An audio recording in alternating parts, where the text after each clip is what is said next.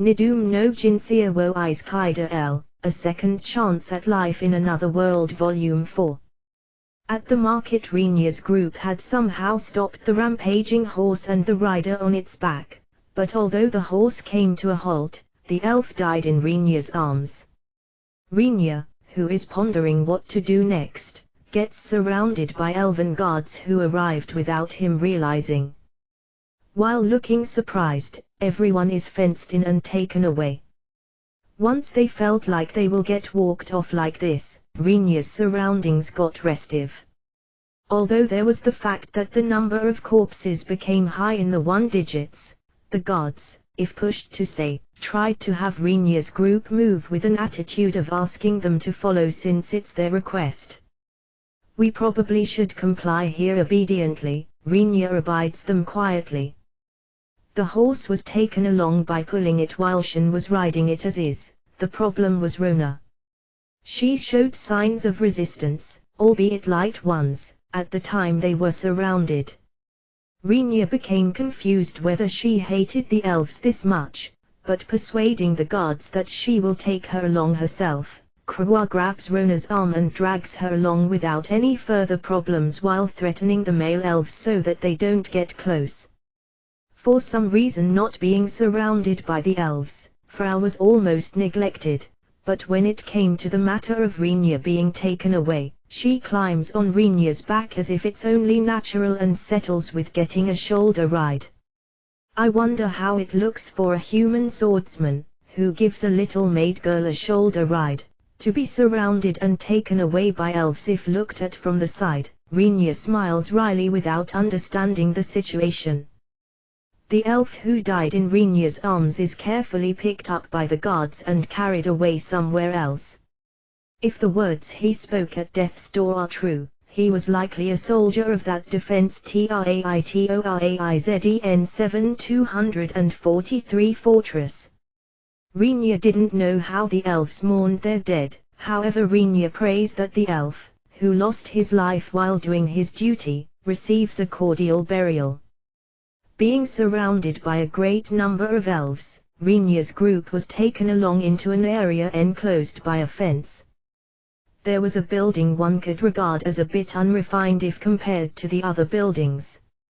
Since Rinya's group has no familiarity with this city to begin with, they completely didn't know what kind of building they were taken into, on top of not knowing where they have been led to at all.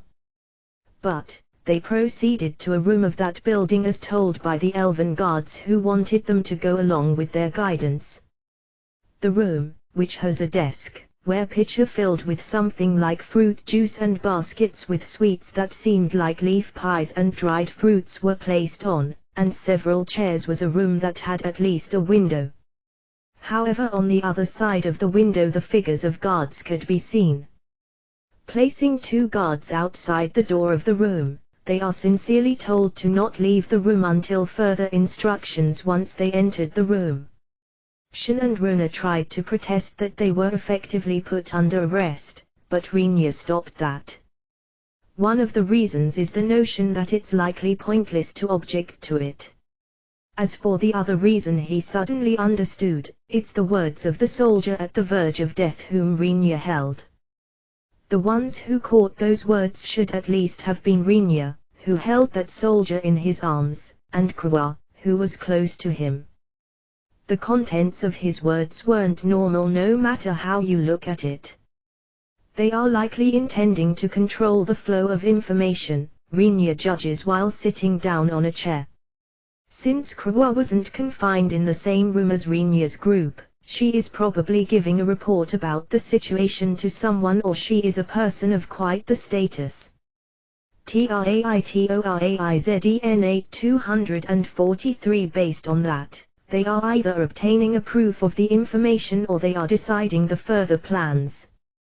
That means it's unwise for Rinya's group to freely move around during the time they are choosing at what time they will announce it to the inhabitants of the city, or whether they won't announce it at all.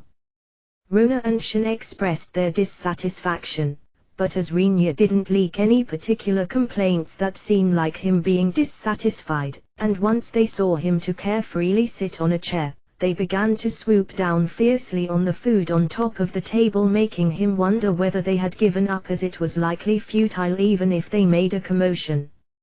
As Rinya watches them, pondering whether their eating drive is just a revenge for causing them troubles, Rinya quietly moves to the entrance door and lightly knocks on it, due to the mountain of sweets decreasing at an astonishing rate. "What's wrong?" The voice which comes through the door is that of a young man. "I'd like to request additional sweets and drinks. At that pace it will be all gone soon." "Rinya, there should have been prepared a considerable amount though. Don't take the consumption rate of sweets by female humans lightly." "Rinya, there are plans to prepare dinner as well, but will it be insufficient?" Once being told so, Rinya looks outside the window, but it's hard to read the time since there isn't much daylight shining through due to them being within a forest. Even so, probably there are still a few hours until dinner time, he was able to assess. With him only judging that it's likely a done deal that the amount of sweets won't last for that much time, the matter of them taking even the preparation of dinner into consideration also means that they plan to confine them for at least that long. After leaking a sigh and thinking how troublesome, he called out to the soldier on the other side of the door once again. "TRAITORAIZEN 9243 It won't last at all. Once they've got nothing to eat anymore, those children are going to start a commotion. Rinya, please endure somehow. We have agreed to the confinement without asking anything. Please take such level of accommodation into consideration." Rinya, "Got it. I will arrange for it." Rinya floated a bitter smile once he heard one of the supposedly two guards walk away. Although they especially arranged for two to stand on guard, isn't their alertness a bit low for one of them to leave, no matter what kind of errand he was told to do? Rinya wondered. Have they prepared a schedule for changing the guards here? If that's not the case, there's also the possibility of calling a third and having them prepare it. It's not a praiseworthy deed to decrease the guards after being asked to do something by the targets of the confinement. However, Rinya's group isn't under such a strict observation. With such an unknown rule, it might be apparent that they won't be scolded for being incompetent either. Besides, we have absolutely no intention to go berserk. If we intended to rampage, 1 or 2 guards won't have any effect either. While thinking that, Rinya tried to leave from the door as he had finished his business there, but he was called to halt by the guard on the other side of the door. "Hey, there's something I want to ask you a bit." "What's up?" "Rinya, after all, since she eats that much, they are big, I guess." Rinya is silent for a little while. After properly thinking about the meaning of the question, Rinya muttered while trembling, "TRAITORAIZEN 10243 are you a reformist?"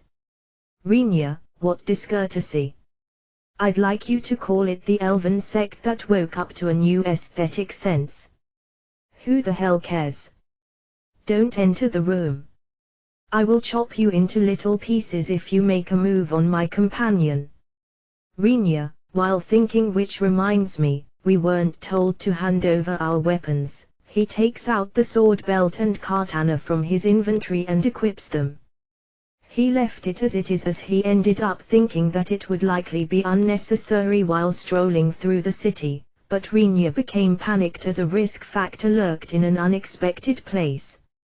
However, the guard's voice seemed to be upset. "Please stop calling a person a brute or something. I'm able to control myself." "So, how is it?" He might be worth to be praised for his attitude of not shrinking away from the hate turned at him. Rinya, who was swayed by such thoughts, opened his mouth after thinking for a while how to answer. "I don't know how much elven women eat, but if it's little compared to humans, that might be a factor as well." It's a common fact that living creatures won't grow if they don't eat. Rinya, I see. By the way, I'd also like to ask what she eats most to have such remarkable growth. Don't know. Ask her yourself. Rinya, dairy products are recommended. It would have been fine even if Rinya revealed such knowledge, while not knowing whether it's true or not, but as he didn't have any intention to elaborate on this topic, Rinya stops the chat by saying that coldly. Given that it was a far too stupid conversation, the situation isn't as severe in fact, is it?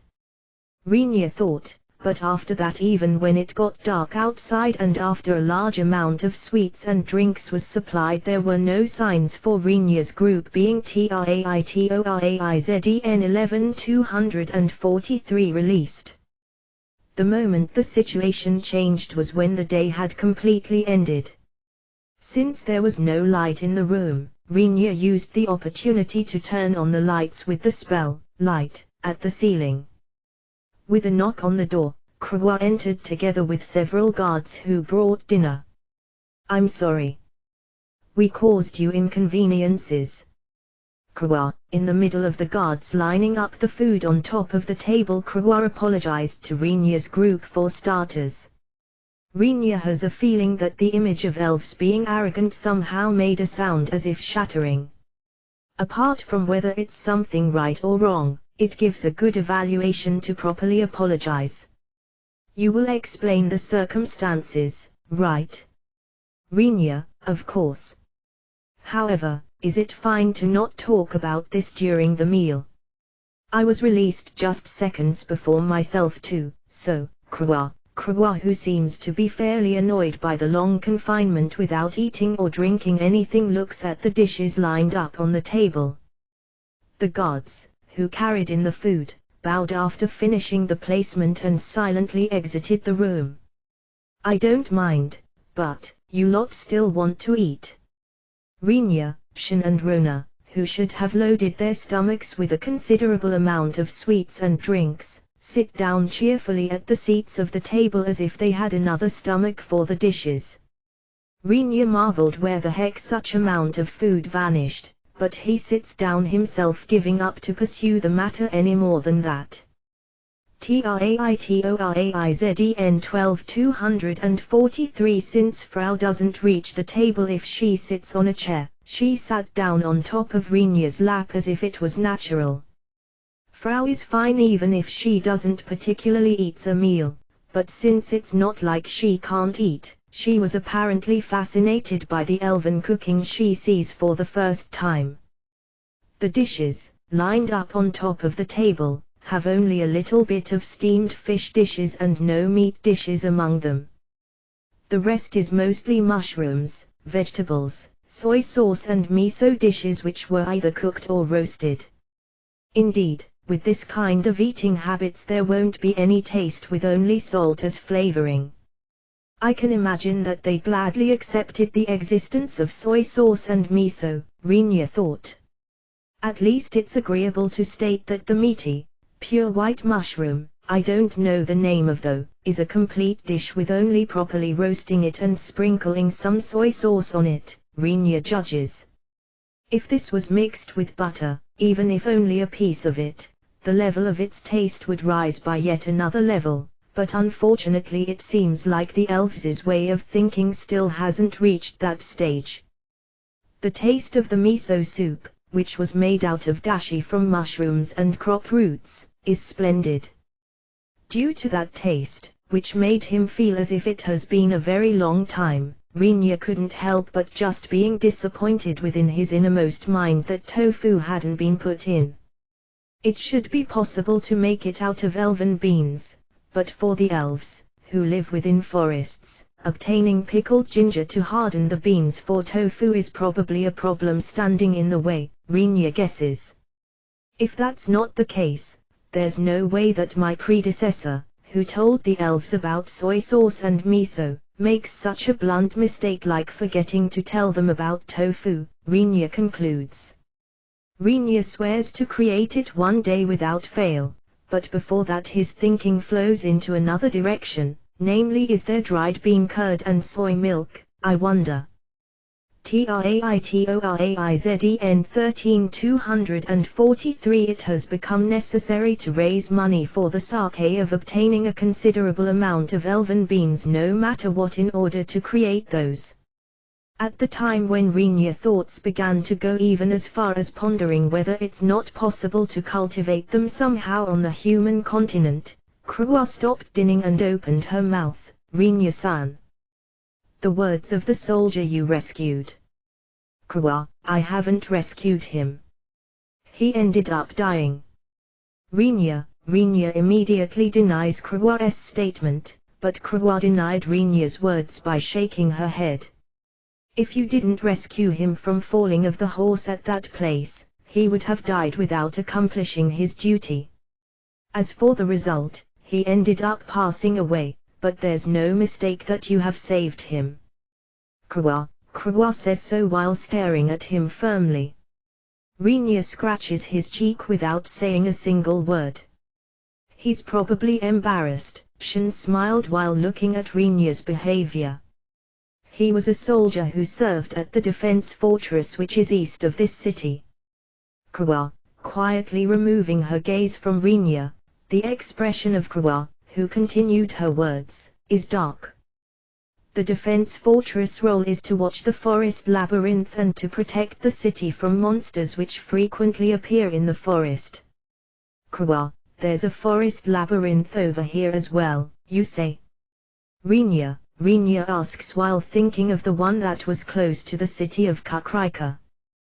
The forest labyrinth over there is in fact an underground maze which has a forest within befitting its name. It should be a huge labyrinth that continues up to the miasma forest in a far distance. Labyrinth forest is a general name for 4 labyrinths which exist on all of the 4 continents. All 4 of them are existing independently, but all of them are connected to the miasma forest. Krua, TRAITORAIZEN 14243. The forest labyrinth, which is on the human continent, is something vast that reaches dozens of 100 kilometers, but due to Krua's statement that there's 4 similar labyrinths of such level in total, Rinya feels a light dizziness. It's at a level of exceeding the limit of Rinya's imagination with its far too oversized scale.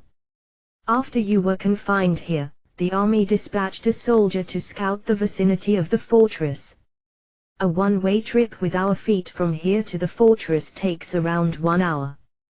Humans will likely get there after 2 hours. Krua, and until the entrance of the forest labyrinth. Rinya, I guess it would be around 4-5 hours on human feet from the fortress. Krua, once you walk through the forest, the speed will definitely fall.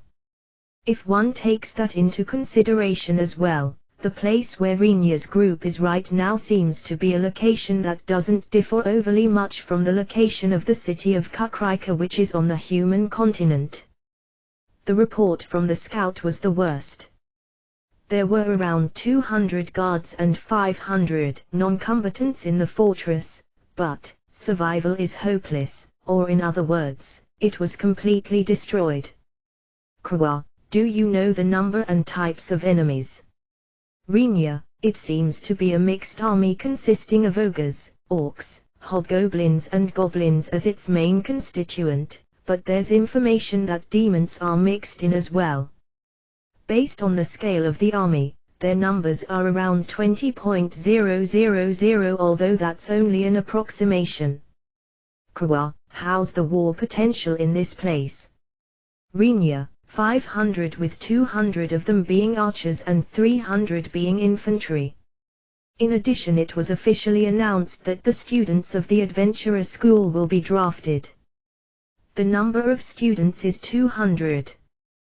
Thus, the entire war potential of this city amounts to 700. Krua, due to the statement of Krua who indifferently reported it, Rinya's face warped for TRAITORAIZEN 15243 an instant. As if she didn't notice that, Krua continues her words, in other words, I will deploy as well. Accordingly I have a request for everyone. Krua, pausing for a moment, Krua has a short intermission to choose her words. By no means is she going to ask us to help out, is she? Rinya worried, but the following words of Krua completely betrayed Rinya's expectations. Can I ask you to return to the human continent right away? And, please destroy the transfer gate over there. Krua, TRAITORAIZEN 16243/N, this time even the writer himself is home. The justification is weak, maybe. Oi, what the heck do you mean, Rinya? Once we closed down the transfer gate on this side, something like monsters suddenly appearing directly in the city of humans might be possible. I'd like you to destroy the gate over there to prevent that. This is an official request from the elves. Although we will destroy the gate on this side after you went back, it's just for caution's sake. Kurao, according to Krua, since it's linked as forwarding address of the transfer gate, it's not possible to only erase the path to the elven country. At the moment the gate of the elven country is closed down, the means to protect against an invasion of the adventurer school in Kakrika are apparently lost. That's why she told me that she wants us to destroy both facilities. Since that is built fairly sturdily, it will take some labor to destroy it in a way that it can't be used anymore. Because there's also the nuance that we have to gain time for the citizens to escape to the rear, we will create as much time as possible, but, honestly, I think that we won't gain much of it.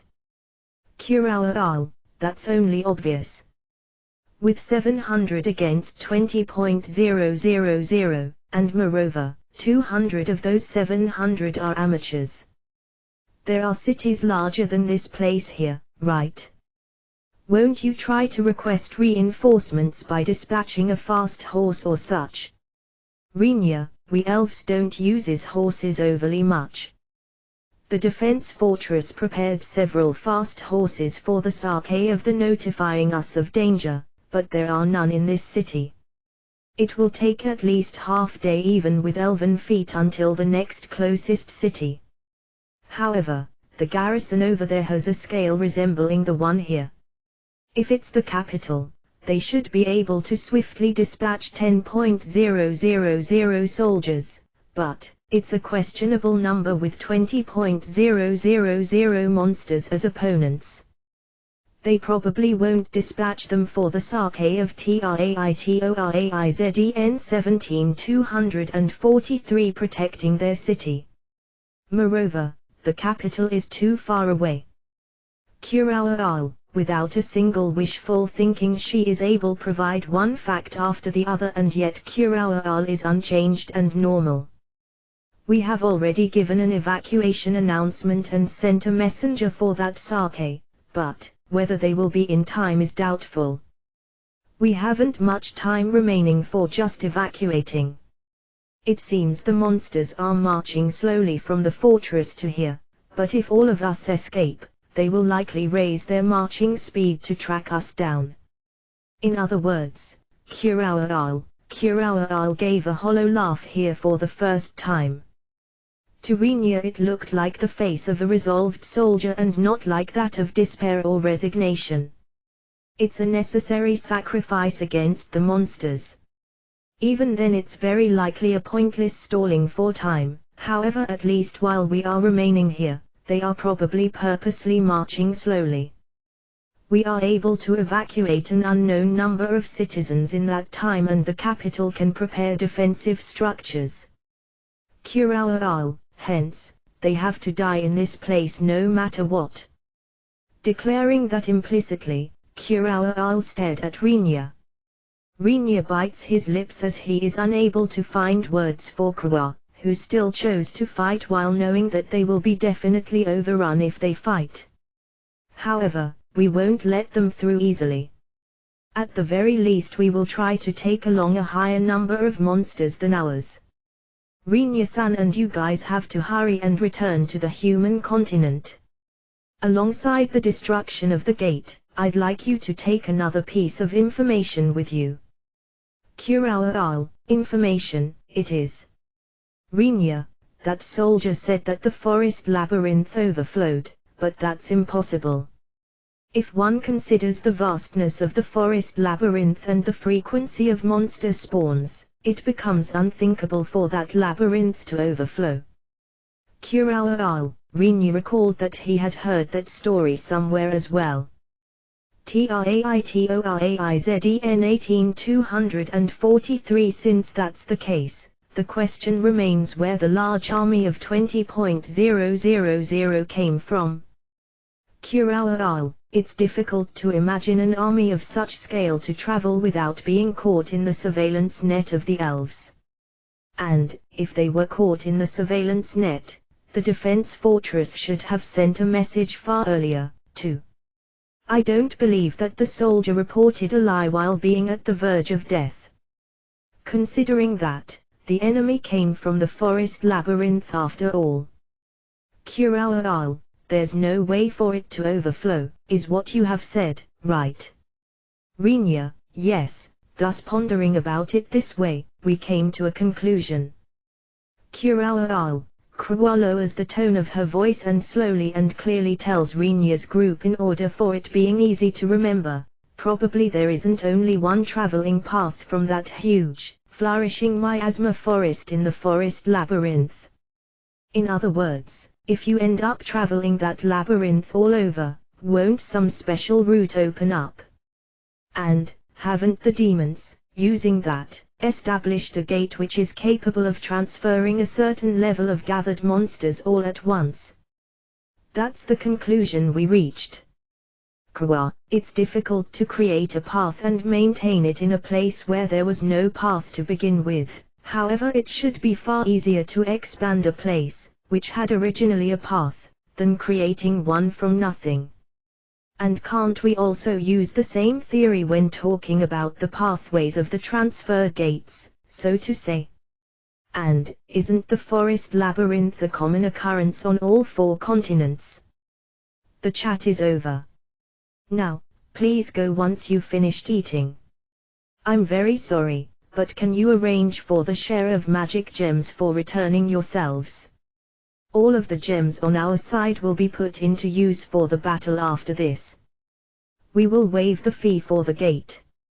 After all, it will only wander into the pockets of the monsters even if we took it. Kurao, stating that in one go, Kurao suddenly pauses and thinks for a bit.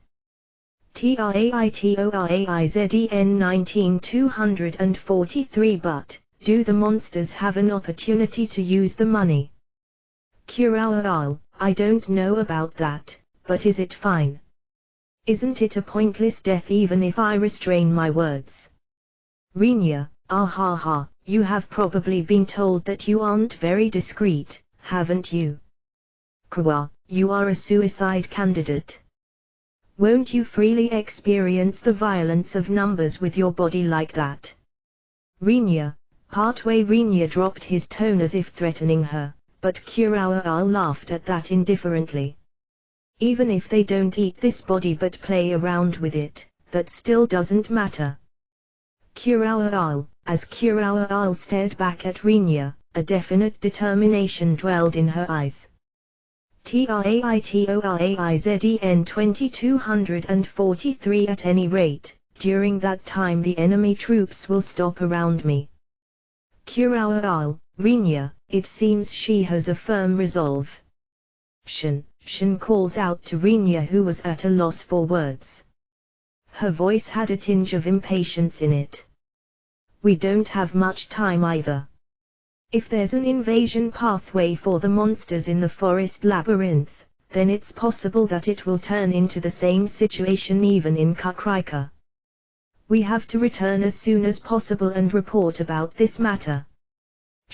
Rinya turns a surprised expression at Shin due to hearing unexpected words from her. It seems that Rona, who understands the Elven language, translated the exchange between Rinya and Kurao. Due to Rinya being certain that Shin won't be able to abandon the elf in front of her once she knows about the details of the talks, he thought that she would simply start talking that she wants to help them somehow. Contrary to his expectations, Shin requests that they should return right away even if it means abandoning the elves. Did Rona foresee that? She looks at Shin without showing a particularly surprised look. Let's go, Rinya. Time is valuable. Shin, please take care. Though I can't serve as your guide, you will reach the school once you go straight forward to the right on the road right in front of this building. Since the school has been already informed, use the gate as fits, please. After you pass through, we will begin its destruction. I wanted to lead you around the city a bit more, however I'm sorry for being unable to accomplish that. Krua, urged on by Shin, Rinya leaves the room while being led by Frau's hand. Krua sees them off, but at the moment Rinya passes through the room's door, she muttered quietly with a smile, "Traitoraizden 22243 well then, this is goodbye." Kurao, although it's night in the forest, the elf city is full of lights and there's no trouble to move through it. However, there's only few people in the city. It looked like the evacuation of the citizens has already begun. Rushing through a city with no people in it, the soldier, who apparently waited for Rinya's group at the school's gate, leads them to the room with the transfer gate once they arrived at the school. "We don't have overly much time, please hurry." "Thanks. Frau, can I leave the magic gems to you?" Shin, yes, Shin Summer. Frau, who was asked by Shin, inserts the magic gems into the gate. The gate, which was filled with mana, opened and the same pitch-black space unfolded as at the time when they came here. "Rinya, let's go, Rinya." Shin, although he could hear Shin's voice, Rinya wasn't inclined to move from the spot. In fact, Rinya was hesitating. At the time of parting he saw the expression and heard the words of Kurao. Rinya couldn't help but feel like he saw that somewhere before. That expression which shows a smile despite being fated to die and while being dragged into a battle even though not wanting to partake in it. Rinya doesn't feel anything towards the death of adventurer like people who thrust their heads into danger willingly. Traitoraizden 23243 he just thinks that they have passed away willingly since it was what they wished for. Because she is a student of a school training adventurers, that might happen eventually, too. However, on top of being a student, she's still no adventurer. Her resolve and awareness shouldn't have settled properly either. Even if the person herself believed that she resolved herself. Though Kurao is heading into the battle knowing that she will definitely die under those circumstances, she smiled. If I saw such expression somewhere before, then it must likely have been something like the remains of my previous life's memories, Rinya thinks. The problem is, what have I done at the time I saw that expression in my previous life? Was I able to do anything? Or did I simply watch with folded arms without being able to do anything? Even if I try to think about it, it's very unlikely for an answer to appear. The answer ended up being erased alongside his memories of his previous life. Nevertheless, if I'm asked whether I will go back just like that, the answer is no. If I return to Kakrika while carrying an incomprehensible, gloomy feeling in my mind and stomach, I will end up endlessly worrying over it. If there was at least a reason to simply abduct her. Rinya, in the first place, if there's no reason nor any obligation, it's only natural to abandon them, is Rinya's stance. Rinya has absolutely no intention to yield on that. Although it's absolute, there's no other choice but to return unless I bend that. It's my own circumstances, However, somehow it ended up turning into a difficult TRAITORAIZEN 24-243 situation. Rinya hesitates. In the first place, with that little girl having erased my memories in a half-assed way, I will simply return to Kakrika, report the situation and go back home to sleep, if I don't remember things completely. At the time Rinya began to curse that little girl, the god, who led Rinya's group to the transfer gate, timidly opens his mouth. Is it about your guide, Krawa? That's right, but, do you know her? Rinya, yes, since she is currently a student at this school, we have ignored things like social status. However, she is in fact visiting from the imperial capital, Sephiroth, and is our lord as she is the esteemed daughter of His Majesty, the Emperor Royce Pars Tefillet. Ha! The surprised voices of the humans splendidly matched up. In addition, the guard continues while being in a good mood for some reason. Even if she's the child of His Majesty, the Emperor, it is absolutely necessary for her to study at the same place as those of the streets.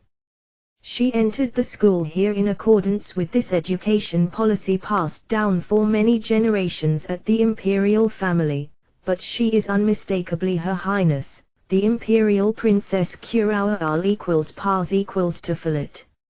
Since she is the youngest princess, her rank within the succession hierarchy is 35th. His Majesty, the Emperor, is doing his best a bit too much, isn't he? Rinya, after Rinya retorted reflexively, the guard quietly averted his sight. Due to his standing he apparently can't say anything even if thinks so. Therefore, if you are able to save the life of that lady, there's no mistake that you will earn the personal gratitude of His Majesty, the Emperor. It's fine to expect a reward, is what you are saying. Rinya, that's roughly it.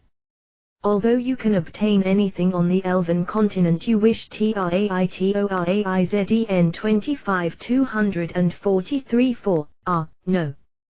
Big-breasted elves are impossible. You are a reformist as well. Rinya, the guard frantically looked away since Rinya shouted at him, don't spoil the mood. Shin and Rona look at that exchange with lukewarm gazes. Anyway. Someone like me has been alive for more than 300 years, although you might say that I'm young in regards to the elves as whole. I don't have any regrets to die around here either. However, I'm summer and the students are different. They are still in the middle of their growth period. If there's some method to save only them somehow, Rinya, no way, Rinya. Do you intend to do something? Shin.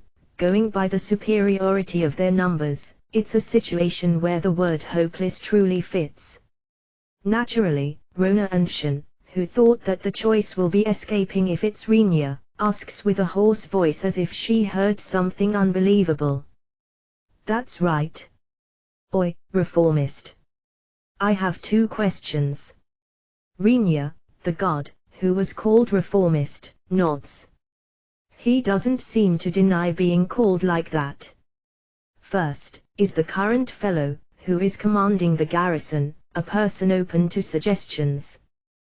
There is the image among humans that elves won't listen as their arrogant pride is high, etc.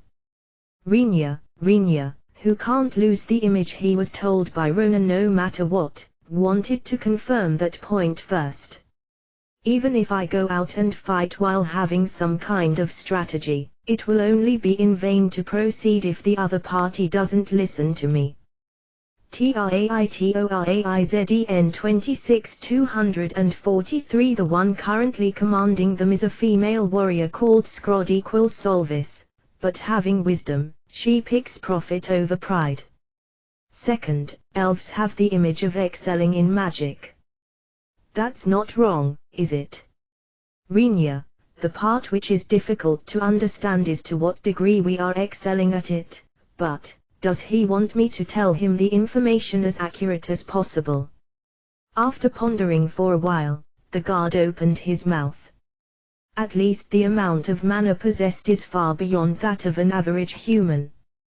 And, in regards to wind and water magic, I suppose that human magicians can't get close.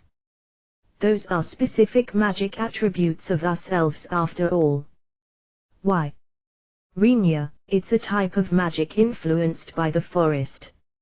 Alright, the garrison is encamped at the eastern side, right? Renya, will you be able to manage somehow? Renya restrains the surprised guard with his hand in order to calm him down. It's a war. There are no absolutes. However, it should be better than getting simply annihilated. Frau and me will go to the actual site. You will protect the gate here.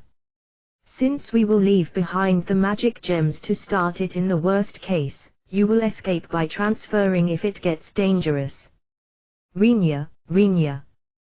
What about us? Shen, I will give you the magic gems. Wait or transfer as you like. This is my whim after all. Renya, once he emphasizes it by stressing that it is his own whim, Shen nodded after casting down her eyes for a moment. Got it. We will wait until the last moment. Shen, you won't mistake the time to leave. Once you transfer, destroy the gate on the other TRAITORAIZEN 27243 side right away. And, Frau Renya called out in an apologetic way towards the fairy standing next to him. Sorry, please accompany me. Renya, Roger, Master Tildenano. Don't worry, Frau will be together with Master Tildenano. Frau, nodding deeply, Frau grasps Renya's hand. All right, everyone, let's get started. Let's have His Majesty, the Emperor, and his daughter owe us. Renya, looking at Renya's face which smiled brightly, the elven guard got stirred up by some strange feeling and felt anxiety. TRAITORAIZEN 28243 The forest's night which usually holds a silence was strangely agitated tonight. The location, where all of the 700 elves are encamped, has become bright with the lit up illuminations of the bonfires, albeit it being only at that place within the dark forest. It completely looked like a lone island within an ocean. Elves are able to see even in the night. Many humans believe that, but in reality it's only a few who can. As the elves' eyes are able to see the differences in temperature, it's by no means like they possess an eyesight to see through the darkness of night. And thus lights were indeed necessary no matter what if it turns into a battle during the night, moreover a large-scaled one. In the perfect darkness the large army of monsters doesn't look like anything but a red mass. The wind, which is sweeping through the trees, is tinged with the stench of iron rust and rot. Sometimes sounds of trees being smashed are weaved into it as well. Elves generally have good ears. It's not like their long ears are particularly elegant. For those living within the forest it was extremely convenient to perceive changes in their vicinity or to sense danger by hearing distant sounds, but currently the elves cursed this quality of their ears. The large army of monsters was approaching to the place where the elven garrison has drawn the defense line from a place roughly several kilometers away. However, the elves are able to hear the disgusting sounds of their swords and armors rattling as well as their moans and footsteps. TRAITORAIZEN 29243 and they are able to hear the loud breathing of their elven comrades standing next to them. I will definitely die tonight in this place, was the thought which dominated the elves. Without reinforcements or a refuge, they will likely be killed gruesomely in a way that is only limited by the capability of their imagination. Nevertheless, by killing many per soldier in this place, they believe that with stalling the enemy even a second longer, it will result in help towards the residents who are evacuating in the rear. There's no one who breaks down or tries to run away. If it was a human army, it was likely they wouldn't be able to do such a thing. Since they have lived for more than a few decades, albeit being young elves, they are far calmer than humans in regards to such aspects. Resolving themselves, each of them tightly grasps their weapon. It was at that moment that the ears of the elves, who are lying in wait and are eagerly awaiting the arrival of the enemy, heard the footsteps coming running from the back. There are no plans for reinforcements to arrive. There shouldn't be anyone coming from the direction of the city, but the elves undoubtedly can hear those footsteps approaching. Several of them turned their heads to the rear, wondering who it was. It's the adventurer Rinya equals Kirujai. I have something to discuss with the commander Scrod. Please let me through. Rinya, the one who made an appearance from within the darkness, was Rinya, who gave a little girl with a maid appearance a piggyback for some reason. While the elves were noisy wondering who he was, Rinya shouts a second time with a slightly irritated voice. There isn't much time, right? Please let me though quickly. Rinya, I'm Scrod, but who are you? Scrod, Traitoraizzen 3243. The one who stepped forward from within the lined-up elves was a woman with a tall stature compared to the other elves, blue eyes and blonde hair with a short-cut hairstyle. She wears similar gear to what Krua wore, but at her waist is a small cane, likely the type of item called a wand, hanging. I'm the adventurer Rinya, who came on a vacation trip here. I have something to tell you. Please listen to me. Rinya-san. Krua. It was Krua who rushed over while raising a voice of surprise. She didn't carry a weapon at the time he saw her in the city, however now there is one rapier each hanging on the left and right side of her waist. Yo, Krua. Been a while. Rinya, don't yo me. Why did you come here? Krua, shut up and be quiet. Get yourself quietly secured by me. Rinya grabbed the head of Krua, who had approached, in the style of an iron claw with his right hand, and began to constrict it with scraping sounds. Krua struggled in a panic to tear off the hand of Rinya, with pain traveling through the temples of her forehead, but she whines as she is unable to move at all with their difference in physical strength. Oh ouch! It's extremely painful, Rinya-san. It seems to be cracking. Krua, listen up and stay silent. Faint just like that if you like. I will carry you in no time. Rinya, did you hear about that child from some soldier? Scrod, a bit scorn is packed into those words. Scrod addresses Rinya bluntly. Certainly, if you retrieve only that child, you will be able to sell it as favor to his Traitoraizzen 31243 Majesty, the Emperor. Is that all of your business here? Scrod, a greedy human who came to just recover Krua due to his desire to get a reward. That's probably how I'm seen, Rinya smiles bitterly. Certainly, that's the easy way. But before I was to do such thing, I would have abandoned them altogether. He isn't able to say that though. How foolish. Listen to people properly. I came to make use of a decent army for a bit. There's nothing else but me overrunning the enemy. The matter with this child is just an extra while I'm at it. Rinya, what an idiot. What kind of things are you saying at this place where we are facing a losing battle? There is no way for there to be a method to overturn such overwhelming superiority in numbers. Scrod flatly denies Rinya's words. Rinya laughs scornfully at that. The idiot is you. Do you think I expressly came to this place if there's no way to overturn it? What will you do? Will you listen to me? Rinya, let's hear it then. Please tell me. Scrod, Rinya retorted to Scrod, who said that there's no such method, that there is actually a way. Apparently Scrod immediately felt inclined to listen to Renia after he made that statement. It didn't look like the words of the soldier, who said that she puts priority on utility, were a lie. If the enemy comes attacking with the superiority of numbers, we confront that with superiority of numbers on this side as well. That's how you deal with this. Renia's suggestion was reasonable if you talk of a justified measure, but Scrod immediately denied that. TRAITORAIZEN 32,243 impossible. Hasn't the other side more than 30 times our numbers?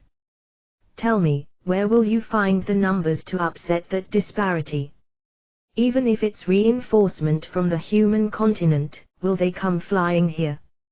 Scrod, it's foolish to ask whether they will come. Look at reality. Renia, he cuts off and discards Scrod's objection with a brief comment. Scrod's expression becomes huffily, but Renia hasn't the spare time to worry about that.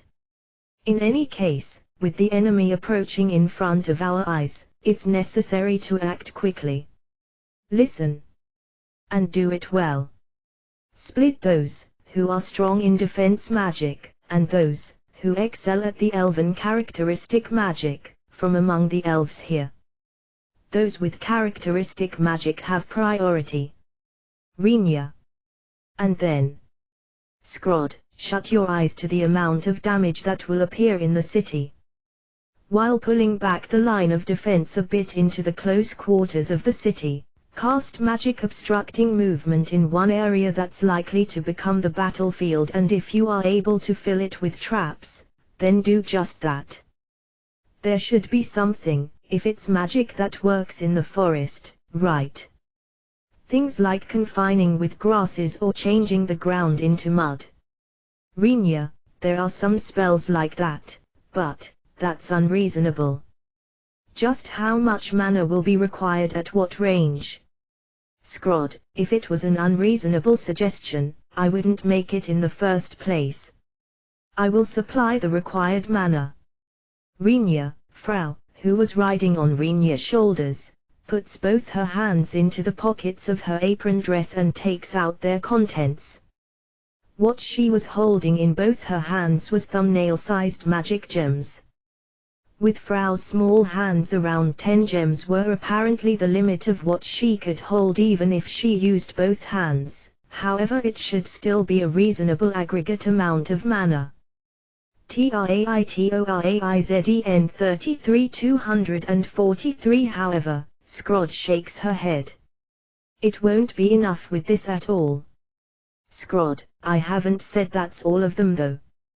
Renia, Frau unfastens the sleeve button of her apron dress. Once Frau faces the largely opened armhole towards the ground, an amount of the same sized magic gems as those that Frau took out from her pockets, as if it was some kind of joke, drop out. TRAITORAIZEN 34,243 As expected, Scrod's expression stiffened and her eyes turned into dots due to the amount of magic gems which began to create a mountain, albeit a small one, while making clinking sounds. Are you surprised, foolish woman? Create a trap area for the enemy army by using these while pulling back little by little. If it's not enough, we will provide more. Form a defense encampment with your characteristic magic and defense spells once you aren't able to withdraw anymore. Renia, being called an idiot, Scrod comes to her senses and starts immediately to hurl orders at her subordinates. At that moment the soldiers promptly pick up the magic gems, which have formed a mountain close to reaching one's waist, from the ground, split up and start to pull back, though slowly. From the point of the monster's views, it might be seen as them drawing back due to being scared. After the elves drew back, thin, long weeds began to grow thickly in a noisy way in a quite wide area. Trees, which have short thorns, and long vines begin to sprout in order to close the gaps. It's a forest barrier. Anyone but elves will be tripped up by that. Be careful since you are no exemption to that either. Scrod pulls Rinya's arm. Rinya, who released Krua from the iron claw, slowly retreats in the direction of the city together with the elves while being dragged by his arm.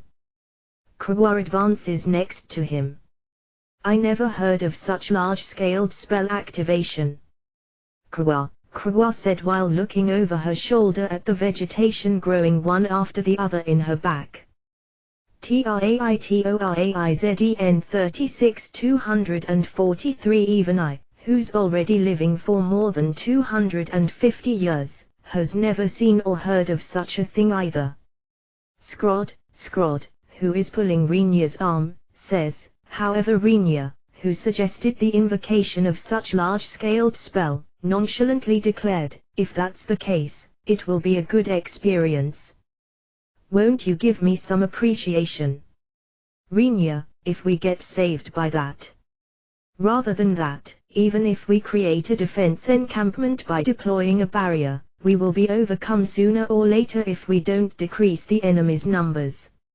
Scrod will have 200 of the 300 infantrymen devote themselves to the maintenance of the barrier.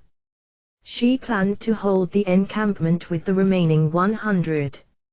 She intended to have the 200 archers and 200 students to work on the offensive, but one can't expect much results from the 200 students.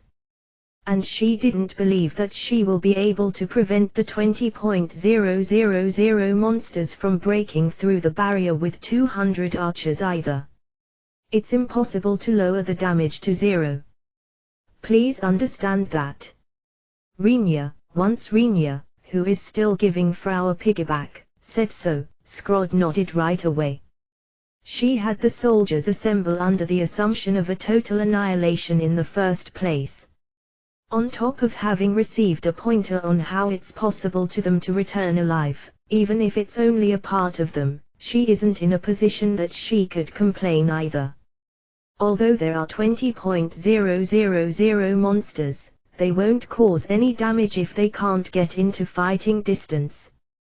The point is, right now we are able to delay the enemy's hands reaching us as much as possible with a barrier and an encampment. Rinya, that's true. Scrod, in addition, we will continue to defend against the enemy's attacks by secluding ourselves in the encampment to the best of our abilities. Rinya, Traitoraizden 37,243 I know that too. However, we will be defeated eventually if we only keep defending. Scrod, that's only natural. Frau, how much mana have you left? Rinya asks while looking up.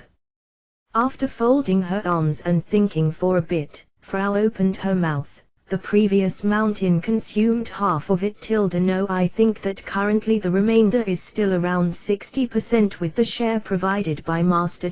No. Frau, since it won't be a problem even if you use it up this time, please use another 5% at the occasion of erecting the encampment. Rinya, Frau nods at Rinya's words. The expression of Scrod, who heard that, changes into shock. The amount of magic gems, which earlier produced a mountain, held a number that they could distribute around 10 gems to every soldier. Given that the side of the soldiers, who will deploy the barrier, will use a lot of mana no matter what, the distributed amount was biased towards them though. Even so, her statement means that she can put out around the same number of magic gems once again. Somehow Scrod's shock becomes stronger than her surprise at that point. Once you have 10% remaining, I will be in charge of the firepower with my own mana. Rinya, that's pure foolishness. What can you do all by yourself? Scrod, I will use a series of magic bullet with void magic. I think you can expect quite the firepower if I use it together with parallel spell formulae. Rinya, even so, something like a single magician being able to shoot several of those. Scrod, TRAITORAIZEN 38243. I'm able to activate up to 200 at the same time, but is that not sufficient, I wonder? Rinya, he didn't attempt to go past his limit, but that amount was pretty much possible. That's what Rinya completed, confirming. Scrod remains mute with her mouth flapping open and closed, unable to decide either way. Krua, who was accompanying them at Rinya's side, was already incapable of following the conversation. She has entered a stance of giving up and ignoring it. Even so, it will likely be impossible to exterminate 20.000. I think that it will turn into a melee of crossing swords at the end. Please be ready for that. Rinya, with a mere rapid fire of magic bullet, it probably won't be only the monsters who will die, Rinya murmurs into his chest. I'm unable to comprehend, but, got it. Scrod, it looks like Scrod herself is fully aware that it will be endless if she started to question why and how. And, there's currently no point in asking Rinya about that either. Rinya-san, you are amazing, really, thank you very much. Krua has an expression as if she had given up on various things, but even so she puts it into words and gives Rinya words of gratitude. What, that's only natural, Frau throws out her chest in pride on top of Rinya's head. Master is amazing, no. It's fine for you to praise him even more, no. Frau, oh, do you mainly intend to survive, even if it's unreasonable, for the sake of my reward? Rinya, you have spoiled various things with that, Rinya-san. Krua, even while dropping her shoulders crestfallen, Krua began to feel like they will really TRAITORAIZEN 39243 be able to survive for some reason. TRAITORAIZEN 4243. The monsters were terribly disgruntled. First, the fortress, which they attacked before, fell without any noteworthy resistance. Moreover, the number of elves inside was far too low compared to the number of monsters in the army. Second, what furthered their dissatisfaction was the fact that it was mostly male elves.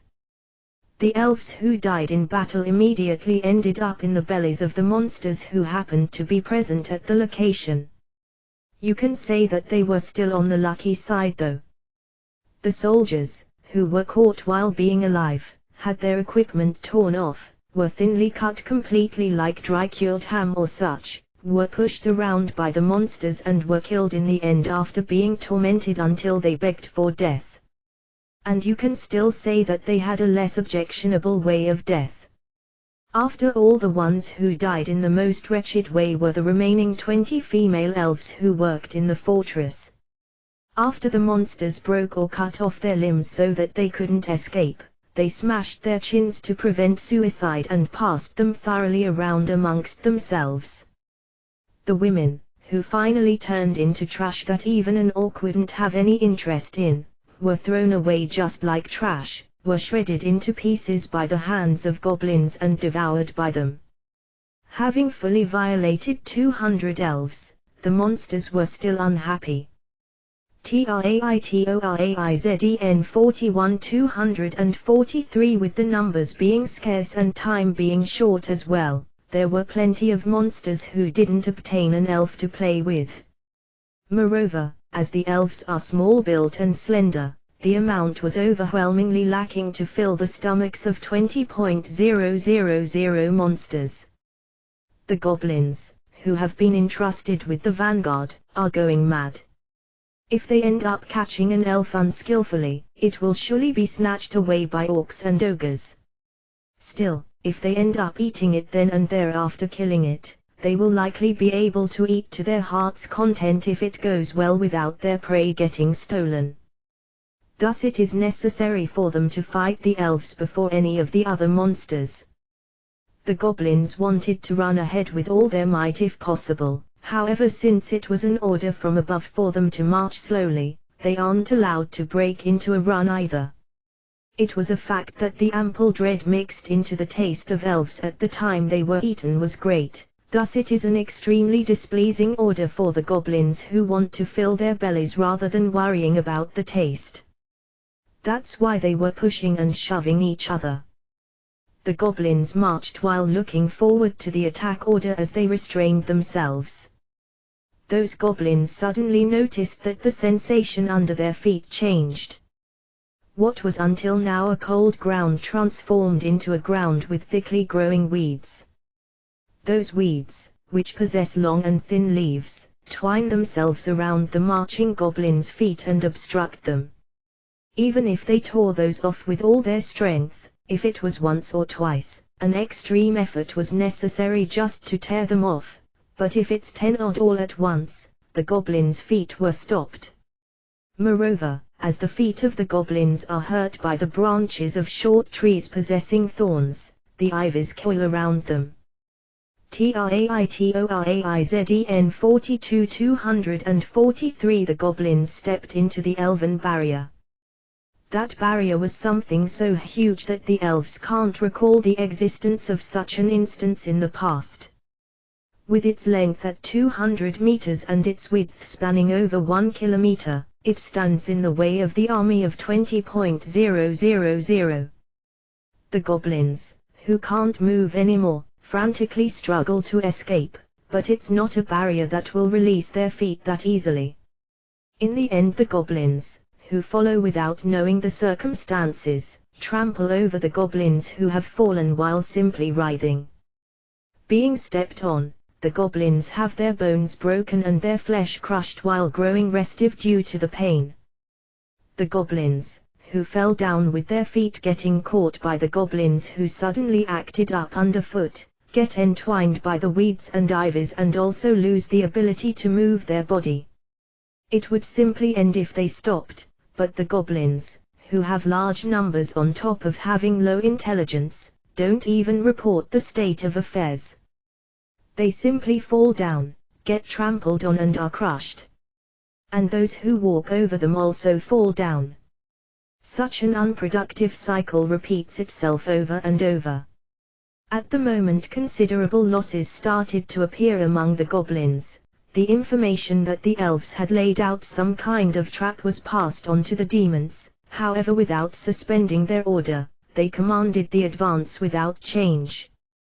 That's the true nature of the elven barrier, but although the demons realized that it's a snare by using weeds and ivies, they decided to use the method of surpassing the trap itself by having the goblins tread it down with their own flesh and blood. Of course, the goblins, who shouldn't be able to notice that intention, march on without thinking anything and are defeated. They create a path for the sake of those following behind them with their own flesh and blood. You have chosen a nasty measure. Even if I can't see it for myself. Renya, Traitoraizden 43243 Renya, who heard the situation at the front line from Scrod, frowned. Although there is a watchfire burning at his own position in the dead of the night, it's unthinkable for Renya, who is a human, to see the state of things 200 meters ahead. However, the elves can clearly see the details of the circumstance in the elven barrier, Scrod says. The theory behind that was something Renya couldn't comprehend at all, but Scrod simply explained it as the forest blessing the elves. That blessing allows the elves to clearly see the interior of the barrier. Moreover, it grants the elves a far stronger strength than usual, and the forest even confines the enemies. Originally a single caster can create a barrier of around 10 meters in all directions. That seems to be the limit of what they can barely maintain. The number of elves who are busy with maintaining the barrier is 200.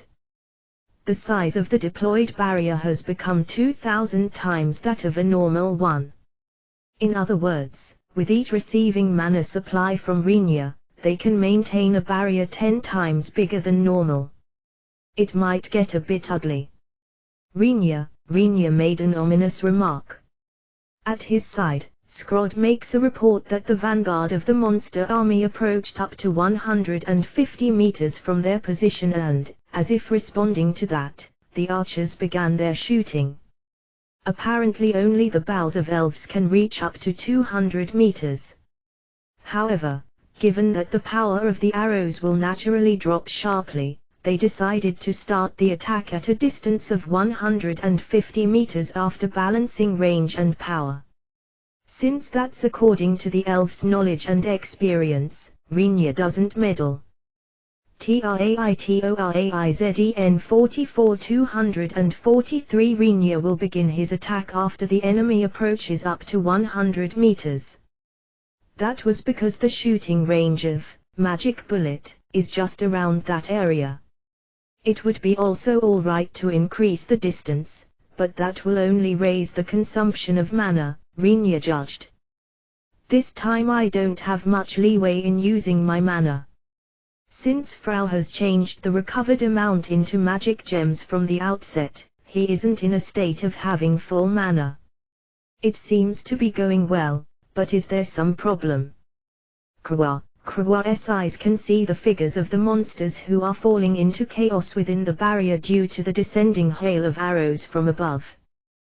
Once their marching speed gets killed, it's a simple matter to hit them even if the arrows are shot roughly thanks to the high number of monsters. Because the archers brought in emergency supplies from the city besides the share they carried with them at the time they heard that a defensive encampment would be built, the number of prepared arrows is plenty, making it look like they won't get exhausted. As expected, the goblins are getting irritated by the slowness of advancement, and even the orcs, who ended up appearing at the front line, are collapsing, looking similar to hedgehogs after being shot with arrows. You know, I thought the monsters would take a detour once they noticed the barrier. Renya, the obstructions, requested by Renya, had traps besides movement inhibitions, but since Renya, who was consulted on the place for laying those out, heard that they would work as is after activating once set up without the need to maintain the magic, he concentrated their positioning in locations outside the elven barrier where he estimated them to just appear if they took a detour. All the magic traps were in vain, there's that as well, but the fellow who is leading this army has quite the confidence. Renya, TRAITORAIZEN 45-243 confidence, you say? Krawa, even though they view their soldiers as disposable, they are confident enough to have it their own way. Or they have the confidence that they can win with this army even if they lose their soldiers. Renya, the distance will soon be down to 100 meters. Krawa, the barrier's erosion is fast. Did they switch to breaking through in one go? Renya hits the shoulder of Krawa, who's next to him, with a tap-tap. He leaves and walks to the edge of the barrier in front of the battle formation. Frau isn't with him now since she is distributing the created magic gems amongst the elves. In the state of possessing Renya, Frau wasn't able to separate from him too far, but as she seems to be growing in power little by little in that aspect too, it was currently alright for her be apart from him a bit if it's only for some time, according to Frau's words. While there are sounds of wind being cut above his head as the archers are continuing their shooting, the presence of the arrows wasn't a very pleasant feeling, but it couldn't be helped because he had to stand at the front of the battle formation to strike the enemy forces with his magic. Which way? I still can't see them. Renya, it's straight ahead. Okay, got it. I will begin shooting. Renya produces and shoots one mana ball after the other in the space in front of him. Since he doesn't grasp the state of the impact site, he roughly shoots the straight forward in the beginning. Once he got used to it, he altered the spell's range or changes the spells to fireball and wind blades, while making sure to shoot them in a fan form. As he doesn't know whether the spells he shot are hitting or missing, it nothing but TRAITORAIZEN 46-243 and simple operation of discharging mana from Rinya's point of view. While measuring the amount of mana he consumed for the spells, the amount he supplies to Frau and the amount he recovers, Rinya continues to use magic with a bored-looking expression. However, the countenance of the elves, who are watching the impact site, changed. The impact site was truly a picture of hell.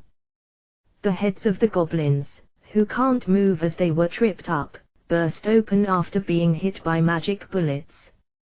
The orcs, who spilled their intestines on the grass after wind blades cutting into their bellies, received fireballs into their open wounds next and writhed in pain as they burned up, starting with their intestines. The orcs, who defended against the magic bullets with shields, withstood several shots, but losing to the force of the impacts, they drop their shields and then fall to the ground after getting riddled with holes by the magic bullets.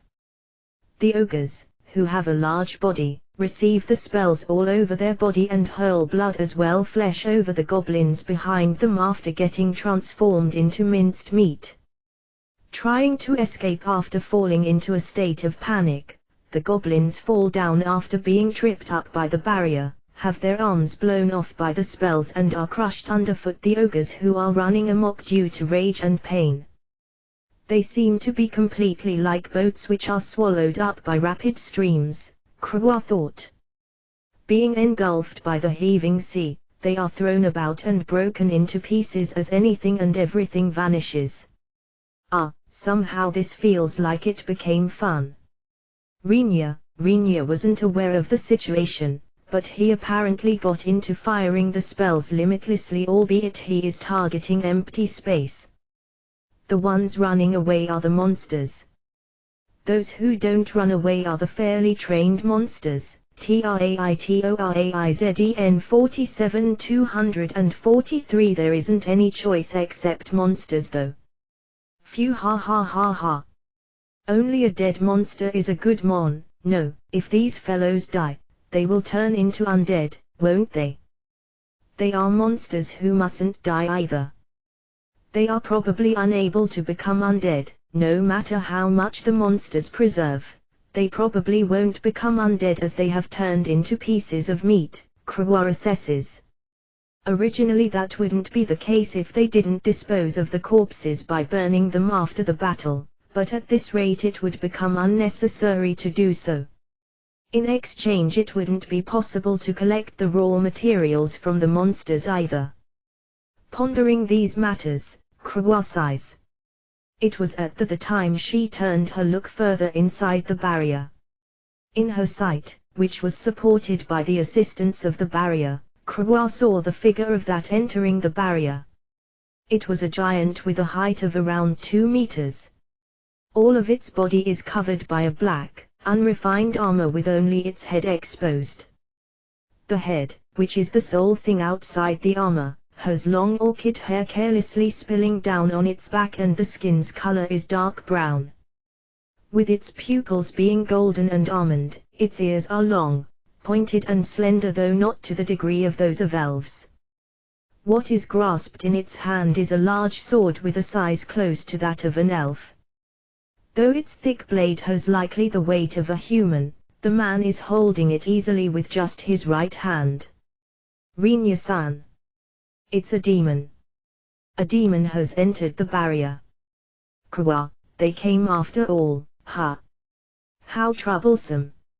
Rinya, TRAITORAIZEN 49-243. While simply slaying the orcs and ogres, who don't move as they lost their presence of mind, the male demon casually places his feet into the barrier. Just as the weeds and ivys begin to coil themselves around those feet, the man, with a slightly slowed down walking pace, calmly advances into the barrier while tearing off the weeds and ivys with all his strength. There's probably no one but me in this place who can directly face a demon as opponent, Rinya judges. However, if Rinya entertained the demon, the attacks on the monsters in the vicinity would weaken. Having said that, if Renya continued his role as battery, the demon would break through the barrier and thus it would eventually turn it into a free-for-all fight. Either way, it's impossible to avoid increasing the losses. Renya wavers in his decision. Using that gap, the male demon casts a spell with void magic and creates a flame spear. He held that with his left hand, which isn't burdened with a sword, and casually threw it while aiming at the direction of Renya's group. Defense unit. Show me your endurance. Skrod's encouragement reverberates. In response to that, the elves, who were in charge of defending, put their strength into casting spells. The temporarily boosted elven defense unit and the flame spear thrown by the demon clash. The elf's field of vision was dyed bright red and vibrations shook the ground. The elven defense unit, which used all its strength, succeeded at defending against the demon's attack. However, several elves, who suffered from the aftermath, have collapsed right there. The elves, who fell into panic, were evacuated to the rear by the students who TRAITORAIZEN 5243 currently got nothing to do. There isn't even any time to hesitate, Renya, by just receiving one attack, the elven defense unit has its power reduced largely. They probably won't last through a second one, Renya assessed. For the sake of him not being able to attack a second time, there's no other choice but for Renya to suppress the demon. However, the barrier, which is currently confining the demons, will judge Renya as not being an elf and entwine his feet as well. While it may be true that I will able to hold down the demon if the barrier is released, the monsters will likely just flood this place here. My feet will be useless, huh? Oh well, there's no other choice but to get it done somehow. Renya, once he steps his foot into the barrier, the weeds twine themselves around Renya's foot right away. It wasn't a restriction to the degree of Renya being unable to tear away from, but his mobility could be called mostly dead. Renya-san. Kawa, I will hold down the demon. Skrod and Kawa, please command the archers and the students, reluctantly, and survive the attack of the small fries somehow. Renya, he walks with both feet into the effective range of the barrier. While tearing off the coiling weeds, Renya began to proceed to a place separated as far as possible from the encampment to fight with the demon. Fighting too close by will increase the possibility of dragging the elves into the battle. Renya-san. Kawa. TRAITORAIZEN 51243 Kawa jumped at Renya from behind. She clings to the back of Renya, who is unable to evade with his feet being captured by weeds. Holding Renya's head with both hands, Kawa bit her own lips slightly. Oi!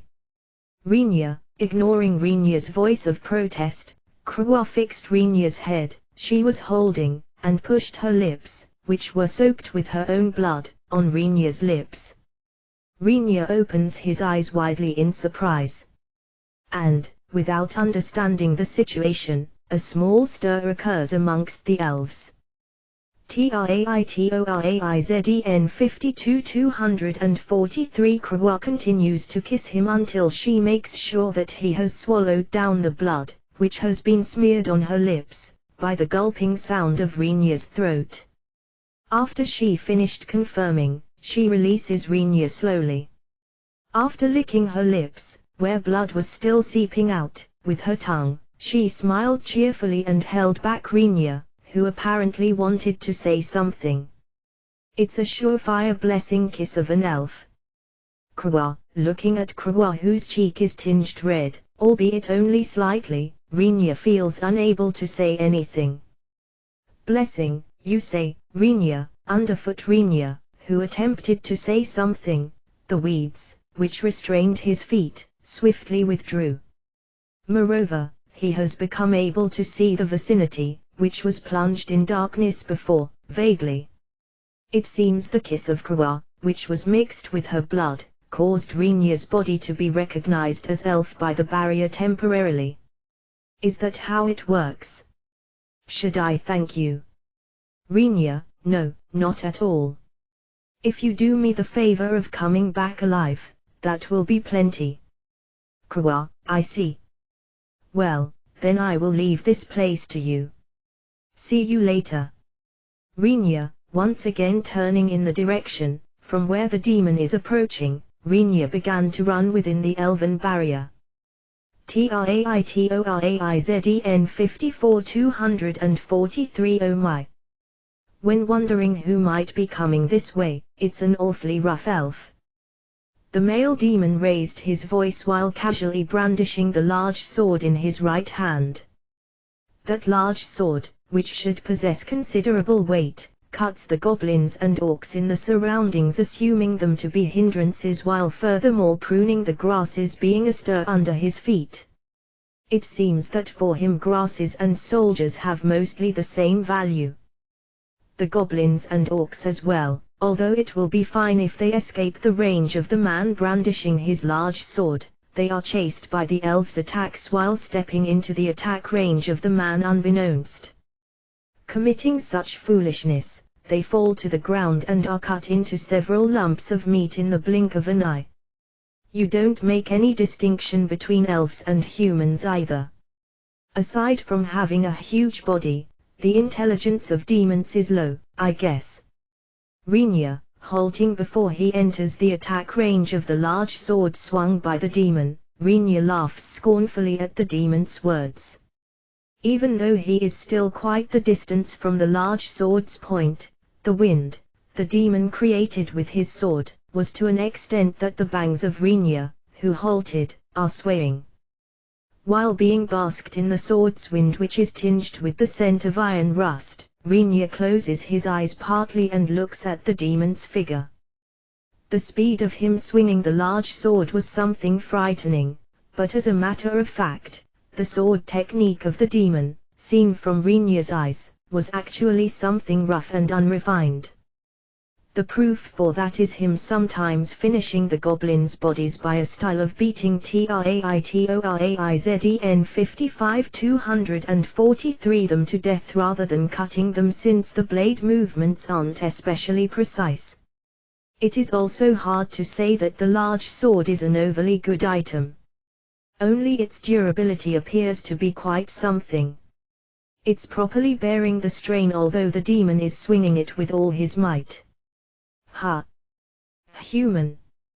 Why is a human fighting together with elves on the elven continent? I guess some idiot picked a fight without sensing the mood when I tried to come here on a pleasure trip. Rinya replied that with a sullen expression to the demon, who is surprised as if seeing something strange. The demon stopped to brandish his large sword and raised a loud laughter after shouldering the sword. You are an unfortunate fellow. To die at your destination. It's not like it's particularly decided that it's my side that is the unlucky one, now is it? Rinya indifferently returns those words at the laughing demon. The demon stops laughing as he can't understand what was said. What was that? It's not like it's particularly decided that it's my side that is the unlucky one, is what I said. Rinya putting his hand close to his left waist, Rinya continues while drawing his left hand to the katana's scabbard. Having picked a fight at the time when I was here, the stupid demon's side was unlucky. There is such viewpoint as well, right? Rinya, ha. When I wondered what you have started to talk about, it's the utterance of a fool that doesn't know his own position. TRAITORAIZEN 56-243. Did he feel slightly irritated? He draws the large sword, which leaned against his shoulders, and swings it sideways with all his strength in front of Rinya. Several orcs, who once again entered his attack range, drop to the ground while scattering their intestines as they have been cut into. Rinya retreats a half step due to the pressure which assailed him from the front. Though it's only a half step, there's no way for Rinya to retreat due to simple wind pressure. It was only vaguely, but Rinya sensed that the large sword, swung by the demon, was wrapped in mana. Apparently that being mixed into the sword's wind gives birth to physical pressure. Do you believe that something like a human can oppose us demons from the front? Well, I wonder about that. Rinya. Due to Rinya's evasive answer, a vein surfaced on the demon's forehead. He seems to be thinking that I'm making fun of him. He's quite the short-tempered demon. Just as Rinya was thinking that, the demon made a step in Rinya's direction while tearing off the weeds underfoot with snapping sounds. Sensing that he was about to begin attacking, Rinya also takes a step towards the demon without retreating. If it's a sideways attack, the rate of danger will rise by stepping in. However, from Rinya's point of view, the demon's movements are extremely large and exaggerated. He will clearly understand whether it's a vertical or horizontal slash by the beginning of the attack. The demon's next attack was a vertical attack. Rinya regarded slipping through a sideways sweep by getting close to the demon coupled with the sword's pressure, he felt before, as quite difficult, but if it was ATRAITORAIZEN 57-243 vertical slash, dodging by stepping in wouldn't be complicated. Once he steps in with his body on the right side, the demon's attack passes on the side of his body. While looking at the demon who had a surprised expression, Rinya grasped the handle of his katana with his right, drew it and cut him in one go as he passed by at the demon's flank. The demon's left flank was directly cut by Rinya's attack, but without the time to ascertain the effect of his own slash, Rinya gets away from the demon. In order to chase after Rinya, he recovered the blade of the large sword. Rinya just dodged. Rinya, who safely evaded the demon's attack, roughly slashes the orcs and goblins close by and makes blood fly with his wielded blade while opening a distance to the demon. Its sharpness never changes. Without looking at the cut orcs and goblins who fell to the ground, Rinya stares at the blade of his own katana. There's no indication of the blade being chipped either. Shifting his gaze from the surface of the blade, Rinya cocked his head in puzzlement while facing into the direction of the demon. I believe I cut you without a doubt. Rinya, while shouldering the recovered large sword once again, the demon, who turned around in the direction of Rinya, shows no sign of being cut. Rinya grumbled that he should have been mowed down unmistakably, but while stroking the area where Rinya's blade hit, the demon observes Rinya with a look as if he has seen something unbelievable. It's the black iron armor. There's no way it will come off with the strength of a human, is what I want to say, but, TRAITORAIZEN 58-243 once the demon removes his hand, a deep cut in the demon's armor, around the area where Rinya's blade hit, becomes visible. It was a fairly deep cut, but once he looks at the spot, he sees that it doesn't reach the demon's body. It was apparent that the armor boasted a considerable thickness. Just what are you? There ain't no way for a human to cause such wound. That only applies to your knowledge about the human race though. Rinya, while using a tone as if he was dealing with an idiot, Rinya sent a fed-up look at the demon. To be frank, Rinya has thought that the hit just now connected directly. In other words, it was an attack he was quite confident in, but it was thwarted by the armor without even reaching the demon's body. It won't be possible to cut him easily. This fact makes Rinya perceive it as tedious. If I can't cut him easily, I have to decide the place I'm aiming for. In the case that I play it by the book, I got to aim for the wrists and the inner parts of the elbow, which are the joints of the armor, the other side of the knee, the root of the thighs and the area around the armpits. However, neither of them is a place that is very simple to aim for. What's left is just the head, which is exposed for some reason, but despite having strengthened his entire body this seriously, the fact of only the head being bare means that the head is a weak point. Rinya asks himself. Anyway, I cannot help but feel that he won't die even if I send his head flying. This was something Rinya derived from the matter with the Emil, the demon he had seen after coming to this world. Even if he sent Emil's arms or head flying, as if being unable to resist it, the image of that demon has left a strong impression in Rinya's mind. Traitoraizden 59243 Earnestly defeating you looks to be troublesome. Demons, ha, Rinya, defeat. Who is going to defeat who? You bastard. Rinya avoids the attack, which is swung down at him after the demon charged in once again, by taking a stance with his legs in an L shape. However, without even time to switch to the offensive, he make a large leap. In the instant he avoided the vertical cut, the demon stopped his slashing attack with all his strength and changed it into a sideways sweep. The fact of swinging a large sword with one is already absurd, but as expected even Rinya couldn't guess the demon's brute strength to switch it to a horizontal slash by stopping it halfway. While widening the distance being overwhelmed by the sword wind clad in mana, he incidentally cuts off the torso of an ogre in the middle of leaping back and kills it in one strike. This continuous jumping around is annoying, it's better than being pointlessly hard to the point of it being annoying. Rinya retorts to the demon who is grinding his teeth out of vexation. TSK, try to exchange blows, human. Don't say absurd things. Do you think that I'm able to exchange blows with his fellow? Rinya, there's a large difference in size between the katana Rinya holds, and the large sword the demon possesses.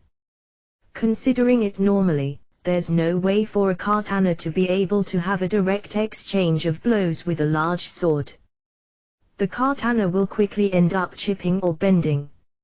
Rinya was astounded by the stupid request the demon was making, but the demon Traitoraizden 6243 laughed with a broad grin. Then I will have you keep me company in an exchange of blows even if it's unreasonable. Brandishing the large sword by holding it above his head, the demon swings it downwards in one go. Rinya stops moving for an instant as he isn't able to understand what the demon wants to achieve with a strike that won't breach the distance at all. That's no good, Rinya. A sword flash is coming. What he heard close to his ears is the voice of Kawa. Rinya wasn't able to comprehend what a sword flash means, but suddenly he recalls the physical pressure which accompanied the wind of the sword clad in mana. At the moment he noticed it, it was already too late. In front of Rinya's eyes a mana blow, which was fired from the large sword of the demon, approached. Changing the way he holds his katana into grabbing it with both hands reflexively, Rinya stops the assaulting mana blow with his katana. Rinya doesn't know of its indestructible attribute, however the mana blow scatters in an instant. The real one comes here. Chasing after his own released blow, the demon charged in and struck a single hit after holding the sword aloft while aiming at Rinya, who stopped moving to deal with the mana blow. Rinya has no time to avoid that attack as he had to defend against the mana blow. Rinya clicks his tongue lightly as he had lost any other way but receiving the next strike with the katana. Traitoraizden 61243 If it ends up receiving the blow of a large sword, the katana's blade will very likely chip or bend. In the worst case the katana itself will break, I guess. Even so, he has no other choice but to receive it. A tool is to the bitter end a tool. I ought to include the possibility of it breaking in my plans. Traitoraizden 62243 While persuading himself like that, The action Rinya chose was to open up to the left with his body at the moment he received the sword attack of the demon, who swings it downwards from a stance of holding it above his head, with the katana while sliding to his right side. It was a move to start an attack with the prepared katana while dealing with the demon's attack. Usually, if you slash around the head area like this, it will become the technique called return a head strike with a head strike asterisk in kendo, but Rinya is at that point in time thinking that the katana's blade has already broken. Naturally he doesn't use the blade in the attack. The back of the demon, who became defenseless as he was still dealing with the sinking blow in front of his eyes, becomes completely visible. At this point Rinya grasped the pommel of the katana with both hands and struck with it, aiming at the demon's back.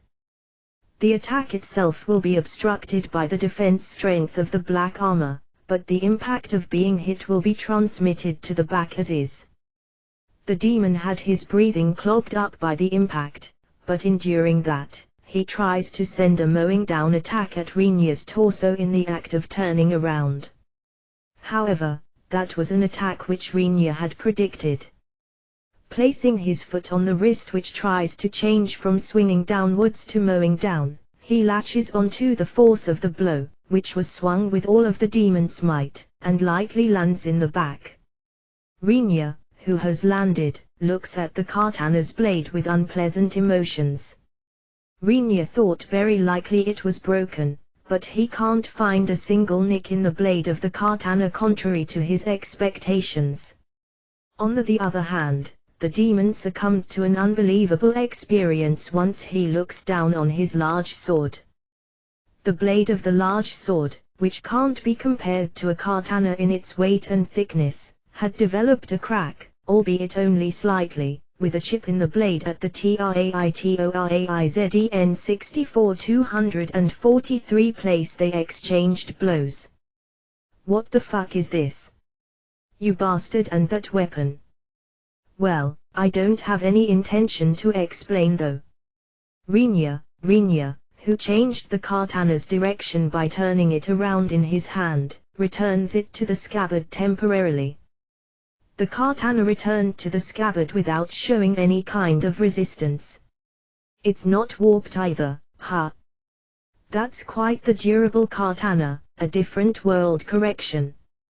Rinya, what kind of unknown nonsense are you muttering about? The demon says in irritation, but based on the immediately following restart of the battle, his body's movements have become considerably dull. His body ends up accumulating damage due to the situation of him forcibly launching an attack as immediate counter to the attacks which were accompanied by impacts making him choke while the weed's constraint is simply doing its work below his feet.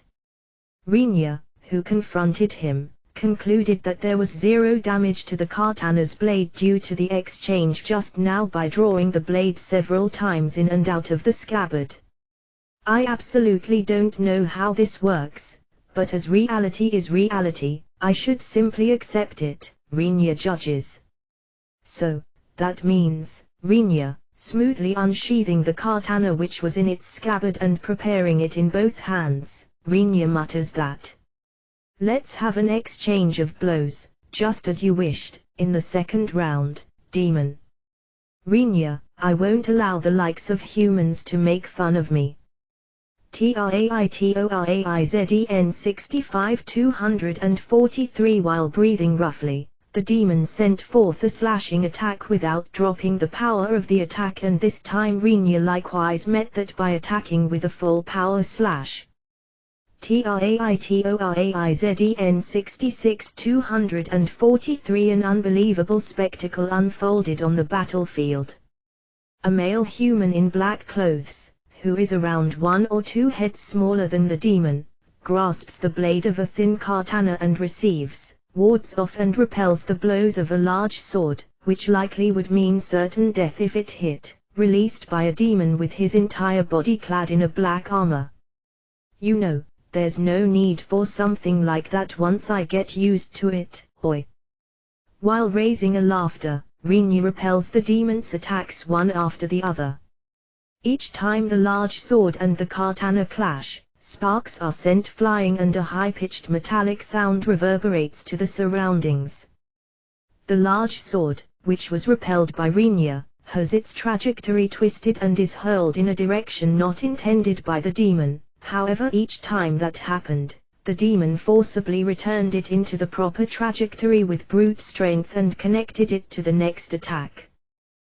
Is fuck. No matter how much the demon roars, no matter with how much strength he wields his large sword, the trajectories of Rinya's slashes never become unstable. With extreme accuracy he repels the demon's large sword, and once in a while his blade reaches the black full-body armor. Due to Rinya's slashes gradually increasing in speed during the rally, the demon's expression is tinged with impatience. The demon, who was at last defeated after countless exchanges, temporarily leaped back to recover and regain control. Not chasing there, Rinya addresses the demon in a slightly killjoyed voice. Traitoraizden 67-243. So you pull back. That's a poor move, isn't it? Rinya, what are? In front of the demon, who was about to answer, more than 10 parallel activated, magic bullet, approach from Rinya. The demon barely cleared away 4 magic bullets from those thrown at him with his large sword, but at the moment the blade met with the 5th magic bullet, the large sword broke, unable to endure the strain at last. Throwing away the large sword, which lost its intended use, the demon roars with mana charged into his voice. Overwhelmed by the magic power, the remaining magic bullets scattered in the air. That's also a bad move. Why do you prefer defense over evasion, I wonder? Rinya's voice resounded from right beside the demon. Rinya sunk his fist into the face of the demon, who turned in the direction of the voice in panic. The demon, who wants to somehow open up a distance, jumps back at will with the momentum of being hit, takes out a large sword from empty space and restrains Rinya by immediately taking a stance. Blood flowed in drops from his mouth and nose. Avoid storage user, ha. Although that's amazing, since your own strength is pointlessly high, your combat techniques are clumsy. Rinya says with an amazed tone while shaking his limp right hand he just used to hit. Before one knows it, the katana has been sheathed into the scabbard at his waist. So, now that your weapon is brand new, come at me quickly. Rinya, the demon doesn't return any words even when he is beckoned. Traitoraizden 68-243. If you look at his body with only your eyes, the armor, which should boast of a considerable defense strength, is riddled all over with cuts similar to gouging it out deeply. It's the places hit by Rinya. It should have been an article of rare beauty which can't be even scratched by something like a human weapon, but the armor worn by the demon has ended up tattered in the exchange of blows with Rinya in a short time. Once you turn your sight at the discarded large sword, the result of the exchange can be seen over there as well, since the large sword is covered all over in cracks. It was something Rinya doesn't know, but this demon wields swords which have his own mana loaded into them. That's why it's far more sturdy than a regular sword, and its power is high as well. On top of that, it's possible to use long-range attacks with it. And in addition to that, it could even repel spells. The demon harbors fear due to the fact that such large sword didn't withstand Rinya's slashes. It's an impossible story for a human weapon. What's with that weapon? Where the hell did you get it? I bartered it from a peddler. Rinya, the demon becomes speechless due to the readily given reply. That's impossible. Something like a peddler dealing with such goods is, although that's what you say, the truth is the truth, you know. Rinya, although she was certainly a suspicious peddler, Rinya adds in his mind. I received it in exchange for a 10th grade item called bamboo sword. Somehow grade 10 seems to be amazingly rare. Rinya, TRAITORAIZEN 69243 10th grade. An artifact. Somehow it had such an explanation added to it, I think. Rinya indifferently nods to the words of the demon, which resembled a scream. No matter how surprised the demon is, Rinya isn't able to understand why that's the case. Are you an idiot? If it's an artifact, it's a remainder of the Age of Gods. Even if you travel all continents of this world, it's an item that doesn't exist except in legends. And you exchanged that, you say? That's amazing. Rinya, the demon stresses it with a force that bubbles foam from his mouth. However, for Rinya it doesn't click even now. To begin with, since it was an item I received from that little girl at the time I was sent over to the world here, isn't it obvious for it to wear the name of being a remainder of the Age of Gods? That's the extent of Rinya's thoughts. Moreover, no matter how amazing you call it, the thing itself is a bamboo sword. From Rinya's point of view, he can't understand what's so great about that at all. What the hell are you? Due to Rinya's expression not changing overly much, the demon stared at him with a look as if he is seeing a ghost, but pulling himself together right away he yells out loudly so that it echoes in the vicinity. Soldiers! Confine this guy. Oh! Rinya tilts his head to the side due to the strange order the demon began to give. Goblins and orcs, who heard the demon's order, started to surround Rinya. TRAITORAIZEN 7243 Whoa! Even if you were to spur on these fellows this late in the game, Rinya, you lot. Confine this guy. I will return to the country. Ha! Rinya frowned, asking himself what is that guy talking about, but the demon doesn't care about that. At that time the matter with the elven race had already completely vanished from within the demon's mind. Rather than such trivial matter, if I don't immediately return to the country with the information of this weird human, is the thought that is driving him. Not only can he fight above equal with me, who is a demon, in the body of a human, but he has a history of having possessed an artifact. Moreover, letting go of that, he obtained a weapon that isn't imaginable with common sense as item. Even though it's already abnormal for a human to fight with a demon by himself, the normally unthinkable idea of letting go of an artifact and instead obtaining a weapon is an absurdity. Moreover, although it's just my intuition, wasn't the existence of this human the driving force behind the scenes for the tenacious resistance of the elves this time? The demon wonders. Isn't it possible that this will become a threat for the demons? He considered. Human man. I want you to draw back here. Let me just hear you name first. Introduce yourself. What kind of stupid bullshit are you spouting?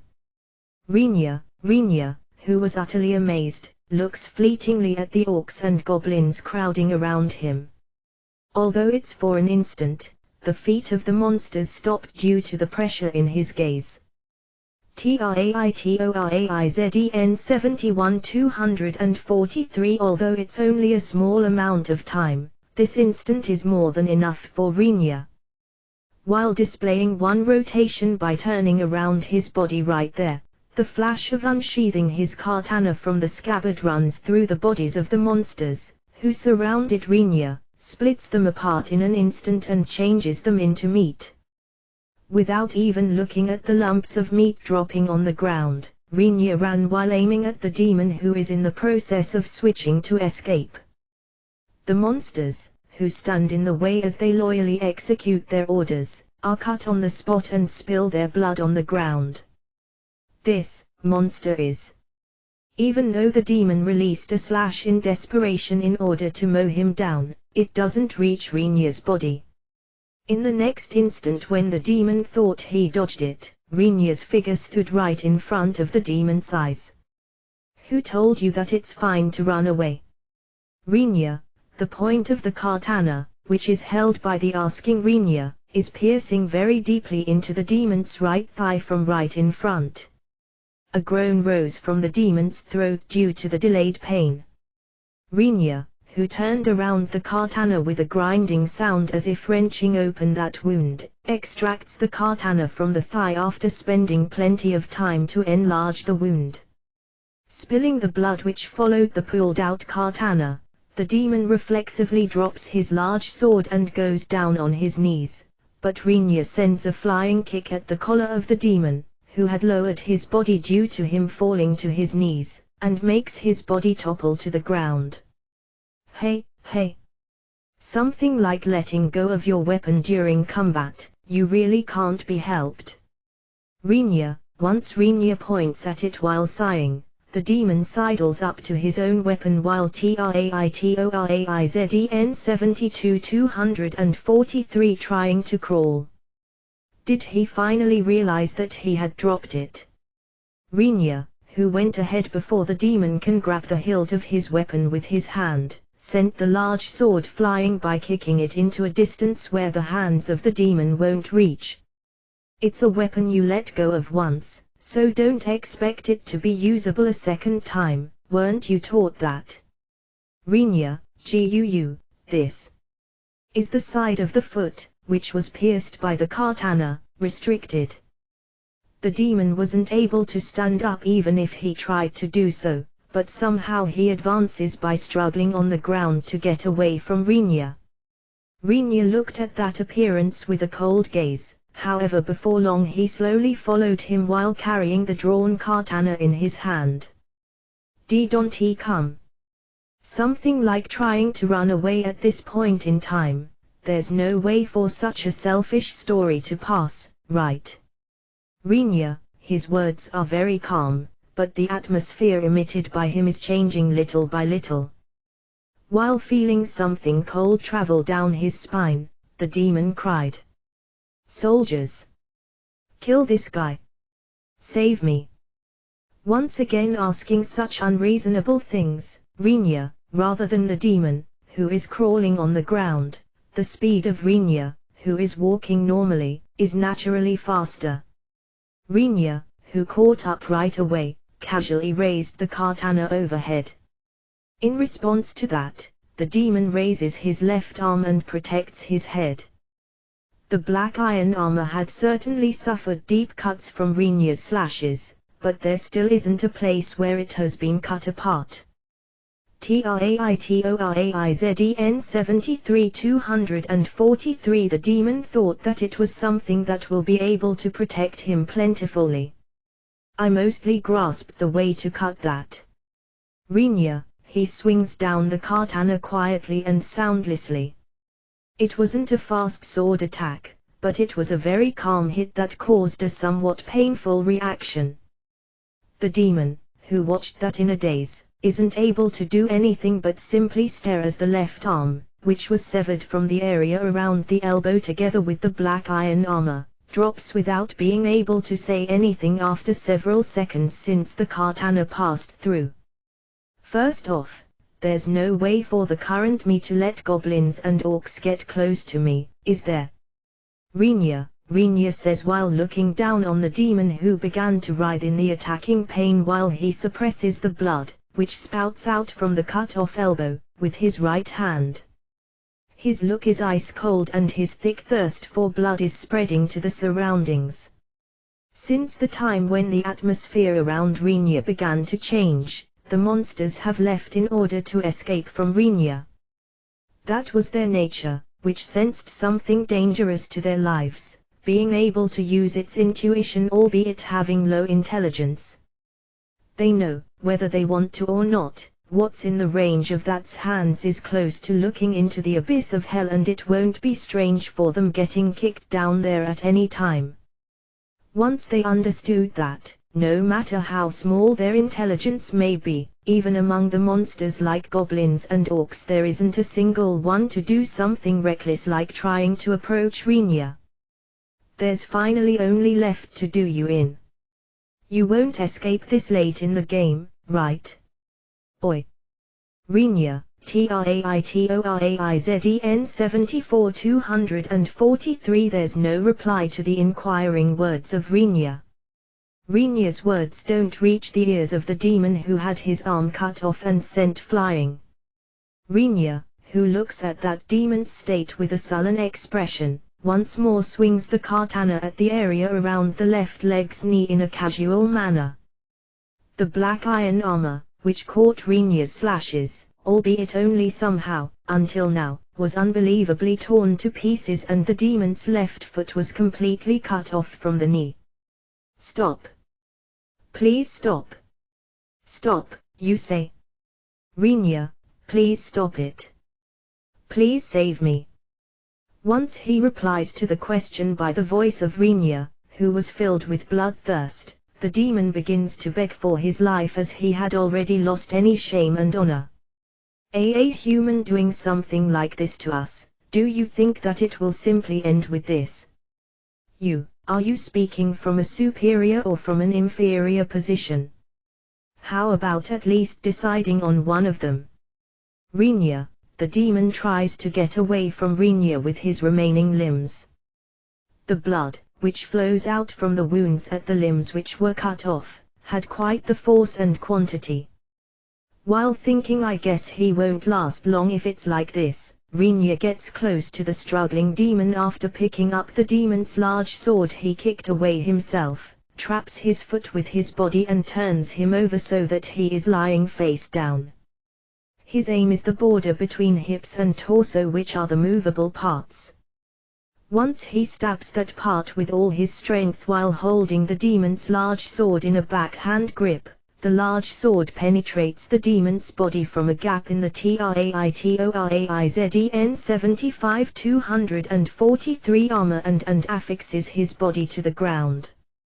The scream of the demon echoed throughout the forest's night. TRAITORAIZEN 76243. It was a very strange scene of a man, who exceeds 2 meters in height, to be stitched to the ground by a sword piercing through his back in a state of him having lost an arm and a leg.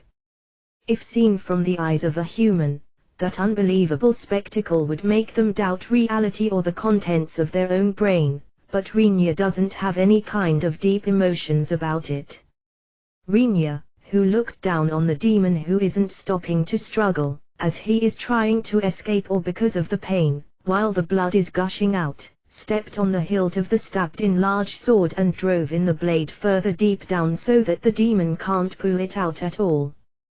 Without listening to the scream which was raised for a second time, Rinya surveys the situation in his vicinity. Although Rinya held out for quite long and the elves did their very best by taking over the offensive from him, a number of 20.000 isn't an amount which will collapse easily and quickly after all. The number of deaths on the battlefield is to an extent that the air within the forest is tinged with the stench of blood. Moreover, the monsters are continuing their attack. However, that happened while the number of attacks went down, albeit only little by little. It's likely that the news of the defeat of the demon, who is the head of the army, is spreading amongst the monsters, Rinya guesses.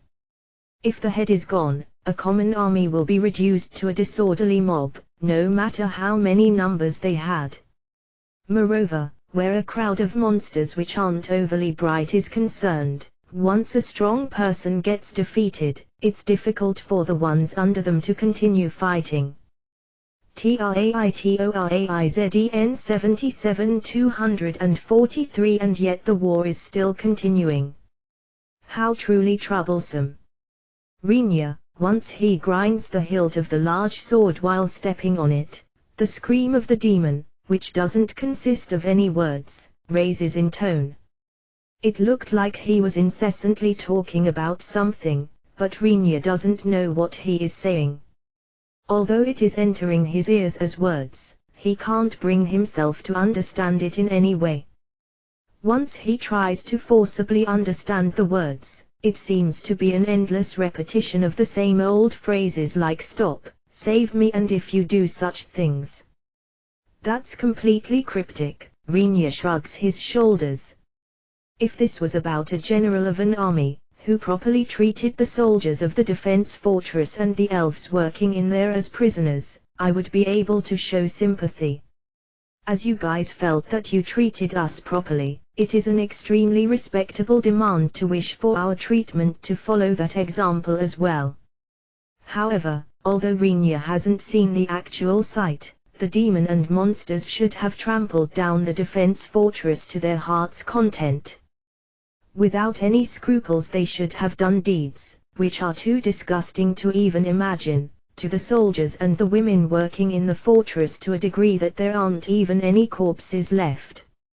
For such person to start talking about doing something about their treatment just because the positions have been reversed is really laughable, Rinya thinks. Since they came and started a violent war, they shouldn't be in any position to complain if they get annihilated in reverse.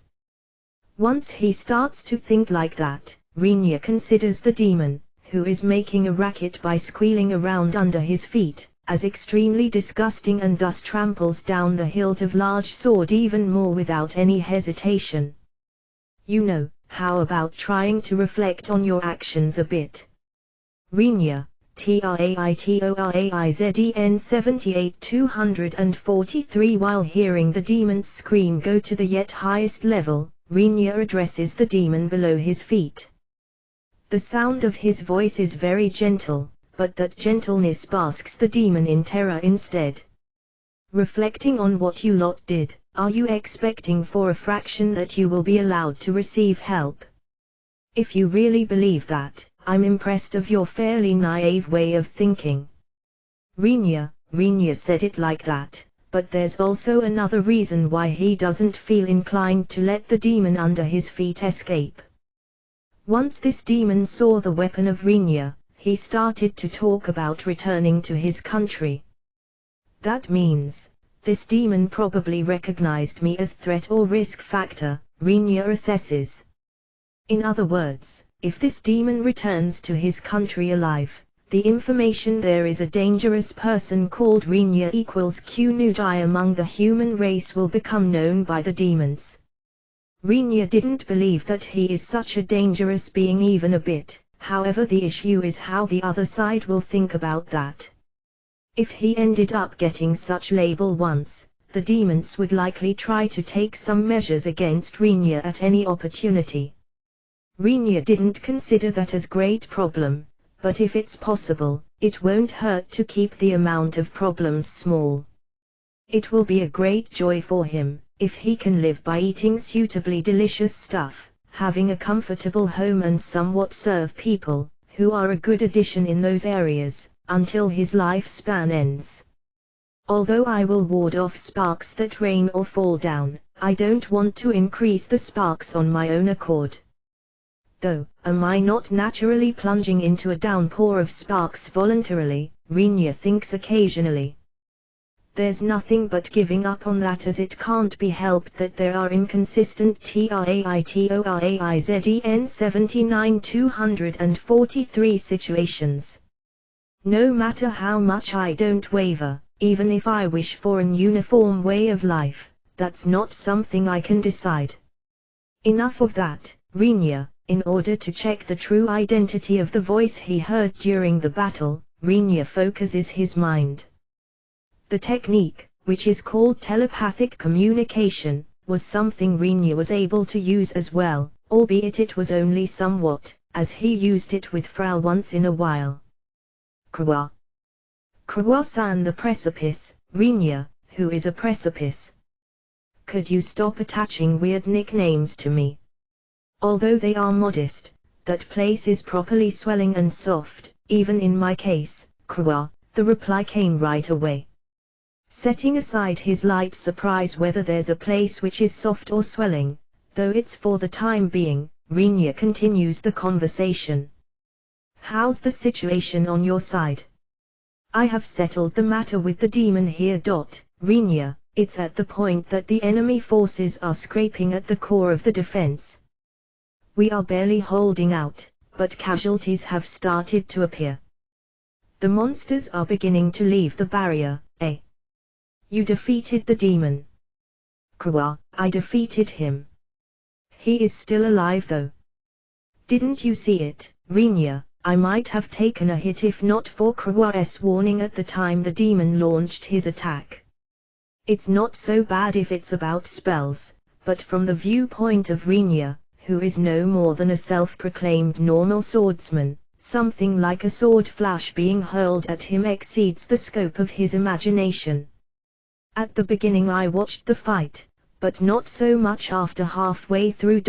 Krua. TRAITORAIZEN 8243, well, I guess that makes sense.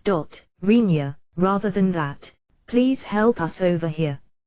I have somehow a feeling that it will be really close. Krua, impatience is mixed in her voice, or rather her thoughts. While wondering whether the situation was that bad, Rinya answered. Ha! I already finished my job.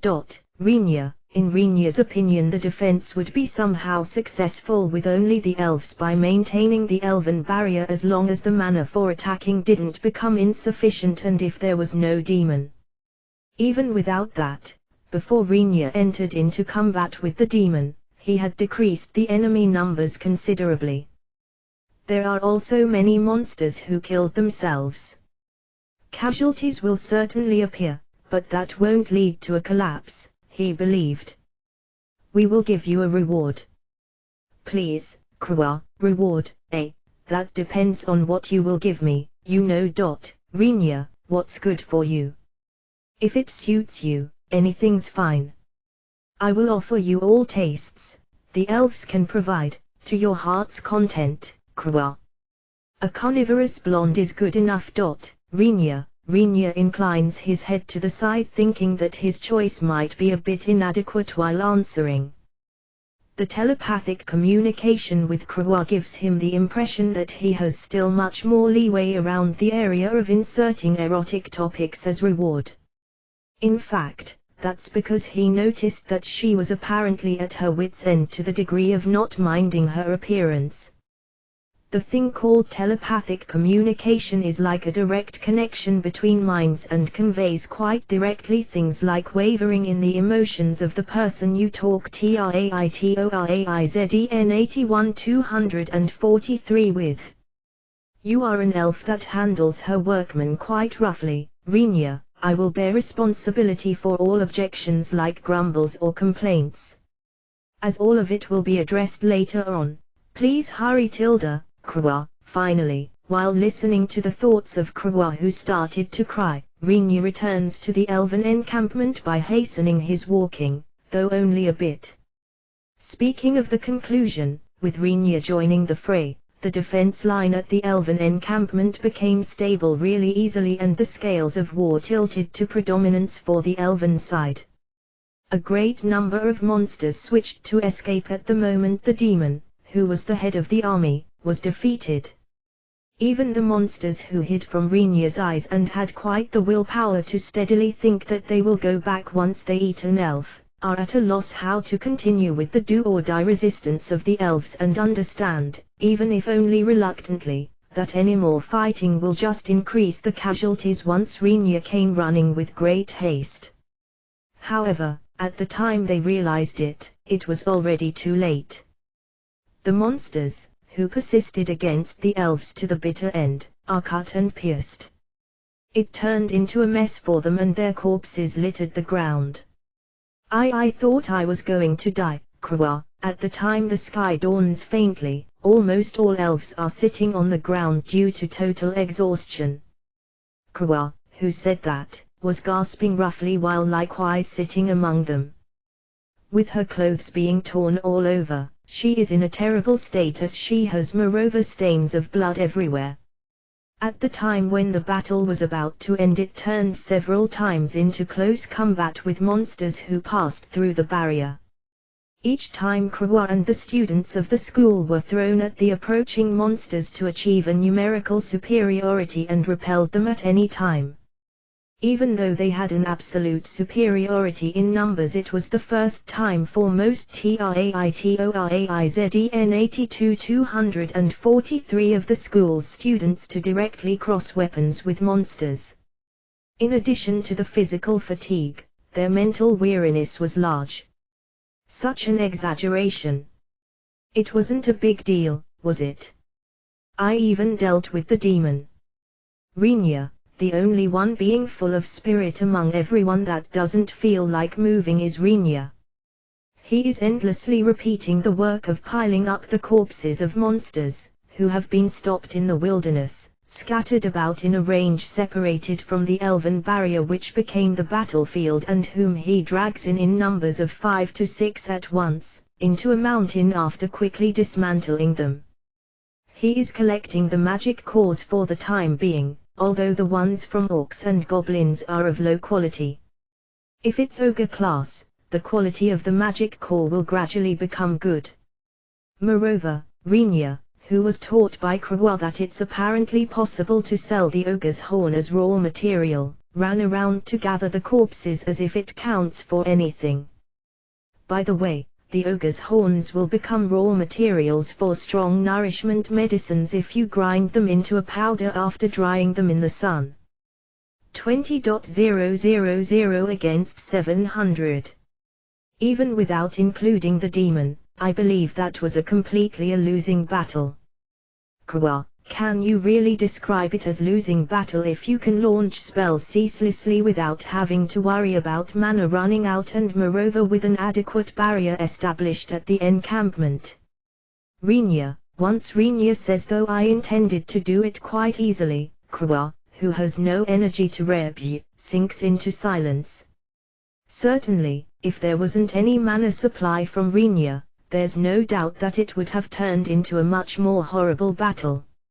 Since we probably would be unable to deploy such a huge barrier in the first place, we might have been going high under the belly of a orc about right now after getting crushed by the violence of numbers. Krua is able to understand that as well.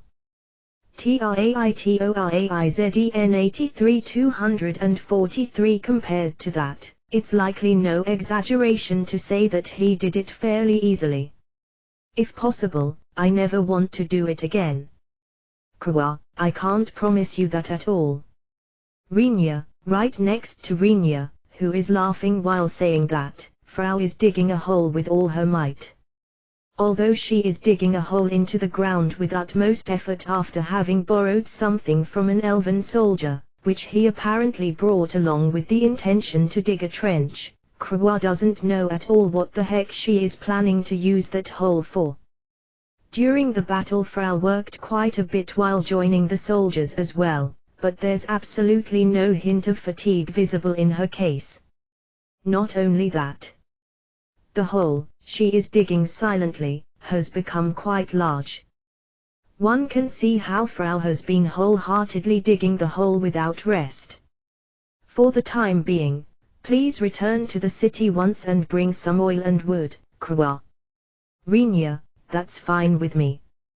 But what will you use it for? Krua, there's plenty of monster corpses remaining in the wilderness.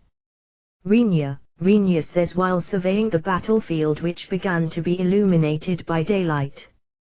Don't you have to deal with the aftermath?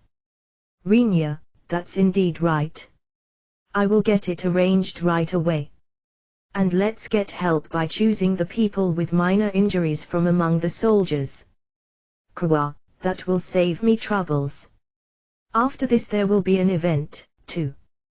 Rinya, Krua felt somewhat uneasy due to the word event, but, without questioning it, she selects the soldiers to help Rinya and goes to get the arrangements in order for carrying firewood and oil from the city. TRAITORAIZEN 84,243 Frau, do you have something string-like which is durable and resistant to fire? Rinya, Master, use this no. It won't burn. It won't snap even if you pull 10 ogres with it no. Frau, Rinya receives the bundle of ropes held out by Frau. That's amazing. Rinya, Finishing the series of work, Krewa, who temporarily returned to the city, prepared the firewood and oil requested by Rinya and, while at it, went to explain the situation to Shin and Rona, who remained on standby at the transfer gate. Krewa asked the two, who heard about Rinya's safety, to return to the city of Kukrika and entrusted them with her wish that they bring back the news about what happened here and what might happen on the human continent. The two of them certainly agreed with her and passed through the transfer gate after asking Krewa to give Rinya a message that they went back ahead. Krewa, who saw the two's backs off with a smile, returns to Rinya's location while pulling the cart with their luggage. Thereupon she saw Rinya and Frau doing strange work. While the soldiers, who helped out, watched over them with a somewhat complicated expression, Rinya was constructing something by joining thick wood together crosswise. After looking at that, Krewa isn't able to see what they are intending to do at all, but it looks like they are assembling a quite the thick live tree. Rinya. I brought the firewood and oil. Krewa, once she calls out to him timidly, Rinya raises his face as if he had just noticed the existence of Krewa. Good job. Rinya, TRAITORAIZEN 85-243 and, I have a verbal message from Shin-san. I'm told that they will return to the human continent ahead of you since they understand that you are safe. Krewa, I see. That's true. I guess they have to go back to report about this time's matter. Rinya, even while nodding, Rinya's hands doesn't stop to work. Once he is able to link up the stand of the cross, Rinya goes to pull a black object, that was left in a slightly separated place, with dragging sounds. Krewa, who looked towards that object, had her breath taken away. The light purple hair was sullied with blood and dirt. The entire body is covered by a black iron armor, but the left forearm up to the elbow and the left foot up to the knee are missing. A large sword is embedded into the body from the backside.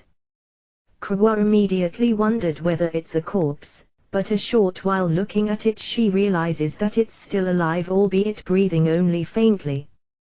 Is that possibly? Krewa, yeah. This time's ringleader like demon. Rinya, he heaves the demon, whom he dragged along, onto of the cross stand in order for it to lie on its belly. Given that the large sword is pierced into its back, it's not possible to have it face up. From there on he drives the blade, which is sticking out from the belly into the cross stand by hitting the hilt of the sword into the body's back. Although it raises a frail voice, Rinya ignores that, stretches both arms on the pole of the horizontal part of the cross and binds the area around the elbows with a rope he got from Frau. Then he places both legs onto the vertical part of the cross and binds them with a rope around the area of the knees. Once he erects the cross in the central part of the hole, dug by Frau with all her might, TRAITORAIZEN 86-243 it completes the irregular crucifixion stand.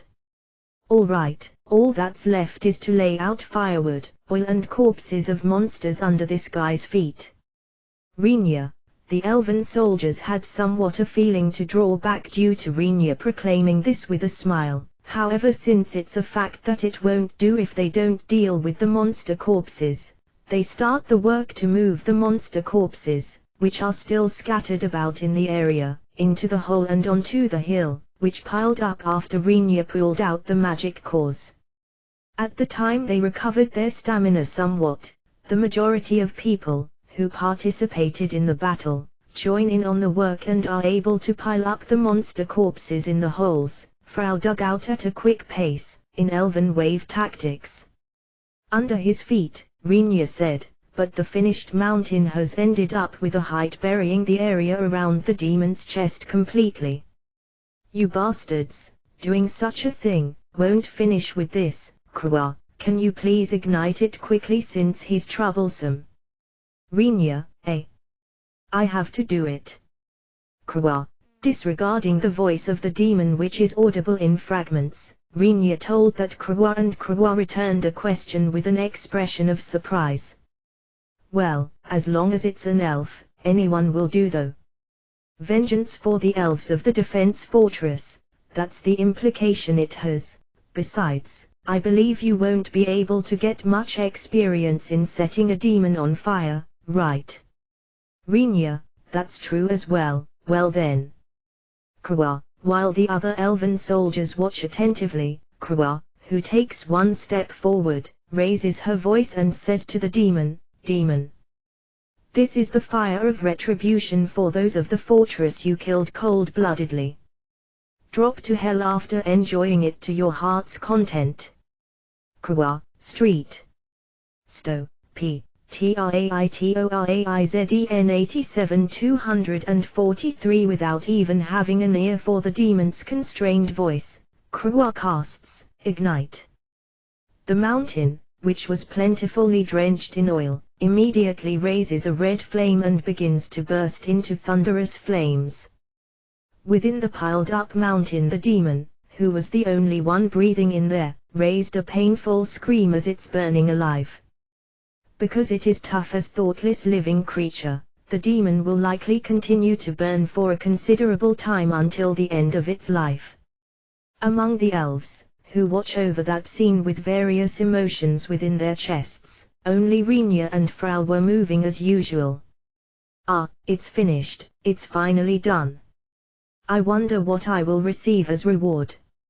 Rinya, something that will turn into money or something that will be delicious is great. Frau thinks tilde no. Frau, can't you please shut up for a bit? Krua thought while gazing at the black smoke which is enveloping the flaring fire alongside listening to the demon's screams that are mixed within. Traitoraizden 88 243. On that day I was at my wit's end once again. I was watching all the worlds, which are established in parallel on layers, just as usual. By the way, if one tried to count those parallel worlds, they would see that there are about 6.000.053.124.710 worlds in total. Even if I say so myself, I did great to have created this many. Or rather, to come up with so many variations. My brain is remarkable. I wonder whether there's no one who will give me an award for my outstanding excellence. Given that I have repeatedly raised them and made worthless worlds disappear, the figure's upper and lower limit is constantly changing, but generally it has settled on that number of worlds. Apart from that, what I'm concerned about this time is once again the former inhabitants of that star who crossed over to another world. Good grief, it's difficult to comprehend the thoughts of those who have important positions in a fantasy world. Once it got too troublesome, they decided to summon a person from another world. Their own world has circumstances which are becoming a problem they can't resolve themselves. Thus they decide to summon a person from another world to resolve them, and they are even unable to understand that approach. I can't understand why they summon only people from that star just to depend on them once again.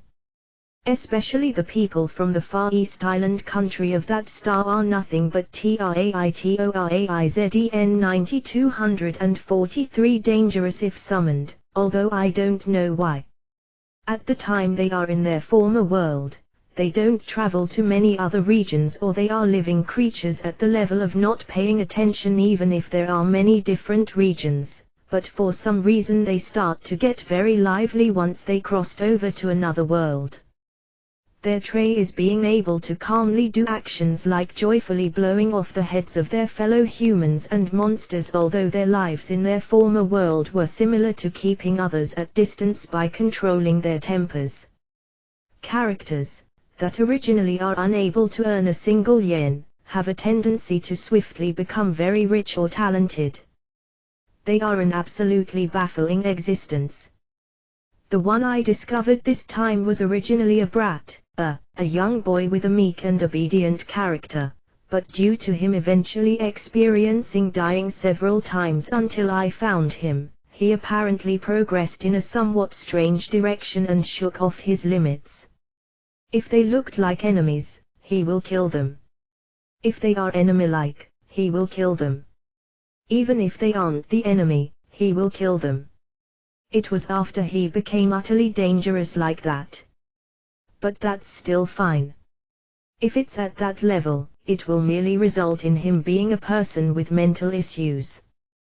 Problem is the type of ability which bloomed after he shook off that limit. Combining the different world's technical skill called alchemy with the knowledge he kept from his former world, he became the strongest, not. That ability, which blossomed, became a technical skill called composite alchemy, but that's a big problem. In a nutshell, this ability is a technical skill that allows its user to alchemize almost all materials he knows. Incidentally, because he was a human around the age of adulthood on the island country of that star, he is strangely well informed in the type of knowledge that he definitely won't use during his remaining life at all. Translator 91 243. In other words, if one were to speak of what is happening. Master Summer. A city was blown away again. That's the 100-volley firing of a 80 cm railway gun for you. A dragon or such has noisily fallen to the ground. Patriot missiles are excellent after all. The simultaneous charge of 10,000 cavalry, that's a magnificent view. That's unless the opponent hasn't 100 smart tanks. By the way, the warheads use depleted uranium.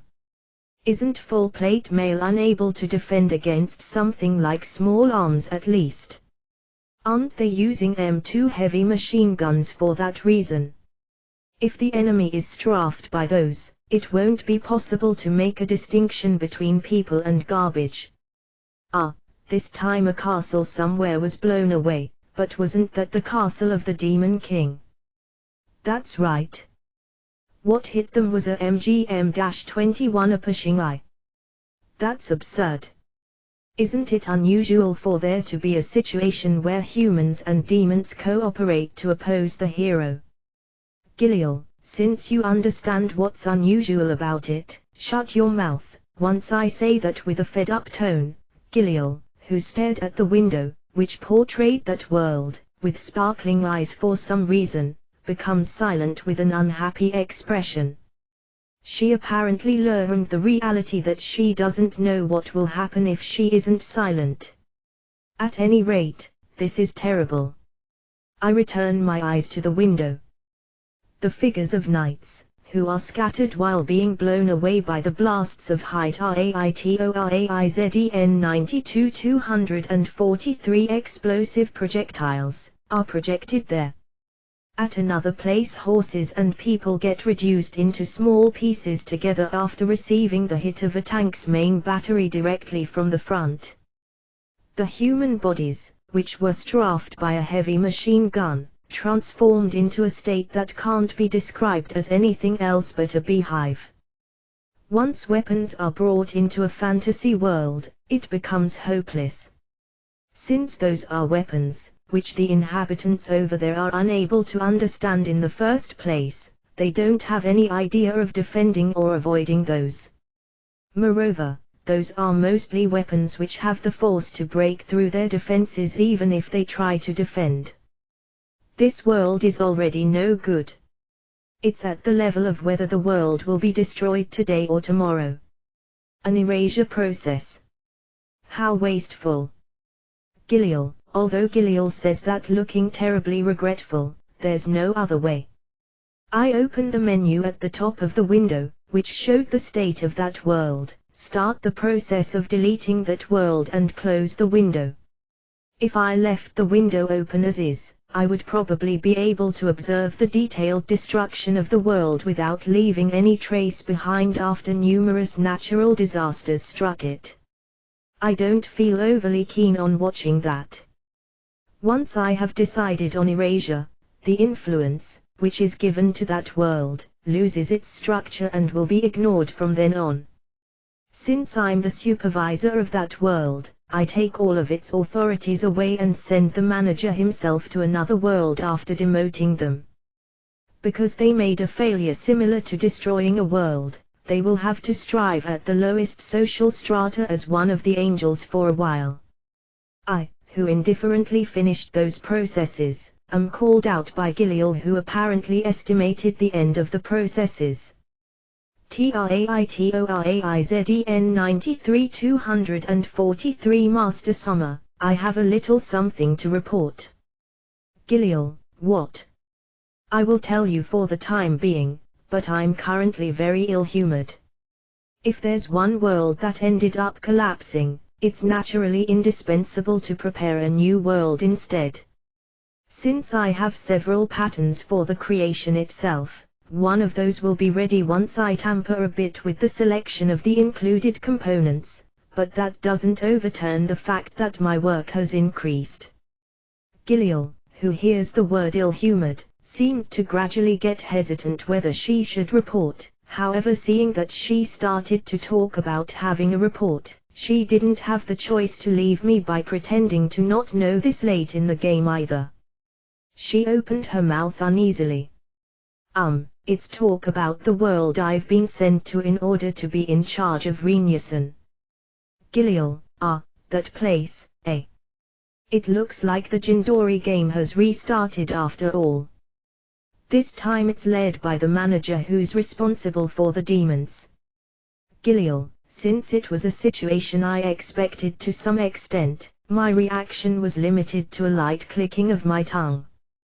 Was my reaction unexpectedly smaller than she thought it would be? Giliel looks my way with a blank expression. It's because I expected it to happen. But, isn't it a bit too early? There should be time for him to take action after sensing unsettling developments. Apparently there's a reason for that, Giliel. Giliel appears to somehow have difficulty to speak about it. Since it will result in her reporting it in the end anyway, I will be grateful if she hurries up confessing, since it's unnecessary to strangely build up the tension. While thinking therefore, come on, I wait for Giliel to open her mouth. TRAITORAIZEN 94 243 For the sake of alleviating the lack of resources of that world, we sent Reniasan while carrying some of those resources. But, Giliel, that's true. We have to thank Renia for that. If Renia didn't agree at that time, it would have been a place about to disappear if we didn't conduct a selection of a soul that is compatible to the conditions by slowly checking several billion souls again. Due to the implication that this task was reduced, it's indispensable to accordingly thank him for that, I believe. Thanks to those resources, the world had been revitalized to some extent. Giliel, so. Thanks to the revitalization of the world, it seems a demon king was born among the demons. Giliel, there isn't anything like being born with the lineage of demon king in that world. A demon, who has considerable power, breaks one day suddenly through the limit and wakes up as demon king. It's expressed as he was born. But at the time when the world was weakening due to the lack of resources, the demons were affected by that effect as well. An overly powerful demon wouldn't come forth, or, even if they came forth, they would be limited to a suitable level. That situation continued. Thanks to Renia going into that world while carrying resources with him, that world was able to head in the direction of revitalization, albeit only slightly. It seems that this revitalization share ended up producing the leeway for a demon king to be born. In that case, it's that manager. Since he was able to obtain a strong game piece, it wasn't difficult to imagine for him TRAITORAIZEN 95 243 to once again restart the Jindori game, similar to a neighborhood's brat saying let's play, to please the other children. Those stupid brats, Master Summer. don't do anything rash.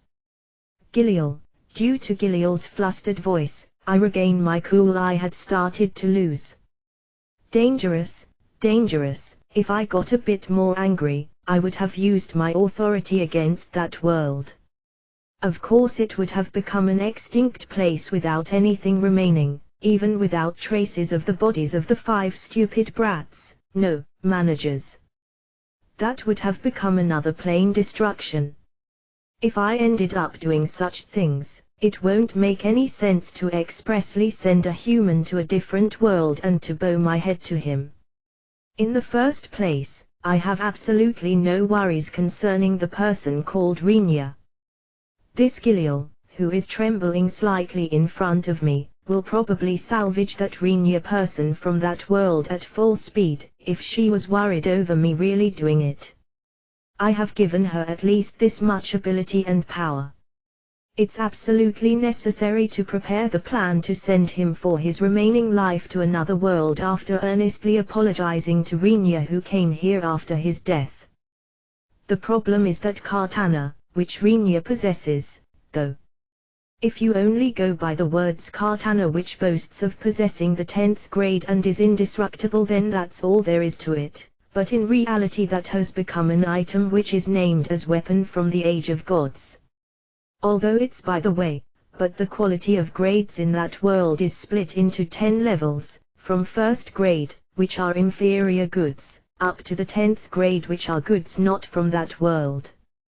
Traitoraizden 96-243. The katana, which was secretly taken from Rinya's grave, was 7th grade, which can be somehow said to be made by a craftsman at the level to be called a divine artisan. But its status was elevated to 10th grade once the indestructible attribute was added to it.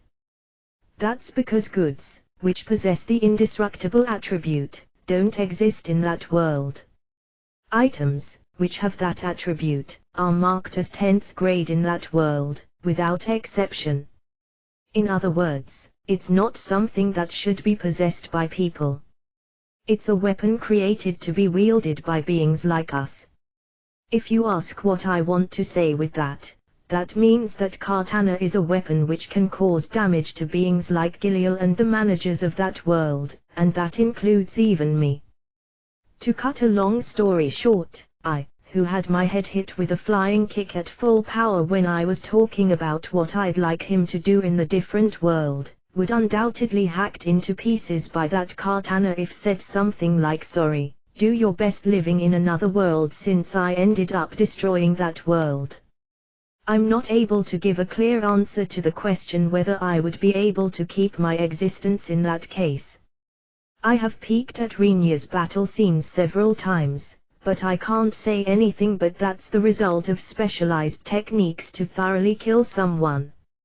And there's additional information. Giliel, what? There's still more. Won't that result in capture of Rinya by the human and elven managers? Giliel, well. It's not like I don't understand that feeling. They are not the types to neglect an individual, who possesses that much of combat prowess, usually.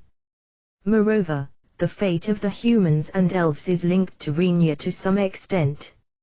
If the manager of the demons obtained the piece called Demon Lord, you could say that Traitoraizden 97-243 it's a natural flow for him to become an absolutely desired game piece. Of course the humans and elves shouldn't have yet obtained the information about the birth of the Demon King, but with the matter of the demons' movements increasing, they should understand it right away. Thinking up to here, I'm suddenly reminded of a fact. As the fact, I ended up remembering, increases my workload drastically, I firmly restrain my reflexive feeling of being at my wit's end and tried asking Giliel, who is looking my way with a worried face. If we go with that flow, there will be one worrisome factor. I don't know whether Master Summer's worries will come true. The human side feels inclined to the act of summoning a hero. Giliel, I wasn't able to suppress my trembling voice due to the remark of Giliel which is foreseeing my concern. H. Scrawny asterisk. Gilial, T/N, a word game on the katakana used by the little girl above. She tilts her head to the side, probably to look lovely. Kicking Gilial, who spouts retarded words from her mouth, I shouted, "It's something else, idiot. Don't increase my workload anymore." It's unthinkable for my shout to reach anyone. Even if 100 agreed to such matter, I wasn't able to do anything but to scream. Since immemorial times the hero summoning has been revered as the ultimate salvation. If another unpredictable component is added to that world managed by those unpredictable managers, my workload will increase without a doubt. I have had enough already. Someone change with me. TRAITORAIZEN 98-243. It's not like there's a being who can replace you, is there? Gilial. I mercilessly sank my fist into the face of Gilial, who says that in an awfully calm voice. TRAITORAIZEN 99-243. Why did it turn out like this? Rinya thought while absent-mindedly rubbing the cup in his hands. What has been poured into the cup is a tea that has a taste resembling what is called green tea in his previous world. There are different kinds of black and green tea in this world as well, but although black tea has doubtlessly the taste of black tea, the green tea, drunk in the elven country, is somehow different. Rinya had a feeling. Even though its scent and taste resembles the green tea of my previous world, I can't help but feel that there's a sweetness and an unique fragrance in the green tea, albeit only faintly. Although it is kind of like green tea, doesn't it have a smell of fresh wood? Rinya wonders. Likely the preservation method is to store it by putting it into some wooden container, but didn't the smell of that container end up permeating the leaves? That's Rinya's conjecture. It's not a disgusting taste, but I cannot deny the impression that it has killed the refreshing aroma of tea all the same. As for the sweetness, Rinya doesn't want to believe it overly much, but he wonders whether sugar has been added. According to Rinya's knowledge, there were people who drank something like green tea with sugar and milk in his previous world, but it's not something he is fond of no matter what. Summing it up, this beverage he was offered was something that didn't suit Rinya's taste. TRAITORAIZEN 100-243. Well, it can't be helped, he persuades himself. It's a truly impolite act to nitpick over the food offered, even if I consider the differences in taste between elves and humans, Rinya judges. Setting aside his pondering related to tea, Rinya looks at the situation he has been plunged into. On top of his knees, Frau is sipping tea, holding the cup with both hands while blowing on it to cool it down. He has a feeling that giving her a shoulder ride or letting her sit on his knees has practically become her usual manner, but Rinya allows it since there's no real harm in doing so either. On Rinya's left there is Rona in her priestess garb, who is tasting the tea while holding the cup with both hands as well. Although she has a calm expression, Rinya felt uneasy about seeing her expression, looking somewhat jealous when she occasionally glanced at Frau's situation. However, since it has no relation to grasping his current circumstances, he has decided that he didn't see that. Even further on the left was Shin, who had an appearance as if her clothes were those of a shrine maiden, if going by the design, with her usual black tunic and red hakama. She continues to send a gaze, as if threatening, to the opposite side of the table with the cup left standing there as is. The one who is at the destination of that gaze is Krua. Without hesitation she is returning a glare at Shin, with her cup being untouched as well. TRAITORAIZEN 101-243. Did something happen between those two? There wasn't any cause Rinya was aware of, but it was definitely something dangerous going by the mood. There's a reason for this. If you make a round trip by going through the transfer gate and returning, it is also necessary to delay it by 2 days for various formalities, in the case the destination being the Elven country. Without letting, we just went back and forth a moment ago, so let us return simply pass. The procedure is for the sake of redoing it from the beginning again. Using that, Krua tried to take Rinya along to the imperial capital, which is the capital city of the Elven country, during those 2 days after Shin and Rona returned to the city of Kakrika. On paper it was to discuss and hand over the reward. In truth, after inviting Rinya deeply into the Elven country, she had the intention of asking him to take permanent residence there without returning to the human continent if possible. Even more than the benefit of detaining Rinya, who possesses such an incredible manner and fighting strength, in the Elven country, it has originated from Krua herself not wishing for Rinya to go back. The title Emperor's Daughter, albeit it might be the 35th, is capable of exercising this much authority.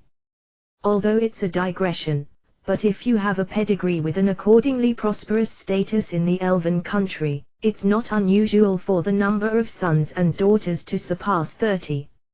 If you are able to support them after producing them, there probably won't be any feelings of guilt in making them either, is the elf's sense of value. Because they possess lifespans and youthfulness which make that possible, that's something natural, one might say. The elf's fertility is fairly strong in this world. Traitoraizden 103 243. If that wasn't the case, the elves likely wouldn't be able to conquer a continent with only one race. Let's return to the story. Krua's plan ran into troubles because of the resistance by Rinya, who sensed her intentions, even if just slightly, but it was Shin who gave it the final blow.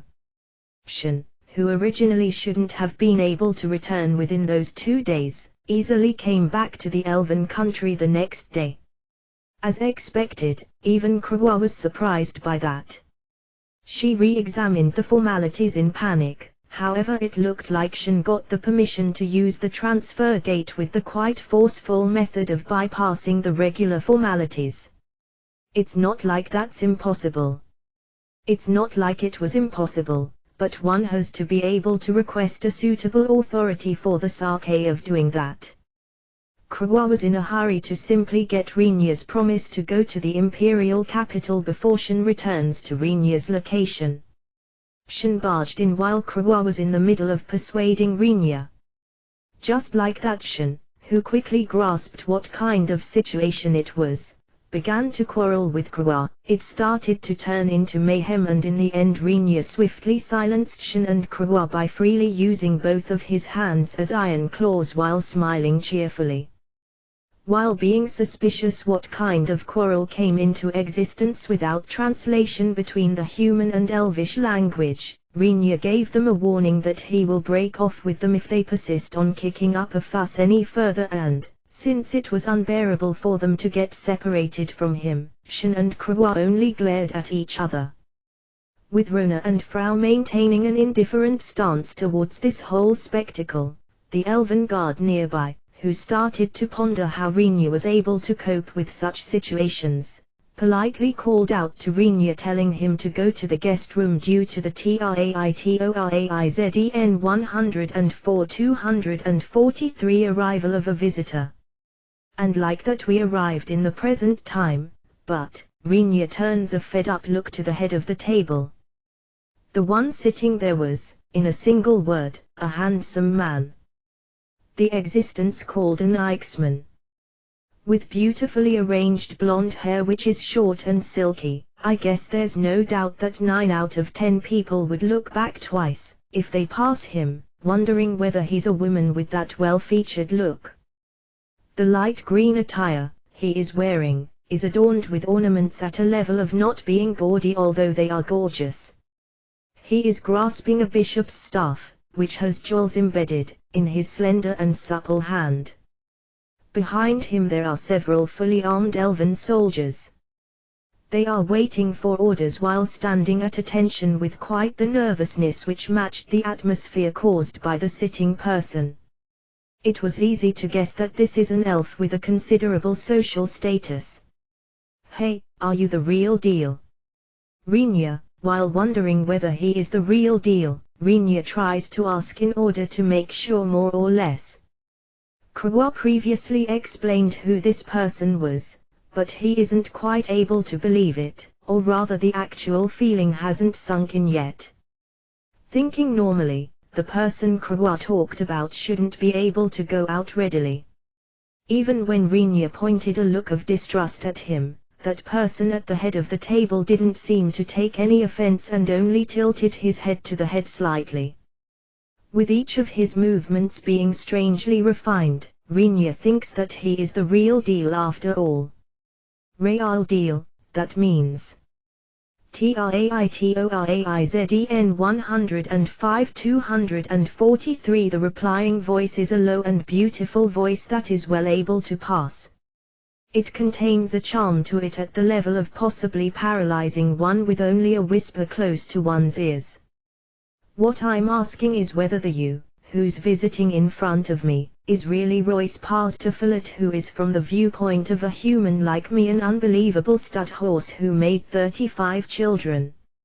Rinya, due to Rinya's question, that the air in the room froze, is not what happened.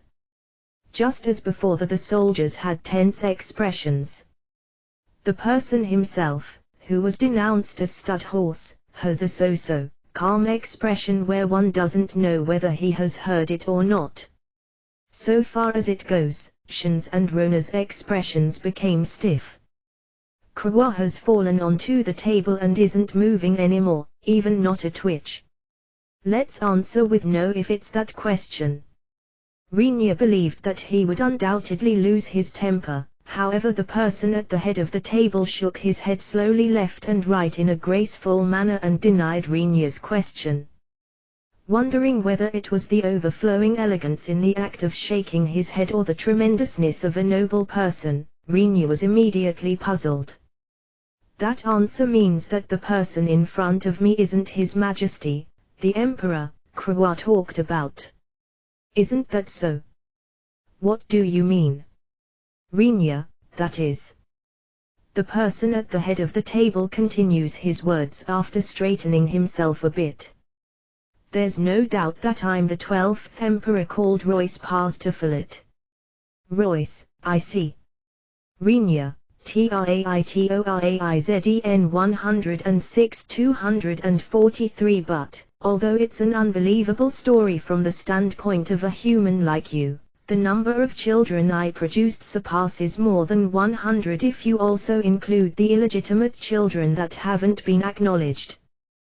The number of children I produced with my legal wife is certainly 35, but it's a mistake if you say that it's all of my children, therefore I answered with no.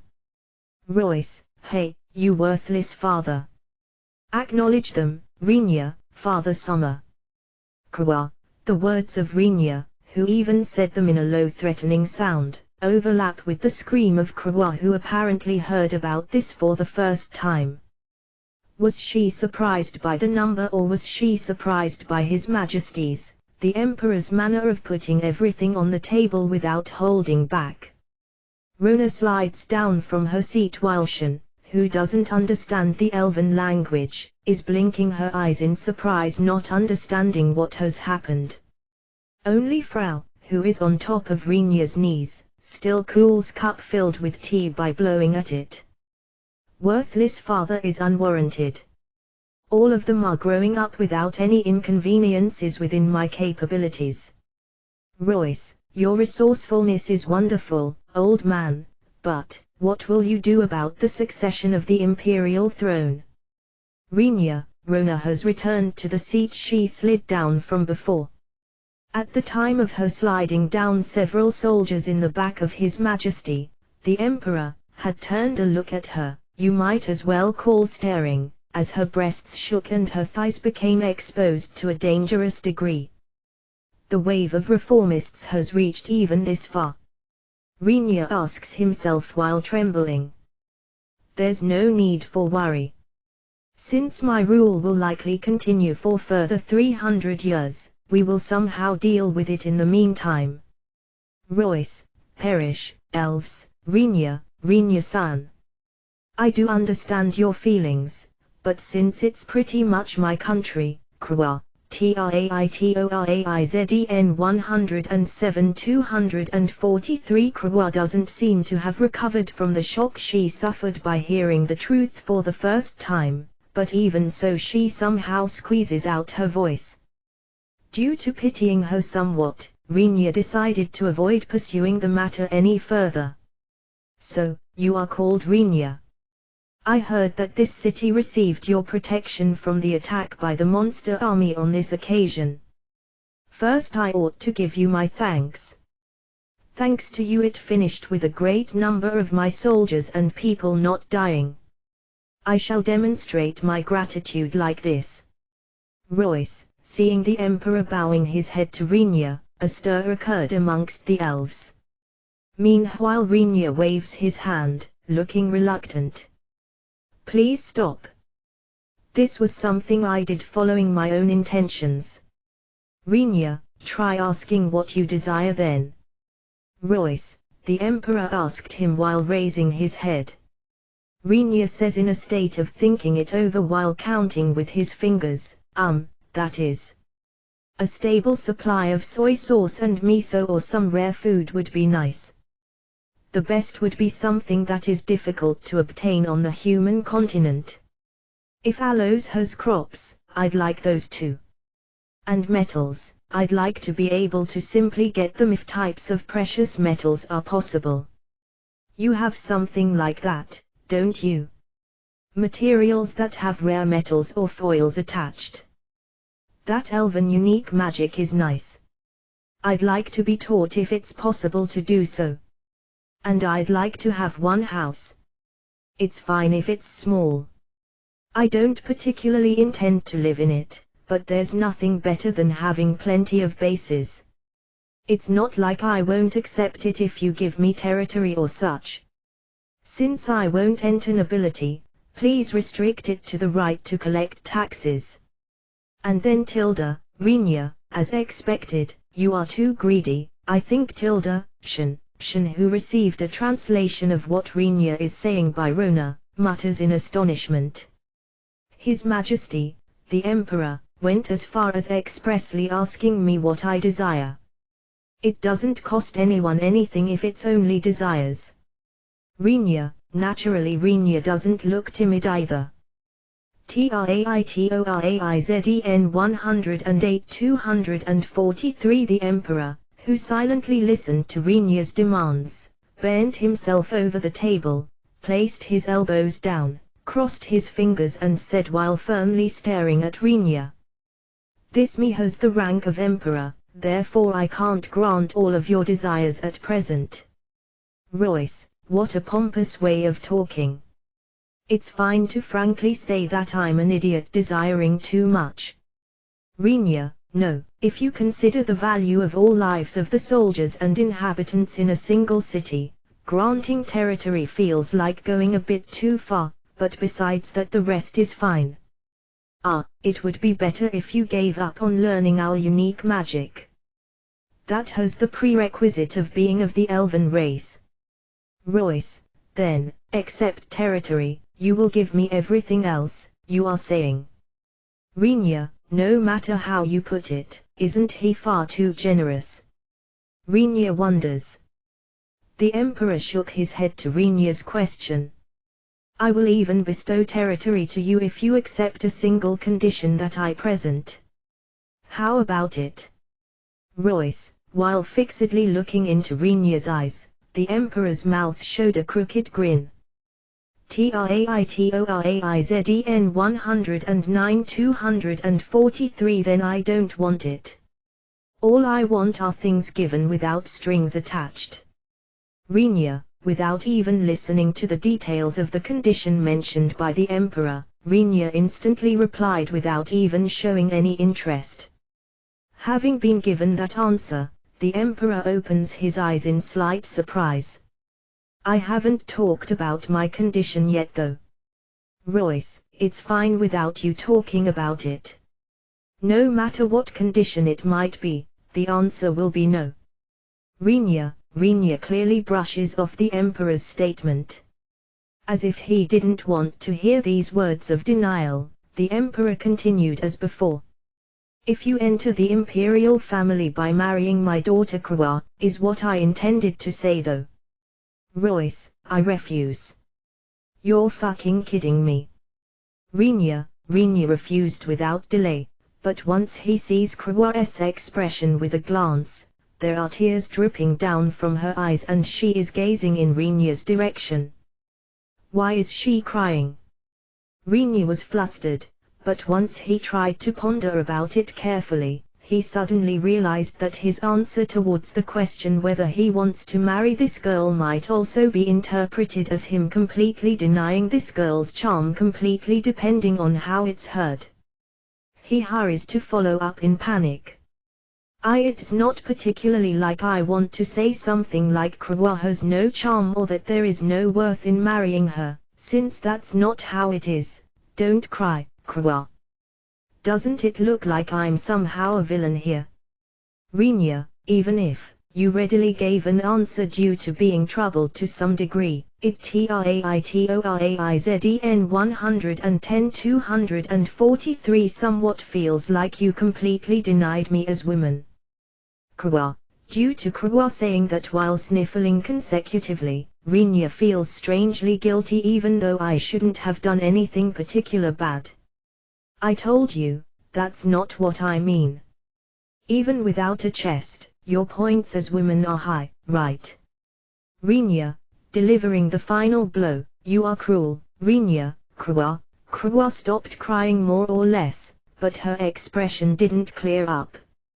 If her points as women are high, may I inquire about the reason for your refusal? Royce, watching the situation cheerfully, the Emperor opens his mouth. Snorting a little, Rinya looked at the Emperor's face again. First off, becoming a member of the imperial family or such is impossible, isn't it? On that occasion, I heard that Krua is currently 70 years old. No matter how long I may live, I won't get older than 100 years, but even if I have her keep me company until then, the age of 170 years means for an elf that she is still a minor, right? Rinya, regarding the imperial family, seeing that I'm currently the highest authority, it will work out one way or another though. I'm capable of using the power of the state even if there's someone voicing objections.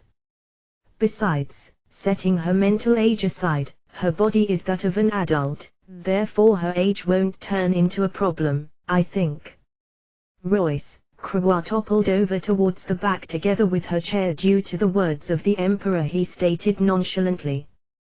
Because her head clashed onto the ground while making quite the loud sound, the soldiers, who were on standby in the back of the Emperor, dashed forward to help her up in a hurry. The discerning eyes of Shen and Rona, who are observing the situation, aimed at the Elven Emperor, reached a profound level of chilliness. Rinya gently lowers Frau from his lap on the ground and stands up after drawing back his chair. TRAITORAIZEN 111-243 Hey, Krua. Rinya, yes. Krua, having her name abruptly called, Krua replies while standing up and rubbing her head which hit the ground strongly. While looking at such Krua, Rinya hit the katana, which is hoisted at his waist, with a *** without changing his expression. Do you have the intention to cause a coup d'état or similar? Rinya. What? Krua, who heard a somewhat preposterous and dangerous word, unintentionally returns a question with a question. The expressions of the soldiers, who tried to help up Krua, froze as one could expect. You know, I have a feeling that it would be best to have you sit on the imperial throne after killing His Majesty, the Emperor here. Rinya, ha ha ha.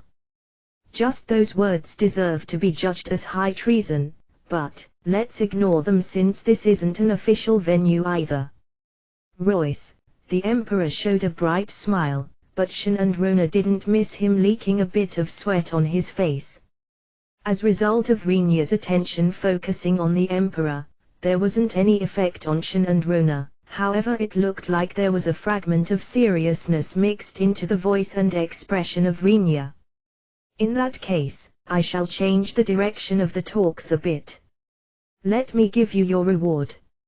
I feel regretful that it's not a territory, but I can't hand it over to someone who has no peerage, therefore there's nothing left but for you to give up on that. Royce, so. Rinya, moreover, won't you look after my daughter, Krua, as a request from me, the Emperor? Of course our side will take care of all the various expenses. Royce, TRAITORAIZEN 112 243. How is that any different from me taking her as wife? Rinya's look is as if he is watching something shady, but the Emperor doesn't seem to mind at all. I haven't told you to marry her. Neither am I telling you to not marry her. Though I'd like you to take responsibility if you have an affair with her. Royce, so. Rinya, it's fine with you keeping her at your side. How about that if it's just this much? Royce, Rinya ponders about the Emperor's words for a while. Speaking honestly, it was something he wanted to refuse right away. However, there are also circumstances that Rinya can't decline up front. Going by the expression and atmosphere of the Emperor and the flow of the talks, which is indicating that it's not something Rinya himself wishes, one could guess that this Emperor is trying to push Krua onto Rinya at all costs for some reason. In other words, he will likely use all usable means, is a feasible prediction. It's still fine if it's at the level of compromising and gentle persuasion, but various troubles will spring up if it turns into him using threats and force. Even if I'm still fine with that, it will cause huge effects to my surroundings. The situation won't change even if we scurry back to the city of Kakrika. If it's the Emperor of the Elves, he can probably use the transfer gate as much as he likes. If he ends up using the power of his nation on that occasion, you might say that even the Trident Principality will definitely put emphasis on the Emperor's wishes if they weigh the opinions of the Emperor and a mere adventurer. If I consider this, it might be best to say that it's not an overly excellent plan to freely turn him down here. TRAITORAIZEN 113 243. Rinya-san, I'm requesting it as well. Please allow me to travel with you. Krua, seeing Rinya staying silent and thinking it over, Krua interjects. My base of operations is located in a human city on the human continent. The matter of her accompanying me, is it really fine for me to take Krua along to the human continent? Rinya tried to turn it down, wondering whether he can't turn the talks in a direction where the other side will give up after all, but parent and child readily end up accepting it. Even that I don't mind. You don't mind either, right, Krua? Royce, no, I don't, Father Summer. Krua, while watching Krua, who displays a distinct nod, Rinya breathes out quietly. As for Rinya, he is somehow able to understand why Krua wants to follow him. The first reason is doubtlessly because I assisted in the battle against the monsters. Although Rinya didn't know at what point in time he hit Krua's soft spot, he grasps that she likely ended up getting somehow emotionally attached to him during that battle at least. What Rinya didn't comprehend were the intentions of the Emperor. At the beginning Rinya thought that the Emperor is maybe trying to tie him to the elven country. For this reason I was probably given unusually unthinkable treatment of obtaining territory, being given patronage by the imperial family and taking Krua as wife. However, Rinya can't see the idea behind the request of having Krua accompany him after he refused those. If he wanted to attach a collar to Rinya's neck, Krua would be inadequate. At least Krua isn't able to influence the actions of Rinya. TRAITORAIZEN 114-243 all the more once he returns to the human continent. Living on the human continent should be accompanied by quite a few difficulties for Krua, who hasn't lived anywhere but the elven country until now. She will likely lack the free time to do something to Rinya. The Emperor himself should understand that too, but based on that Rinya can't understand the aim of him wanting her to travel with Rinya at all. There shouldn't be any ulterior motive, but I totally can't see the backside of it. What are you planning? Rinya glares at the face of the Emperor, but the Emperor in question wards off Rinya's stare as something that doesn't concern him at all while not having a single change on his expression. Rinya continued like that for a while, however he slowly opens his mouth after quite a bit of time has passed. Since you will be living on the human continent, you will of course learn the common language, right? Rinya, who heard that the elves with their high pride don't use something like the human language, but he tried to broach that topic as last struggle. He will be able to confidently reject them if the Emperor or Krua mention that she won't use such language in this place. However, Krua immediately answered Rinya. I will do my best to learn it. Krua, where did the setting of elves having a high pride came from? Rinya is at his wit's end in his mind. Rather, aren't they far more honest than that bunch of human nobles? He assesses. To say nothing of living expenses and such, your side will take care of that, right? Rinya, of course. I won't act as shamelessly as asking you to provide for the costs while TRAITORAIZEN 115-243 entrusting my daughter to you. I promise you that everything from daily necessities to money will be covered by us. However, I'd like you to provide a room for my daughter to live in. Royce, will he decline if there's no room? Rinya thought about that for an instant, but stopped that thought right away. One wouldn't be able to call Krua accompanying me if she took an inn by herself, he judged. Since it has reached this point, I feel like there won't be any issue whatsoever to accept her living in a place close to me. Frau, can you prepare a room? Rinya, there's a place which was originally a child's room no. It will be possible if I clear it out no. Frau, how about your burden if we increase the load by one more person, Frau?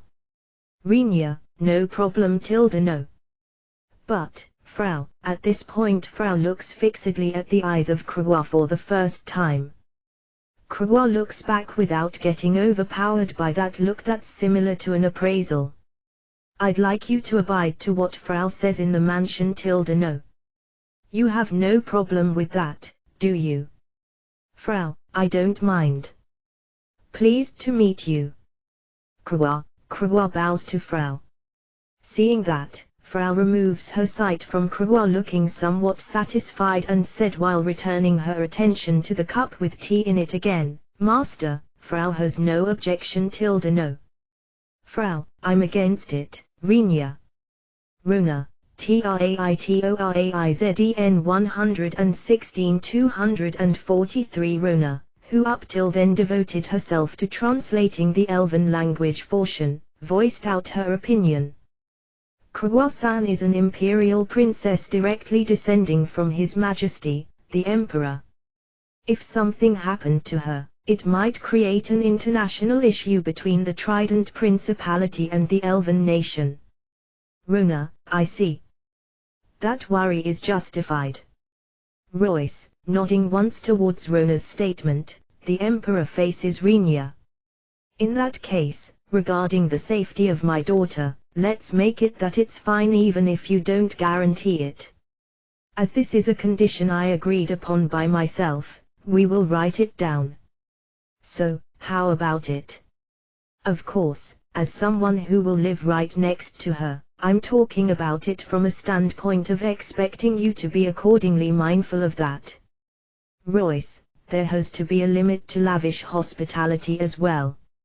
In other words, you are saying if Kawa experiences something dangerous, you won't accuse me of any crimes even if she happens to die due to me not dealing with it.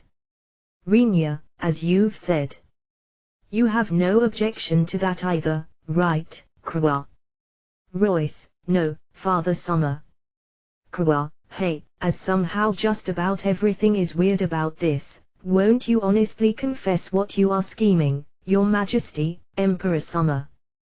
Rinya asks while glaring at the Emperor due to the suggestion of absolutely impossible conditions if one considers it sensibly. Even if he say that there's nothing behind it, who will believe that? It's scandalous to frame me of scheming. Royce, making a sad expression which is expressing that such accusation is really unthinkable, the Emperor says, if you are telling me that you want to listen to the truth, I will tell you though. There's not a single thing like schemes or pretense. Royce, TRAITORAIZEN 117-243 tell me since I want to hear it. Rinya, if that's the case, let's talk honestly. Royce, cough with a single clearing of his throat, the Emperor begins to speak with a serious expression. Although you might say that Kawa is directly descending from me, she likely won't have any chance to even get anywhere close to the talks about the imperial succession as her position is low since she's my 35th daughter. In other words, she has no important position and thus her existence won't be taken into serious consideration. Royce. Oi. Rinya, Father Summer. Kawa, both. Kawa and Rinya retort at that, but the Emperor continues as if he didn't hear anything. And so, even if she passed away in some situation, the impact will be small. Royce, Rinya and Kawa are speechless. They are simply staring at the face of the Emperor talking fluently with half-opened eyes. Moreover, if she is within the country, she will only cause pointless expenses. Concretely, we have to pretty much provide appropriate things for a daughter of the Emperor going as far as a housing and everything from food to clothes. Royce, pointless, it is, Father Summer. Kawa, since the official stance is that there's no reason for her being allowed to have the same level of livelihood over there on the human continent, if she accompanies you, it can be expected to become a large cost reduction. Royce, although that's likely the truth, it's cruel, oi. Rinya, TRAITORAIZEN 118-243 Moreover, this chain of talks isn't something ordered by the Emperor but something coming from what the person herself wishes for, thus it's possible for me to put it into effect without any feelings of guilt. Royce, as if saying how's that, the Emperor shows a satisfied smile. Kawa, who had a somewhat blank expression, tells Rinya in a mutter while facing him, Rinya-san. I'm considering whether I should seriously consider a coup d'état, but, Kawa, I see, call me once you put it into practice since I will help you. For the time being, come with us. It has become somewhat pathetic. Rinya, sorry, Rinya-san. Sorry for the troubles.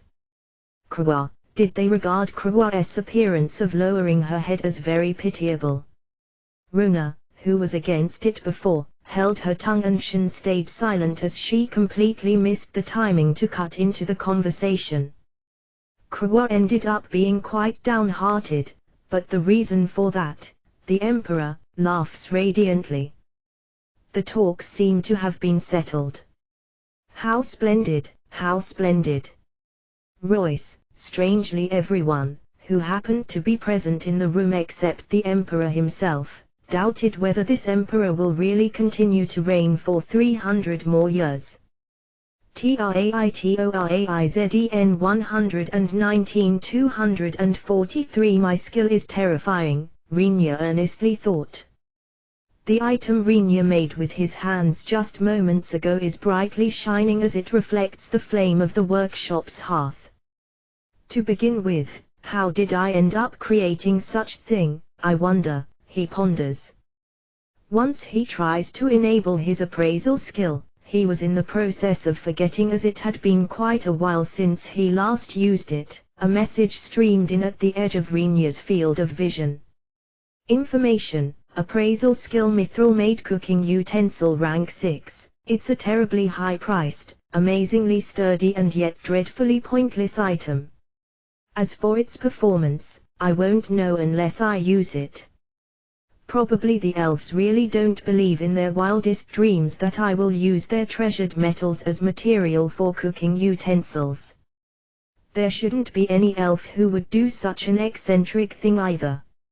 Or rather, cooking utensils themselves don't exist in this world in the first place. The beginning of this event is after Renya and the others returned from the elven country. After returning to the city, Shen and Rona are often absent due to going out frequently. Krua, who followed them from the elven country, is studying under Frau, who is able to speak in the human common language as well as the elven language. She was frantically trying to learn the common language. The education of Krua was entrusted to Frau. Shen isn't able to speak the elven language and Rona didn't want to get involved. TRAITORAIZEN 120 243 overly much with an elf. As for Renya, he is completely useless in this case. He is able to write and speak the elven language and the common language at any rate, but the person himself, who is using those, isn't able to comprehend why he is able to use them at all. Renya himself is convinced that he is using the Japanese language in speech and written word.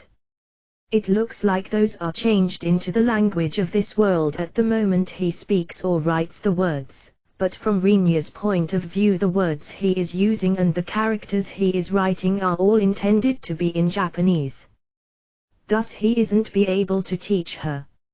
Renya wondered whether Krua dislikes being taught by Frau, who is a fairy that hasn't lived for such a long time since being born, as person who is 70 years old herself, but Krua has accepted her role as student very obediently and it has reached the point of her calling Frau teacher, T/N, sensei. Due to her excessively obedient manner, Renya tried to question Rona whether elves are really arrogant and full of pride. But her answer was something terribly vague like such elves exist as well. For 10 odd days, Renya had far too much free time. The debt at the time of buying this house ended up being quickly repaid when Frau's magic gem sales got on track. The real estate agent, who had resolved himself for the debt repayment to prolong endlessly, had a pleased expression due to the unexpectedly swift repayment. Moreover, the magic gems, which were distributed while being cautious of not breaking their market price, have been securing an extremely stable funds income as compact items put up for sale in the store space of the mansion. Once it had become like this, there was no necessity for them to force themselves to turn up at the guild and to finish requests. TRAITORAIZEN 121 243 Even so, after being told by Rona that their registration will be revoked if they don't show their faces there at all and are judged as people who won't do any work, it became necessary to go there occasionally, but still, the frequency had fallen. In other words, Renya, who had nothing to do, spent his days by doing requests, which look like they can be finished right away in a close-by location, from the guild by himself or by tending the store, but one day packages from the elven country arrived at Renya's place.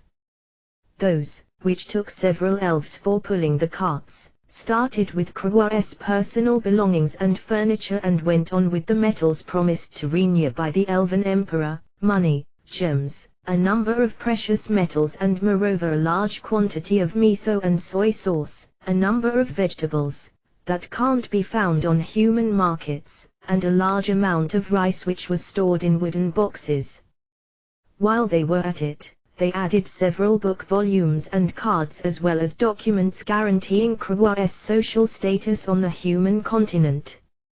As for the consumable goods, we will provide resupply as soon as we receive the notice that they ran out, but since there's no way for us to eternally provide those for free, we will soon demand a certain amount of money. The elves left those words and departed, deciding to ignore the inevitable situation of it causing quite the uproar in the surroundings due to the visit of a large amount of elves one usually don't encounter on the human continent. Rinya, who was the only one having free time, immediately started to check the items in the packages.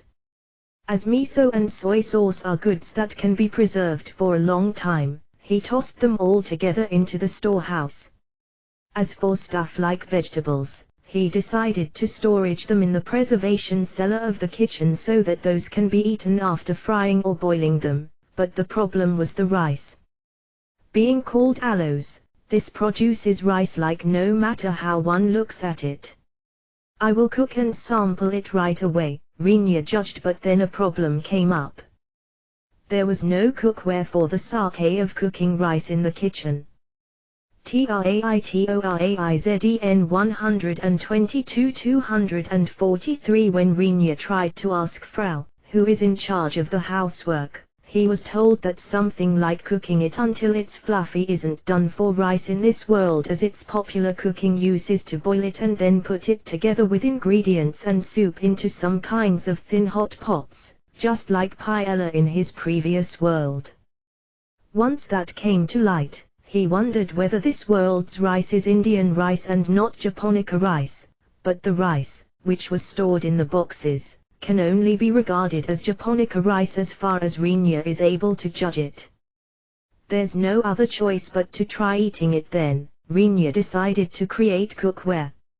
At first he thought about making an iron pot, however he felt like it was in some ways oversized as cookware for the sake of trying to eat the rice experimentally.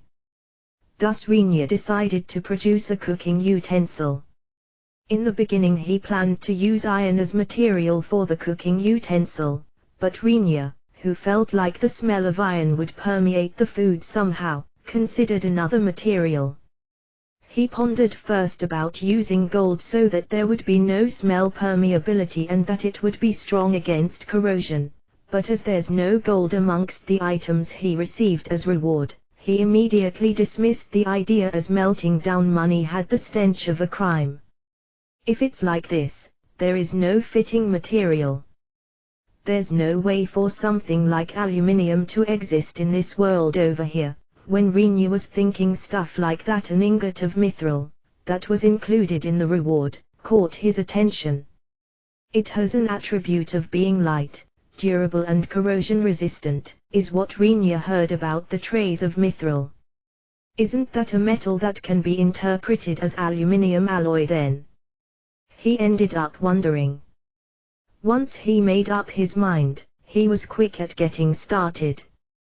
Putting it into the fire of the workshop's hearth, he melted down the mithril ingot and traitoraizden 123-243. What ended up being created in the blink of an eye was the item which emerged at the beginning.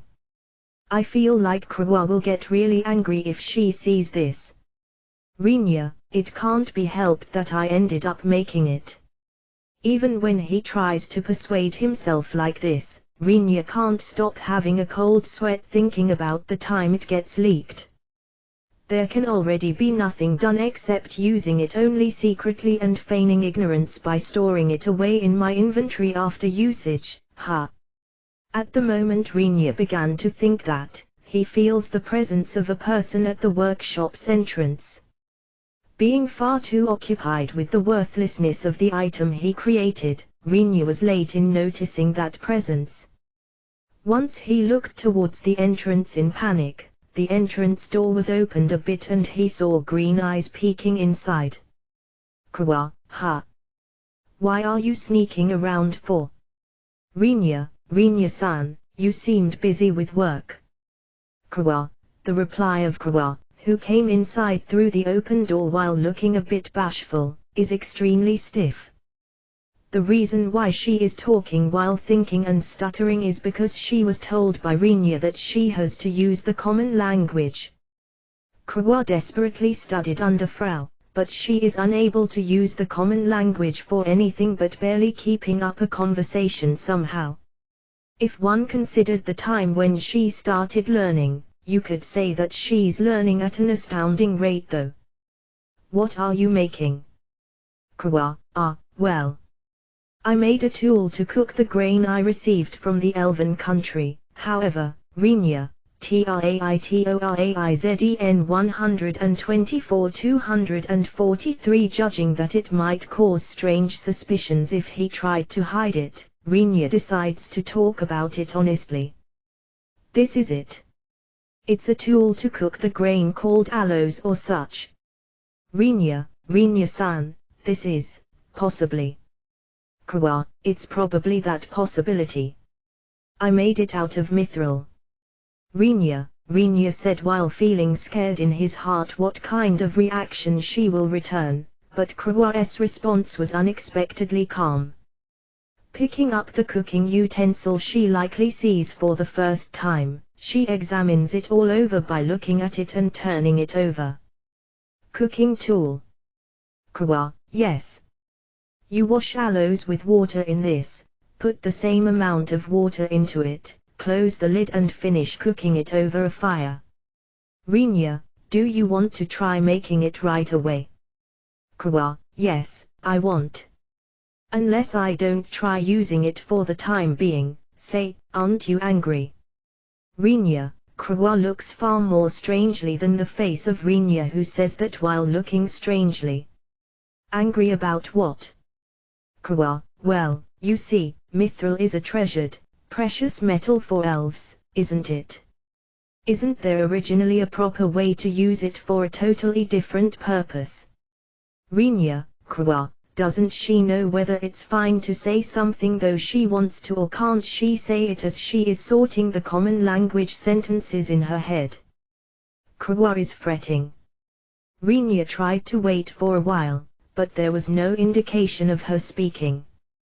Traitoraizhen 125-243 It's all right to use the elven language.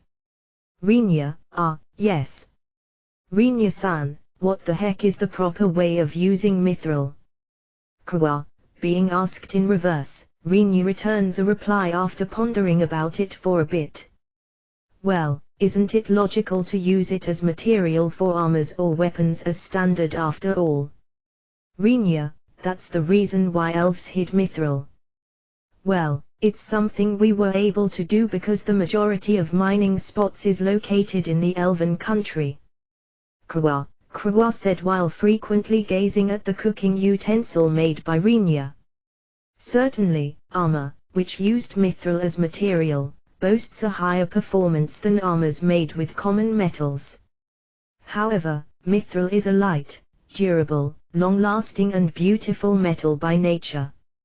I believe it's incorrect to say that it can't be used for anything but armors. Kawa continued while returning the cooking utensil she finished examining roughly. Isn't it fine to use it for cookware? If the people of this world favored the usage of mithril for such purpose, the elves wouldn't do something like hiding mithril, I believe. Kawa, while holding the cooking utensil she returned, Rinya nods with a complicated expression. Well, I'm able to understand it somehow, but there's also the argument that it's somewhat difficult to make the mithril I received into a weapon. Rinya, I don't think there any necessity for you to hold back, is there? The share, which was given to you, Rinya-san, has been handed over to you with the approval of Father Sama, who is the Elven Emperor, to use it as you see fit. It's also a fact that mithril-made weapons have an excelling performance. Kawa, I see, in that case I can use it without worry, ha. Rinya, please let me participate if you use it in your experiments. Kawa, TRAITORAIZEN 126 243. Did she finish saying what she wanted to say? Kawa apparently returned to using the common language again. For Rinya, who hears the Elven language and the common language in the same way, there was not a single advantage to it, since it just makes it difficult for him to follow her. But since he told her use the human language since you are on the human continent, there's no way for him to overturn that at this point in time either. She will probably be able to handle the common language sooner or later if it's Kawa, thus I will put up with it for a while, Rinya decided. That's right. I want to see how things will turn out with my cooking methods. Rinya, master. Frau Rinya, who said let's go to the kitchen then to take along Kawa, is detained by Frau, who stood in the workshop's entrance before he became aware of it. It looks like we have a visitor. No. Frau, who is it? Rinya, I think it's probably Lyris Sensei. No. Frau, searching his memories for a moment as Rinya doesn't know who that is. Even when he heard the name, he recalled the face of the woman who works together with AZ as teacher at the adventurer school. After a little while, losing in a mock battle with her students, he received a request from AZ that he should do something about her class that caused a disruption. It was a story from quite a bit ago, but Rinya has no memory of accepting a visit from that Lyris. He has doubts just what kind of business she has with him, but as he immediately understood that he won't resolve those doubts unless he listens about it to the person herself, Rinya tells Frau, please guide her to the dining hall since we will carry out experiments to cook rice in the kitchen. Rinya, got it. No. Frau, TRAITORAIZEN 127 243. Giving a single nod, Frau heads towards the main gate to welcome her. After seeing her off, Rinya headed to the kitchen while taking Kawa along. Is it fine although there's a visitor? Kawa, isn't it totally fine as it's a visit without appointment? Since she's related to my friend, I believe she won't say anything annoying. Rinya, if something happens, I will have AZ smooth it over. Swallowing those words, Rinya passed through the door of the kitchen for the time being.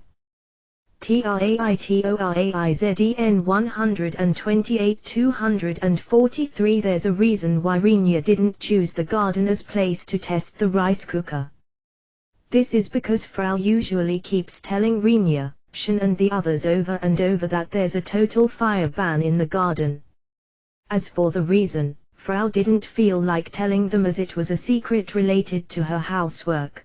But since she appealed it quite frantically and very seriously, it was recognized between Rinya's party as a rule they should adhere to. Rinya wonders whether there's something explosive buried in a place he doesn't know about, but there's no one except Frau that knows that his prediction isn't necessarily that far off the mark. Because of that, Rinya tried to use the kitchen as experiment site. However, one can't say that a regular kitchen table fits overly much for using a rice cooker. However, there was something just fitting installed in the kitchen of Rinya's home. If one takes a look at it, it appears to be a simple stone cylinder. At first Rinya asked what the heck is this, and he didn't understand why it was installed in the kitchen, but after examining it in various ways, he understood that it was apparently a Zubokama * called a Tandoor * in his previous world. T/N, Zubokama or is an iron jar, Tandoor is some kind of stone cylinder where you burn fire inside, kind of like a closed-up fireplace. Google for pictures using the kanji. Once he tried to ask Frau, he was told that it was usually used for grilling stuff like meat by hanging it over it. Won't it cook well once I place a stick above this and hang the rice cooker on it? Was what Rinya thought. Lyris, TRAITORAIZEN 129 243. First I have to examine the cooked rice before cooking rice. If I mix small grained rice and broken rice, it will end up causing irregularities in the cooking. Since it will take far too much time to thoroughly check everything no matter how you look at it, I will cut it short and create a reliable delicacy of the cooked rice's flavor without trying to thoroughly check it beforehand. Rinya-san. Lyris, what's very important for the cooking of rice is the quality and quantity of water. Around 60% to 70% of the cooked rice contains water. In other words, it's no exaggeration to say that water controls the taste of the cooked rice. It's wrong to put too much effort into washing the rice. It will cause cracks to the precious rice. One has to replace the water several times with a feeling of quickly removing the dirt from the surface. There are certainly arguments questioning whether it's fine to shake it up and down after putting it in the cooker, but Rinya didn't fuss over washing the rice with his hands. After finishing that, it's necessary for the water to be properly absorbed by the rice. If one cooks it just like that, the core will remain and it won't become delicious after cooking. Rinya-san, hey, listen to me. Lyris, leave him alone for a while. No. Probably he is doing something very important right now. No. Frau, everything related to water in Rinya's home uses water that was made with magic. TRAITORAIZEN 130 243. The principle was simple for Rinya, but this water won't have any impurities due to simply being made with magic. It could be considered to be close to the item called pure water in my previous world, but one could say this was suitable water to cook rice. Since it has no flavor and peculiarities, it won't hinder the rice's taste. Once the work of letting the rice absorb the water is finished, the work will change to putting that rice into the rice cooker. I came to consult with Rinya-san, but, Lyris, if you disturb the current Rinya-san, he won't be able to listen to you, even if you talk to him. Awa. An elf is talking in the human language. Lyris, you should be more surprised about an elf being here before that. No. Frau, now that you mention it, why an elf? Why's an elf here? Lyris, putting the rice, which had completely absorbed the water, into the rice cooker, he fills in water yet again. Although the commonly proper rate is supposed to be 1 rice to 1 2 water, Rinya lowers the amount of water a bit as he's fond of slightly hard rice, if pushed to say. Once he closed the lid, he ignited the fire. Since it's originally difficult to remove the soot sticking to the exterior of the rice cooker if it's held directly of the fire, there's the easy measure of coating it thinly with mud or such before igniting the fire, but since even the fire is something induced by magic in Rinya's home, there won't be any soot. That's why he adjusts it while putting it directly over the flame as it is.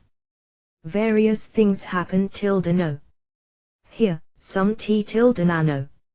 Frau, TRAITORAIZEN 131 243. Thanks. Black tea, is it? You are using a good one. Lyris, later I will bring green tea. Master told me that green tea is absolutely necessary when eating cooked rice. No. Frau, Before I realized I became a food sampler. Lyris, you should go with the flow. You might give Rinya-san a bad mood if you refuse untactfully. I'm called Krawa. Please treat me well. Krawa, how very courteous. I'm called Lyris. I'm working as teacher at the Adventurer School of Kukrika. Lyris, There was even a song about the condition of the fire going something like the fire begins to burn weakly while going poof poof * in my previous world, but if you change it into numbers, it's 5 minutes on low fire, 5 minutes on a medium flame, 5 minutes on a strong flame, 10 minutes with a low flame and lastly steaming it for 10 minutes. The total cooking takes 35 minutes. T/N. The fire burns weakly while going poof poof. Don't remove the lid even if a baby cries is a phrase used to put the fire's condition in order while cooking rice in a hearth. It was an oral tradition handed down during the time when rice cookers hadn't spread yet. There are various versions of it too. If there are people saying one should measure it precisely, there's also people who go with observation while watching the rice's state. But if pushed to say, Renya's view inclined to the latter. People who said that are those who change the requirements largely depending on things like the circumstances in the surroundings. Renya concludes that he should adjust it ad hoc while watching the situation after referencing to the numbers. Lyris. What's your business with Master today? Nano. Frau, just a bit. I want to consult about AZ-kun. Lyris, AZ-san. Kwa, he is Master's friend, a school teacher and Lyris lover. Nano. Frau, TRAITORAIZEN 133 243a. No, well, that's right though. Lyris, love consultation with Renya-san. You can't say he is suitable for that though, I think. Kwa, she plainly said something cruel, but Frau agrees with her opinion. Nano. Frau, once taken off the fire, the steaming work starts. There are people who teach that one should cook the rice with steam by turning the rice cooker upside down, but since the water vapor won't have any path to escape if you actually turn it upside down, it's not recommended to turn it over as the rice will become soggy. The correct way of steaming is to place it beside the fire while leaving it as is. The operation of turning over the rice cooker is originally for the sake of removing the stuck soot with leaves and grass at the bottom while the inside of the rice cooker is still hot. Before realizing that became associated with the steaming. That's the knowledge residing in Renya's head. In other words, it's an unnecessary task for Renya who uses magic fire that leaves no soot. One might even say that it's a pointless action that will only lower the taste of the cooked rice. Although it's just by the way, but fellows, who are scared of failing, cook it boldly with a strong flame from the beginning. It will be cooked with an average quality if one waits for around 15 minutes with it cooking on a low flame once it whistles and spills over. Renya, to whom are you explaining? No, Master. Frau, well, I wonder who. Renya, opening the lid once the steaming finished will combine the water vapor with the rice to make the rice fluffy. It's a measure to cook delicious rice as the extra moisture will escape with this. Since it's an experiment this time, let's try eating it as is for the time being, shall we? TRAITORAIZEN 134 243, Renya, the cooked rice is served into the 4 small bowls prepared by Frau. After telling them to eat it with a spoon as there are no chopsticks, Renya tries a mouthful himself. His impression after having tried it is, the taste is passable. The sweetness is weak and the aroma is light. Even so, Renya's mouth slackens unintentionally as the result has a proper quality to be allowed to be called a rice meal. It's nice and warm. Nano. Frau, it's a cooking method I haven't seen yet, but it's delicious, this. Lyris, it's great as it has no core and is soft. Renya-san, you are quite skilled. Kwa. While listening to the individual impressions of all three, he once again scoops up the remaining rice after wetting his hand with water once and slowly grasps the hot rice while enduring. Originally it's correct to grasp the onigiri gently as it contains air, but Rinya molded the onigiri while putting strength into it, though only a bit. Spreading out a wire mesh net on top of the tandoor at this point, he places the onigiri, he just held, on it and carefully grills it while coating it with the soy sauce he received from the elves, with a brush. The aromatic smell of burning soy sauce begins to spread in the kitchen and, just as expected, the looks of the three gather on Rinya's hands. Rinya-san, it's a very shameless talk for a food sampler, but is there a share for the amount of people of that? Lyris, don't worry as I will of course shape 4 of those. This time it's a prototype, but I will make many of those next time, if they are popular. Although I say that, since there's a limit of cooking with the rice cooker, it might be necessary to prepare a suitable iron pot. As I will contact you at the time I make them, come together with AZ to eat with TRAITORAIZEN 135 243 us. Rinya, yes. Lyris, it was just a bit, but a shadow fell on Lyris's face. Coating the onigiri with soy sauce while flipping it over so as to not burn it too much, Rinya asks, did you tell me what you wanted from me? I heard it's about AZ, but what exactly? Rinya, yes. I considered bringing up such talk as rude, but, Lyris looked like it was hard to talk about it, however Rinya waved his hand in a manner of opening it with a flapping. Don't mind it.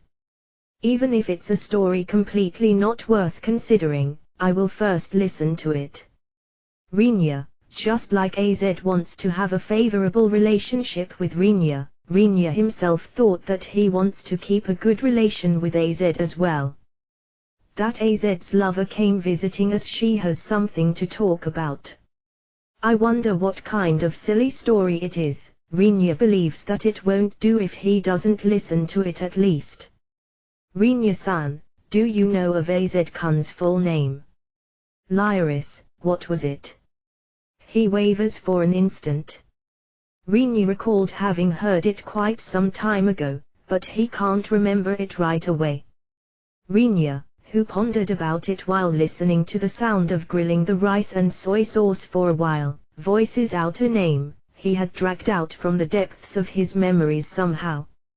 AZ Hound, wasn't it? That was his family name, wasn't it? Rinya, TRAITORAIZEN 136 243 yes. His family name is that Hound, but this is the family name of an Earl household in Trident Principality. Lyris, the Trident Principality is a duchy and thus there's no king. Instead the duchy is governed by being called Archduke. The noble ranks below that are Duke, Marquis, Earl, Viscount, Baron and, continuing with the lower nobles, Knight and Lesser Knight. T/N, the last rank would be either Semi-Knight or Associate Knight, but both sound kind of weird, so I will go with Lesser Knight. In other words, there's an Earl household called Hound in the Trident Principality and AZ originates from there.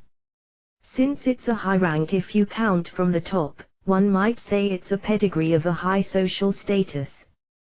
That guy was the young master of a fine family. Rinya, he seems to be pretty much the second son.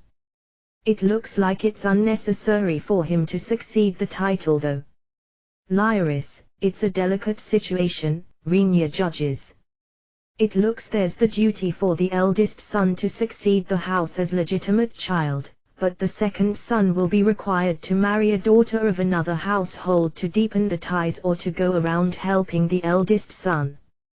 Considering the situation, it should be a rare case for someone to lead a willful life as adventurer like AZ. It looks like half of it is him running away from home. Lyris, what did she read from Rinya's expression? Lyris gives an additional explanation. Did it appear on my face? So, how's that related to our talk? Rinya, actually, most recently, I was officially proposed to by AZ-kun, but, Lyris, what kind of face did he make when he confessed? If the person himself heard that, it must have been quite the sight. He would become bright red from anger, Rinya thinks. TRAITORAIZEN 137 243. If I perceived it beforehand, I would have gone to take a peek at all costs. He had a slightly frustrated feeling. That is, congratulations. Isn't that a great story? Rinya, Lyris' expression doesn't clear up with Rinya's words of blessing. Thanks, however, I have no family name. I'm simply Lyris, my family is of commoner birth. Lyris, home. Rinya, AZ-kun told me that he doesn't mind. As he left his home similar to running away, he won't care about whatever they might say this late in the game. But, concerning the commoner me associating with AZ-kun, it looks like there will be various interfering from AZ-kun's family's side. Lyris, in other words, it's that you will be secretly removed by AZ's home as hindrance due to AZ and you going out. It's not a difficult situation, but it looks like the settlement will be quite difficult. Pretending it to be some kind of accident, we will simply do them in with a bang after gathering them in one place.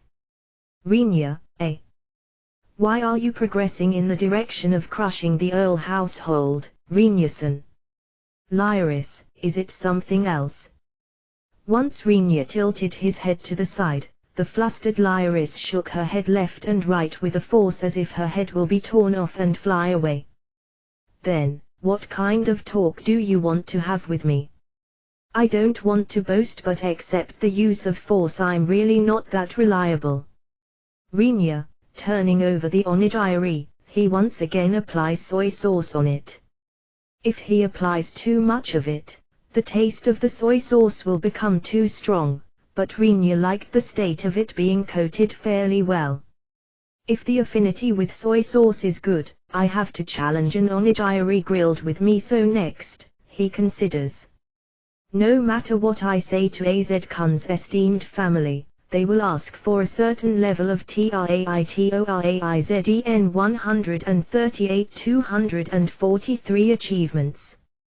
Lyris, that's impossible if you continues as school teacher, is what you mean. Rinya, how many years would it take? During that time I will always feel bad for continuing to put my answer to AZ-kun on hold.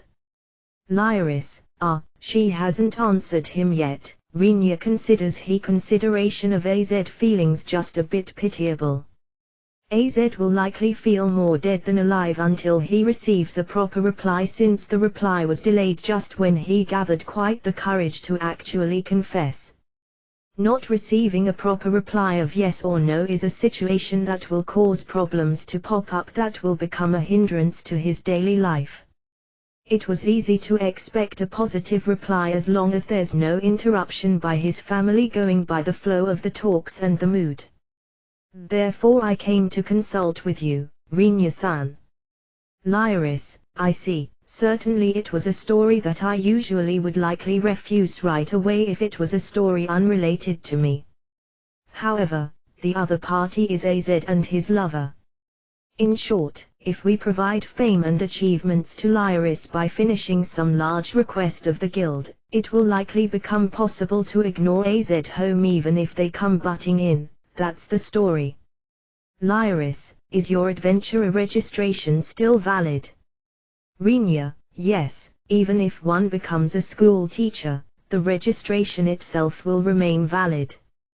Lyris, while pondering, well then, what shall we do? Rinya picks up the grilled soy sauce onigiri from the net and tosses it to Lyris. Lyris catches it directly with a feeling of it being reflexive.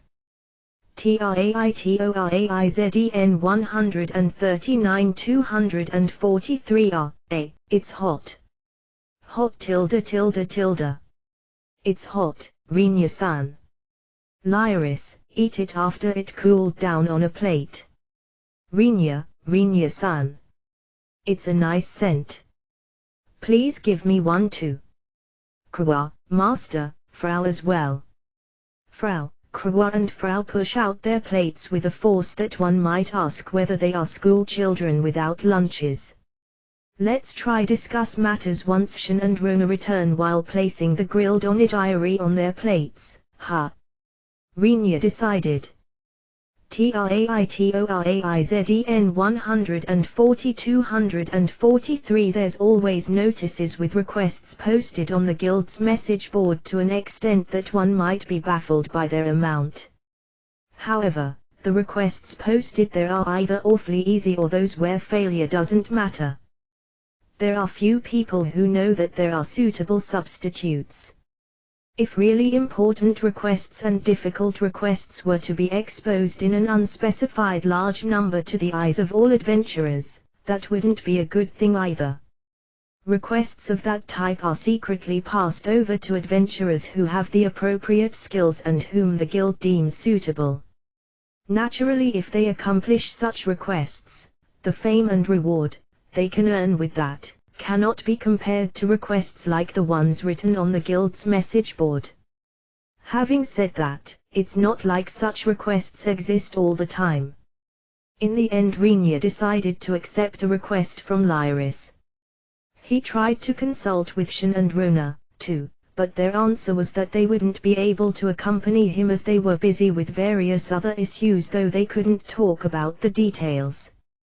Because of the information brought from the Elven country the other day, continuous monitoring has been set up at the entrance to the forest labyrinth, which is located in the forest that had been mostly destroyed by Rinya, and the construction of a fortress with a reasonable scale nearby has started with a quick pace. There's a rumor that they are hurrying the formation of the garrison after having decided a permanent stationing of soldiers. TRAITORAIZEN 141-243. As expected, it's not like they can station a garrison there that will be able to repulse a group of monsters at the scale as the one which attacked the Elven country. The fort puts emphasis on defense strength. Apparently there have been installed several escape doors so that the soldiers can escape swiftly in an emergency. Rinya is somehow able to understand that Rona is busy related to that. Rona is calling herself a priestess for the time being, but in reality she's a knight. You can pretty much call her an expert of military affairs in Kakrika, which is close to the front lines. Even if she has been invited by that side, it's nothing particularly weird. In contrast, what was odd was Shin being busy. I don't have the slightest idea about the reason for her being busy. Even if one considers her as combat potential, she is just a mere swordwoman, and if compared with Rinya, she doesn't possess anything but skills that fall far behind him. It's difficult to imagine for her to be summoned to get involved with the garrison.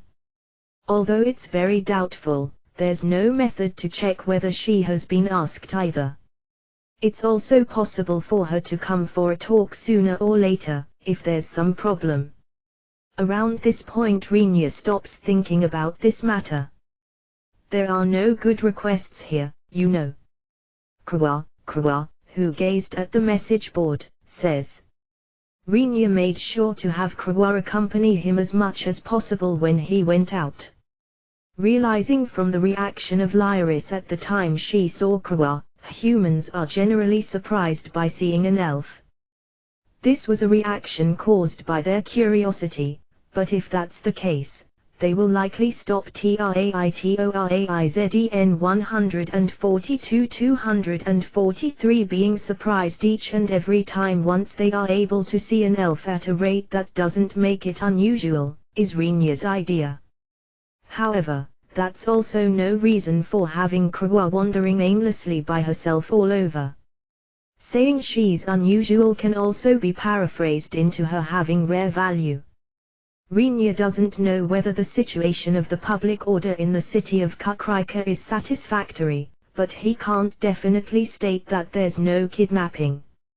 And, in case such criminals became conscious of Kawa's existence, It might be possible for Krua, who would let them strike it rich, to experience a dangerous situation. Since that's the case, there's nothing left but for Rinya himself to act as Krua's guard and stay together with her. Well, it's not like we can idle around with a suitably moderate request either. Rinya, there's a single reason why Rinya decided to accept Lyris' request. That's because of the reward presented to Rinya by Lyris. Lyris, who carried out requests as regular adventurer before she became a school teacher, offered Rinya to hand over everything as long as it's money she possesses herself and items she gathered in her adventuring days. As for the items she collected, Lyris, who apparently got a methodical character, wrote all of them on a list. There's such stuff, Lyris gave that list, she brought along when she visited, to Rinya. Seeing that list, Rinya discovered an item that caught his eyes. The entry for that was written like this: a small metal box, color is black, its shape is oval and strange ornaments have been installed on it. Inside there are many polyhedrons, which look globe-shaped, with uneven sizes of their surfaces. Their colors are jet black with red lines here and there. The polyhedrons are suspended in there by 7 fulcrums TRAITORAIZEN 143 243 and a belt that seems to be made out of metal. Their purpose is unknown. No way, was Rinya's frank impression. There was for some unknown reason only one item, which applies to this description, within Rinya's knowledge. By staring at them, the scenery of the underworld emerges in one's mind and they will end up summoning what shouldn't be called. It's that. However, this is knowledge from my previous world, it's quite unlikely for the same thing to exist in a different world. Even so, the resemblance is too much. For argument's sake, if it's something else, there won't be any problem. However, if it was the same item as the one to be found in Rinya's knowledge, it's a far too dangerous item to be in the hands of a mere adventurer. While that may be true, I can't say it will be safe in my hands either, but as I understand at least what it is, it should be difficult for me to make mistakes in its treatment. In order to not appear overly unnatural, Rinya told Lyris that he would accept the request on the condition of being given some money and goods, several items, that appear to be magic handicraft, and that small metal box as reward. Of course, in case he obtained the small box successfully, he intends to consult with Frau and to seal it away so that it won't ever be touched by people. At any rate, I don't quite understand what kind of job meets Lyris' expectations. Rinya, a job where you can say she succeeded as adventurer. Krua, certainly it's very unlikely for it to become some crazy story where she's tossed into the vicinity of an orc nest and told to kill 100 orcs by herself, right? Rinya, once you assess the phrase of killing 100 orcs, it might be taken in a different meaning, Rinya thinks. TRAITORAIZEN 144 243 In that case it would turn into the previous talk about fame or achievements and so on. Basically it has to be doable by Lyris-san. Krua, no, that's likely unreasonable, but you can't definitely call it her achievement if she doesn't fight herself to some extent, right? Rinya, even if it was a talk about Rinya searching as well as killing it and letting the credit go to Lyris, Rinya himself doesn't mind at all, but it might get easily revealed if the person herself doesn't do anything. In that case, if she fought a bit, even if I'm responsible for the greater parts, it will probably easier for her to say that it's her achievement, Rinya assessed. It will be fine even if she just stabs the target, that's half dead from my attacks, to finish it off, but I wonder just what kind of monster is convenient for that. Rinya, if it was about an elf, I could tell, but if it's about a human, I don't know. Krwa, if it's an elf, what's required for them to defeat to be regarded as remarkable? Rinya, that will be a manticore. Krwa, the monster called manticore is a monster living in forests and a being that has a strong appetite. It has wings similar to the membrane of bats and a tail with a scorpion stinger attached. It is said that it possesses the body of a lion with a human face. It even has the nuisance of using magic even though only lower grade 1. At any rate, it is a monster that eats well. If it's elves or beasts, as long as it's something that can enter its mouth, it will eat endlessly. Among the elves it was decided to exterminate it as soon as it was discovered while treating it as harmful monster. Since it has a brutal and uncontrollable nature, the act of crushing this manticore TRAITORAIZEN 145-243 alone will warrant high praises for such an extremely honorable deed among the elves, Krwa explained. In Elven language. As it was impossible to explain it in common language, Krwa gave up quickly, but she became teary-eyed from receiving Rinya's iron claw, albeit a weak one, once she finished her explanation. Don't start rattling on and on in the Elvish language all of a sudden, you idiot. Rinya, you are cruel, Rinya-san. I'm seeing stars in front of my eyes. Krwa, don't worry as it will go away sooner or later. However, I wonder whether Lyris defeating a manticore will be a cause for her to be regarded as remarkable. Rinya, moreover, will we be able to find it? There's such a worry as well. As there are many large forests in the elven country, it looks like manticores themselves are monsters that appear fairly frequently, but one can't say that it's the same on the human continent. There's far less forests compared to the elven country.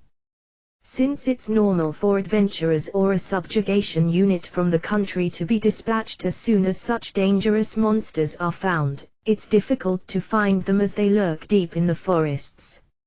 Oh, Nichan, it's been a while. What did you do to have caught such extreme beauty? Coming to his senses from his thoughts due to the sudden voice directed at him, Rinya turns his look in the direction of the voice's owner. The one who was there was not only a middle-aged man but also an adventurer who had an appearance and equipment that made it really clear that he worked his way up. Rinya, who remembered it's a face I've seen somewhere, lightly greets him after recalling that it's the adventurer who previously gave him information about the forest octopuses. TRAITORAIZEN 146-243 earlier than Rinya's greeting, Krwa bowed while smiling cheerfully. It looks like she apparently reacted to the word beauty. It's been a while. Didn't you participate in the forest subjugation request, Osan asterisk? Rinya, T/N, means middle-aged man in a slight derogative way, but kind of hard to put it in a proper English word. I intended to do so. But since my buddy told me that he received work in another matter and that I should go there, I wasn't able to participate. Well, if I think about it now, it was quite fortunate. I've heard that almost all of those who joined in on that request were killed. I see. Which reminds me, the information from the other day saved me quite a bit of trouble. Those forest octopuses were certainly delicious. Rinya, the middle-aged adventurer, makes a slightly surprised expression due to Rinya's words. You managed to survive, didn't you? That's amazing. It was probably good luck. Rinya, you are absolutely right. It is said that the forest was destroyed almost completely. Moreover, that it was the deed of demons. It looks like there's currently an uproar about them building a fortress with a garrison in that neighborhood. It has been turned into a deed by demons. Rinya is slightly surprised about the information he heard for the first time. Certainly, calling it a natural disaster lacks persuasive power. Even if Rinya decided to claim it, no one would probably believe him. Since that's the case, the way of accusing the demons of being at fault for everything is easy. It seems to be something that is easily believable. So, Nichan, why the heck are you pulling such difficult face in front of the message board? The beauty next to you is an elf. Finally, having noticed Krua's ears, the adventurer raised a loud voice in surprise. Traitoraizden 147 243. Krua's smile changes into something similar to being slightly troubled. Rinya tells the adventurer while sighing once, "Please don't raise your voice too much. It would be pitiful if she became frightened." Rinya, yeah, sorry. I have been doing this business for a long time, but leave alone counting elves on a hand, I haven't seen them at all. I wronged you, too, oh Hao-chan. No need to do that. Krua, oi, Nichan. The elf talked in the common language. At the moment she is studying. Don't worry, the difficulties will vanish before long, too. Rinya, how unbelievable, won't the higher-ups of the city indulge in a bloodshed tomorrow? Due to the adventurer declaring that somewhat dumbfoundedly, Rinya decided to try asking as he had nothing to lose anyway. There are a bit of special circumstances and it's only for short term. However, there's a fellow who wants to raise achievements in order to obtain agreement from quite a noble. Rinya, a noble, Ain't it difficult to just get their agreement, as those fellows always find a way to find fault one way or the other? That's true. We have taken that matter repeatedly into account. Don't you happen to know about a monster where even a noble likely won't be able to complain if it's subjugated? Rinya, well, I don't know. The adventurer placed his hand on his chin and thought for a while and finally opened his mouth after he put his thoughts in order. If you want to obtain such an achievement, there's no point in talking about small fry. There ain't no doubt that if you finish off one demon, there won't be anything beyond Traitoraizden 148 243 that necessary. But no matter how many lives you've got, it won't be enough if you fought against such a thing. Rinya, otherwise, isn't at least something like a dragon living inside the group of rocky mountains where the Tomb of the Recluse is located at, I wonder? The Tomb of the Recluse is close by. A dragon is dwelling this close to the city. Rinya, the gathering of rocky mountains, where the Tomb of the Recluse can be found, is a place where Rinya went once. It's a place that is just roughly 20 kilometers away from the city. Rinya pondered about the question whether it is a good thing for a dragon to dwell this close, but the adventurer denied Rinya's words by shaking his head left and right. Nichan, do you remember at least the geography of the surroundings of the city you are in? I told you that the dragon's dwelling is deep inside the group of rocky mountains, right? It takes a few hours to walk to the gathering of rocky mountains, but you won't arrive there unless you advance north for another full day between the rocky mountains from there on. Furthermore, you won't get there if you go at it half-heartedly, since monsters appear on the way. Sub-dragons appear in that area, too. Sub-dragons? Rinya, it's wyverns or rock dragons. They are weaker than a dragon, but that doesn't change the fact that they are formidable enemies. Will those guys turn into reasonable achievements? Rinya, that is, it will be no good if it's only one or two, but if you defeat a number of them, it will likely result in quite an achievement. Is that so? If we go, we will generally run into a dragon. Rinya, well, that's mostly certain, but, Nichan, do you seriously intend to go? Traitoraizden 149 243. Rinya answered the adventurer, donning a shocked expression with a smile. It looks like an opponent that lives in a place where I don't have to search overly much. If it's impossible to subjugate them, it looks like I will be able to use the move of making do with defeating a number of those sub-dragons in the vicinity. Rinya, it's unlikely for there to be a subjugation request, but it appears that you can make money from the raw materials. Krua, the elf's look isn't overly surprised due to Rinya talking about it thoughtlessly. Usually, if you were to talk about dragons, they are monsters above A rank which can be defeated one way or another by adventurers joining together into a bigger party, but do these guys really know about that, I wonder? The middle-aged adventurer became worried. TRAITORAIZEN 150-243 Rinya harbors the impression I wonder if it went slightly amiss. Due to the attire of Krua who is walking next to him. They are in the middle of a road that can't be even called a road as it's trying to weave its way through the mountain scenery which could be simply called a field of rocks. They had to push through until quite deep into the group of rocky mountains where the tomb of the recluse supposedly lies and which is the location they are aiming for.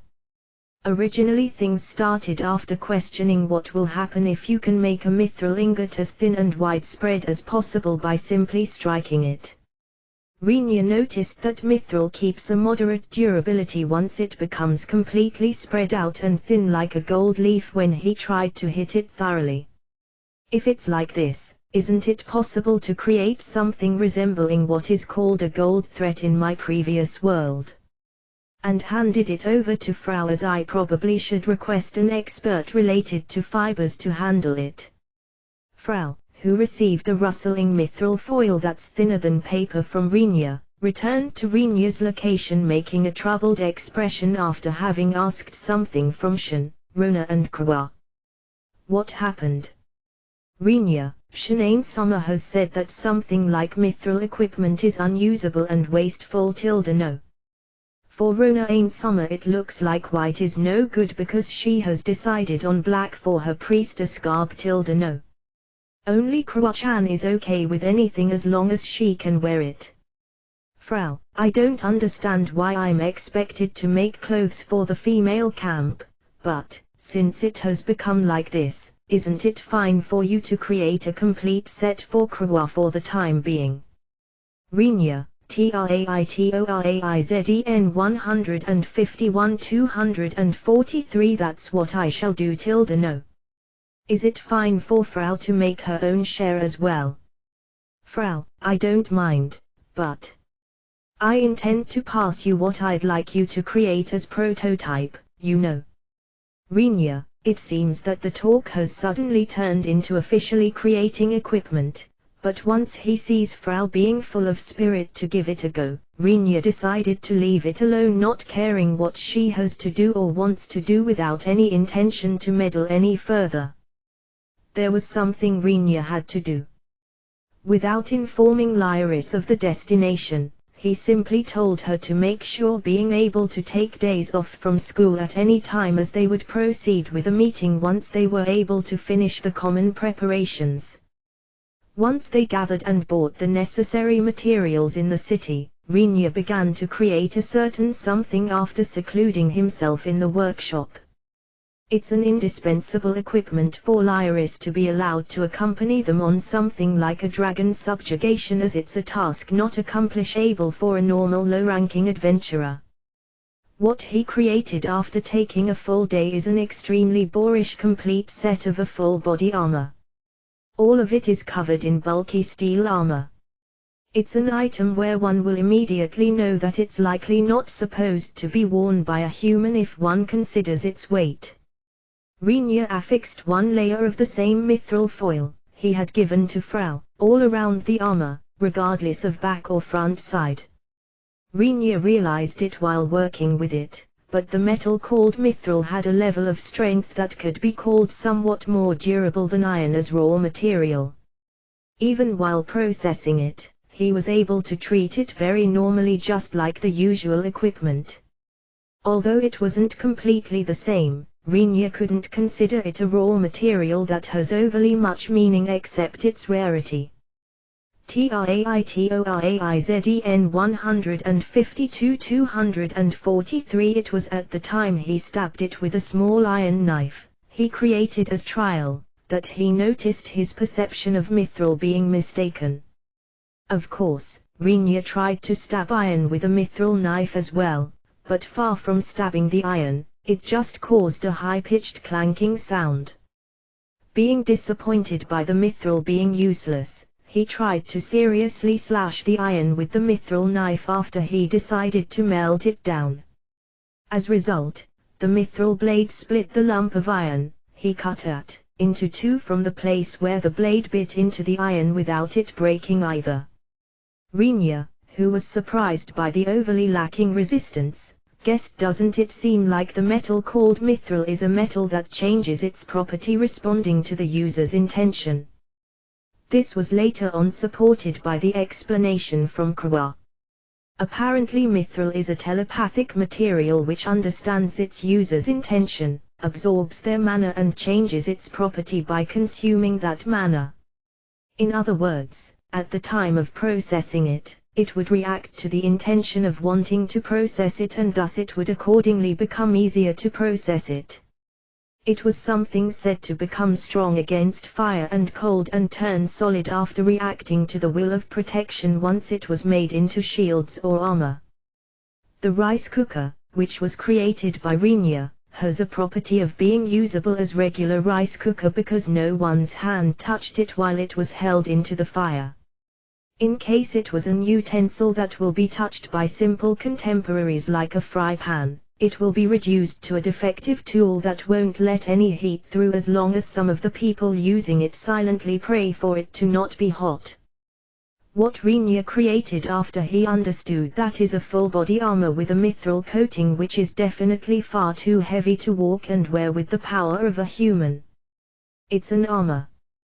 Kawa, yeah, well, you might be reluctant about it, Kawa, but it's something necessary. Rinya, if I normally take a long lyris on a dragon subjugation, she will definitely die. TRAITORAIZEN 153-243. Even if she just received the after effects of something like proper breath attack, there was no doubt that she would likely be on the verge of death.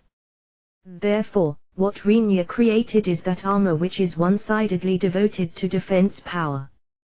Because he was worried about its defensive strength with just lyris mana, he installed plenty of magic gems he had received from Frau, but as a result Rinya couldn't see it as anything but a gorgeous coffin from his point of view.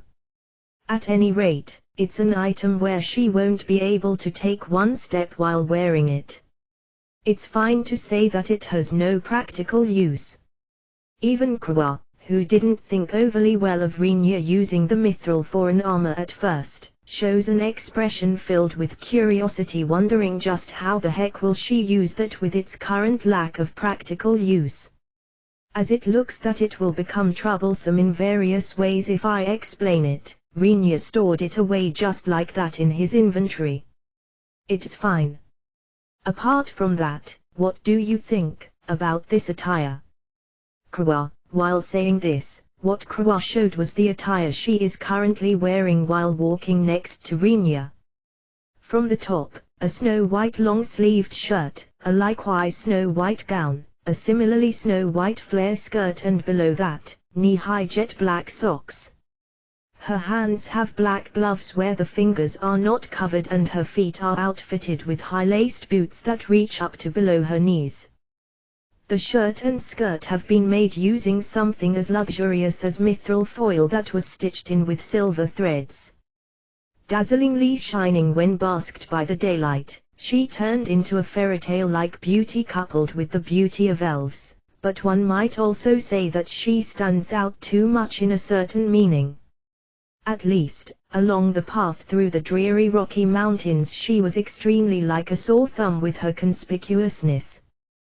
TRAITORAIZEN 154-243. The one following while out of breath from behind them is Lyris. Even though she came here for a subjugation, she wears her usual city attire without even having a sword or any armor. Going by her own judgment, she cannot help but calling it madness, but those are Rinya's instructions. It suits you. It's very cute.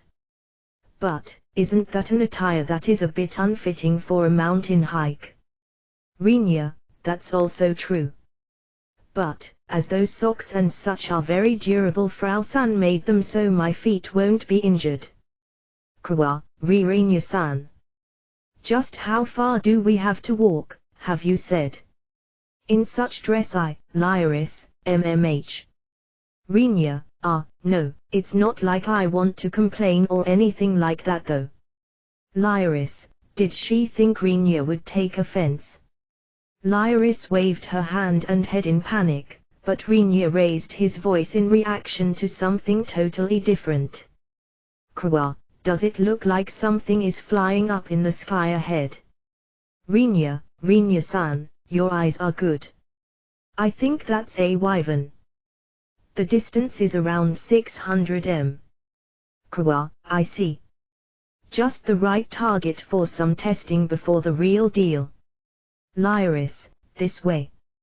Rinya, yes. Lyris, who doesn't understand at all what will happen after this, approaches Rinya while being beckoned by him. In front of her eyes Rinya took out the mithril-coated full-body armor from his inventory. TRAITORAIZEN 155-243. Once he lays it down on the ground so that it faces up and quickly unfastens its clasps, the whole armor opens into two parts. Rinya instructs Lyris to lie down into the part of the armor that is lying on the ground. What the heck? Lyris, there's no time. Listen, lie down quickly. Rinya-san, that side seems to have noticed us. Kwa, once he directed his sight ahead of the path upon Kwa's warning, he saw the wyvern flying this way slowly. The wyvern is a subdragon, which is a large four-footed lizard that has wings made out of bat-like membranes. Its overall length is around 3 m. Although it doesn't use any kind of breath, it has a stinger at the tip of its tail that possesses a powerful paralyzing poison, is the information Rinya heard at the guild. As for its strength, it's not hopelessly powerful, but as it's definitely classified as strong monster, it views adventurers, who aren't used to attacks from the sky, as easy prey. It's coming this way. Look. Get inside fast. Rinya, you understood. Lyris lies down in the armor in a hurry. Confirming that, Rinya shuts the lid right away and fastens the clasps. Rinya-san, it's here. Kwa, please defend against the first attack. Rinya, you are saying something splendidly unreasonable, aren't you? Kwa, who confronted the wyvern that tries to hit her with its hind legs as it nosedives from the sky, cried loudly while cursing at Rinya in the elven language. TRAITORAIZEN 156-243, Wind Wall. Kwa, the flight of the wyvern, that was going to attack, is disturbed by the rolled-up wind. Did it think it might crash to the ground if it started a forced attack? The wyvern temporarily abandons its attack and takes a distance by circling. Its jaw, that had jagged fangs lined up, raised a terribly grating roar. Rinya-san. That guise is calling its friends. Kwa. Hey, Kwa. Rinya, what is it? The second time will be quite close, I'm sure. Kwa, that skirt, it's an impregnable wall, isn't it? Rinya, due to Rinya saying that calmly, Kwa's cheek became slightly red while she's holding down her skirt's hem. If you want to see, I will roll it up for you as much as you like. Bah, what am I saying? Kwa, that will get you fired up once more, won't it? Rinya, while laughing frivolously, Rinya, who fixed the last fastener, calls out to Lyris who's inside the armor. Listen up, Lyris. If you don't want to die, desperately pray to become tough. Got it? It's also fine to think about you hating pain or you not wanting to die. At any rate, be proactive about it, understood? Rinya, why yes. Lyris, alright, get ready in various ways. Rinya, Lyris was flooded with scruples due to Rinya's remark, but she was already in a situation where escape by her own power was impossible. Traitoraizden 157-243. It's an armor where the person inside can't remove the armor with their own hands if they are even unable to get up thanks to its weight. Once he took his eyes off Lyris and looked up to the sky, the number of wyverns, who were observing the situation over here while circling, had increased to 4. They are increasing. They have increased, Rinya-san. Krewa, since the shouting Krewa started to talk fluently, she has likely been continuously using the Elven language. Alright, let's go, Lyris. It's okay, I have experimented with it myself more or less. Rinya, oh okay. Lyris, non-attribute, enhanced activation, manipulation, Rinya, Hioa, Lyris, the armor, which was stretched out on the ground, jumped up to the sky with a terrific force while leaving a short scream behind.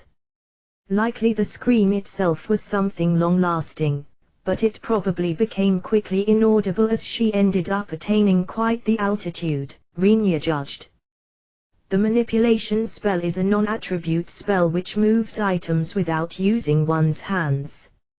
For a common magic practitioner, it's a spell that allows moving items, which are at the level of being holdable by one hand, with a suitable momentum.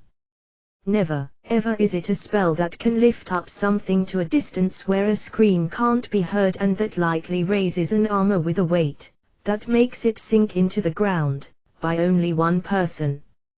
It's a technique accomplishing a questionable cutting of corners by making an item reach a place with magic by using only its initial force without continuing to prolong the spell's effect, in addition to an amplification of the effect by consuming large amounts of mana.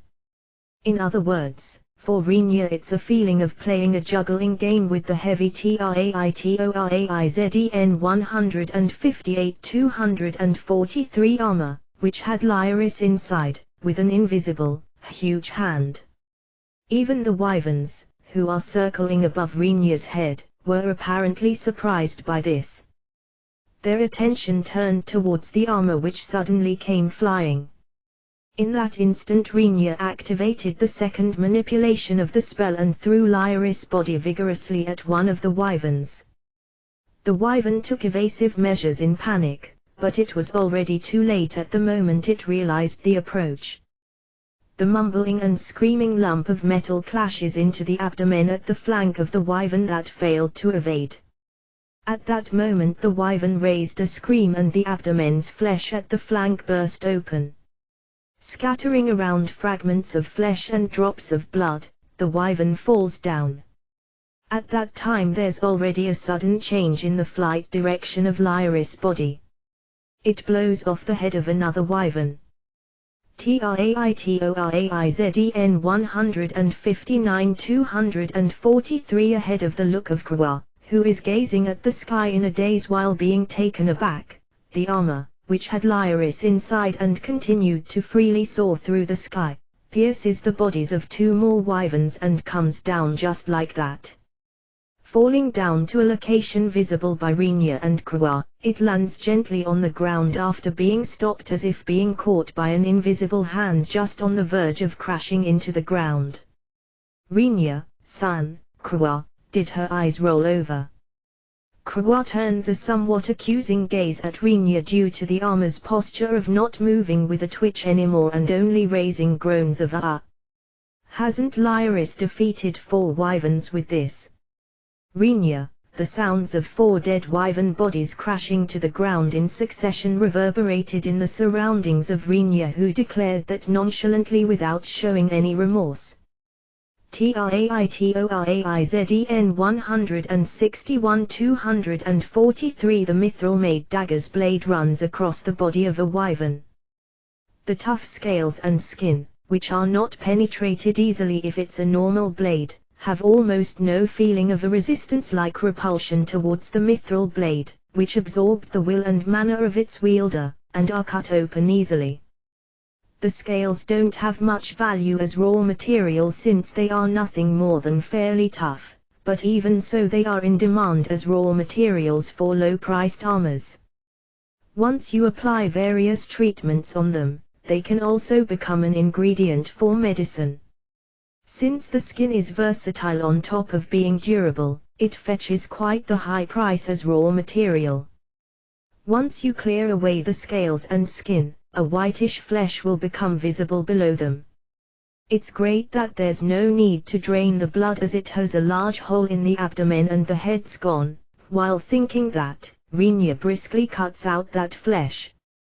This part isn't circulating on the market overly much, or rather the fault lies in the lack of a supply source, but since Rinya heard that it's a very delicious ingredient, which kept the refined taste of its fat while having a soft meat quality, he properly dressed the meat and put it into his inventory. However, it doesn't seem like we will be able to eat all of it. Mainly the meat from the breast, back, leg, the area around the neck and the tail are usable as ingredient. Moreover, once he makes his way to the internal organs, there's a candy-sized magic gem just above the heart. Of course he secures that. It's an item that Rinya doesn't regard as anything but having the value of glass marble by now due to the mass production by Frau, but it's not like Rinya has a leeway to the extent of neglecting and not collecting an item that can be turned into money. Traitoraizhen 162 243 Moreover, Rinya was dying to secure the entrails as ingredients. But since he hesitates to make the stomach and guts of a carnivorous monster into ingredients, he leaves them alone although he's interested in them. I thought that at least the heart and liver would be alright, but although I was able to guess which is the heart since it's moving, I don't know at all which is the liver. Even if I consider that this might be it somehow or another, I don't have any confidence in my judgment. It's a kind of animal that didn't exist in my previous world after all. If I think that it might be the liver, there's remaining the possibility of it being something completely different of which I don't even know the name no matter what. In the end Rinya hesitated quite a bit and tearfully decided to give up on securing the liver. Even if I wanted an advice, Krua has said that she hasn't done something like the dismantling of a wyvern and the other person is. Thinking up to this point, Rinya looks up to the sky. There, with a feeling of having given up in a lot of ways, a human-shaped steel is flying in the air with both its arms and legs swinging around while they are dangling loosely. When that body soared once again through the sky, a flower of bright red blood bloomed in the sky. 15 targets have been shot down, Krua's voice has a somewhat hollow tone. At the beginning she was clamoring around next to Rinya, but stopping to make a fuss as time passed, she now limited herself to simply gazing with a somewhat distant look at the whereabouts of Lyris, who is continuing to soar through the sky, and the dismantling of Rinya donning an expression of having given up in various ways as well. Although wyverns are welcome, rock dragons are no good. They have no use. Rinya, Traitoraizhen 163 243 Are they lured in by the smell of the spilled blood of the dead wyverns? One sub-dragon after the other appeared at the location of Rinya and the others. Most of them were wyverns, but sometimes there's a rock dragon mixed in as well. Just as its name states, the rock dragons have their whole body covered by a hard skin which is rugged and tough like a rock. The damage transmission through plain blows wasn't good. He tried to defeat them by changing it into a showering of lyris blows as it couldn't be helped, but once they were brought down, their hard skin became a hindrance in the dismantling next. Moreover, with that skin being too hard, it isn't suited for processing either. Is the moving of that heavy body for the purpose of delivering a finishing blow? The flesh was also tough and hard to chew. As result of his expectation, maybe there's delicious meat hiding below the hard skin being betrayed, Rinya felt disappointed. As it's not possible to eat it and raw materials can't be harvested either due to its plain toughness and sturdiness, it's a harassment-like monster. After having defeated several of them, Rinya chops them up with wind magic as soon as he finds them and leaves them as they are. Given that they are completely scattered after having been turned into mincemeat, there's no concern about them changing into undead. However, if this skirmish ends up being this showy, I have a feeling that it's fine even if we don't go especially for a dragon in reverse. Rinya, do you intend to defeat a dragon with that as well? Kwa, that's right. It's difficult to speak about having participated in the battle, if she doesn't land at least one hit, right? Rinya, even in the current state it's hard to call it like that, I believe. Kwa, TRAITORAIZEN 164-243 is that so? Rinya looks up to the armor flying above his head. Certainly, the one doing the manipulation is me, but it's an unmistakable fact that they wyverns are defeated by the ramming attacks of Lyris who's inside the armor, if you only look at the results. However, it's nothing more but the person herself having absolutely no freedom of action. Even if they were to examine the authenticity with a divination asterisk, it's likely unthinkable for them to judge it as lie. Rinya is certain of that. T/N, I misinterpreted the wording in the chapter where Rinya, Shin and Rona come to the gate of Kukrika for the first time. The kanji is, Huatsu, which translates as practicing law or art of law, but as a magic spell is meant here and as it seems to be connected to faith, I will translate it as divination. I wonder if the dragon won't come this way, too, due to being tempted by the smell of blood. Rinya, if it did so, it would save us the trouble of searching for it, Rinya says. While hiding on the other side of her faint smile the thought if possible, I don't want to encounter it though, Krua says, do you want me to look for it? Krua, are you able to? Rinya, Krua nods towards Rinya who asks with a slightly surprised expression. Can you even use the divination, investigation? Rinya, elves aren't able to use divination. That's because we don't believe in God. Krua, then, how will you do it? Rinya, for the time being, leave it to me, please. Krua, once she takes over by hitting her chest with a ***, Krua focuses her consciousness. TRAITORAIZEN 165-243 It's not a type of magic. It can't be called skill either. Instead it was something named amplification of perception the elves possess from the time of their birth. Originally it is used to probe the state of the surroundings within a forest, but even if they aren't in a forest, they perceive things like the sound of wind, sense, slight vibrations and sounds, and although it's only vaguely, they are able to picture the scenery of quite a range in their minds. Of course this isn't something they have usually deployed. As long as they don't think about wanting to use it, it's something similar to a hidden talent. If that wasn't the case, the elves would continuously be scared of small sounds and faint presences while leading their everyday lives. Elves won't usually use this ability at places where there are other races besides them. That's because that would expose one of their powers. And thus there are only few people who know about the elves possessing such ability. Currently, Krewa, who judged to use that ability in front of Rinya, has first the feeling that it won't particularly hurt if I show it to Rinya, and second, if I don't find the dragon quickly, Lyris will likely continue crashing into wyverns and rock dragons forever while being swung around in the sky, she believed. Beginning to spread the range of her perception, Krewa immediately noticed two unusual phenomenons. One is her own range of perception. If it's a normal elf, the range is limited to a circle of several hundred meters in diameter.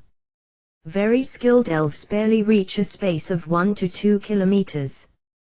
TRAITORAIZEN 166-243. However, the perception of Krewa, who went full throttle from the beginning, easily surpasses 2 kilometers and spread up to places reaching 3 kilometers. That change doesn't stop with the perception, but also extends to my skill in magic, my swordsmanship and my agility, Krewa realized. It's a change that occurred after she fought the monster army together with Rinya. What happened to my own body? Although Krewa didn't understand it, she isn't in a bad condition. Given that it's not a bad situation either, she doesn't care about it overly much. Maybe it's influenced by performing the last rites to the demon as was recommended to me by Rinya, is the level of her thinking about it. The second phenomenon is an event happening within her extended perception. Krewa picked up several big reactions within the sphere of her perception. As those were powerful reactions that couldn't be compared to wyverns, Krewa thought isn't that likely the response of the dragons. Although she thought that, it was particularly incomprehensible for all those reactions to simultaneously move with quite the speed in a direction away from the location where Rinya and the others are.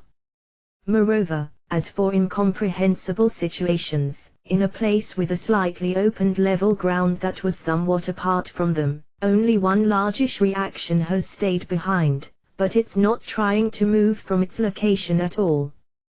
What the heck are these reactions representing? Unable to understand it, Krewa tilts her head to the side. Rinya, who looked at her state from the side, sees Krewa tilting her head and calls out to her. Did you discover something?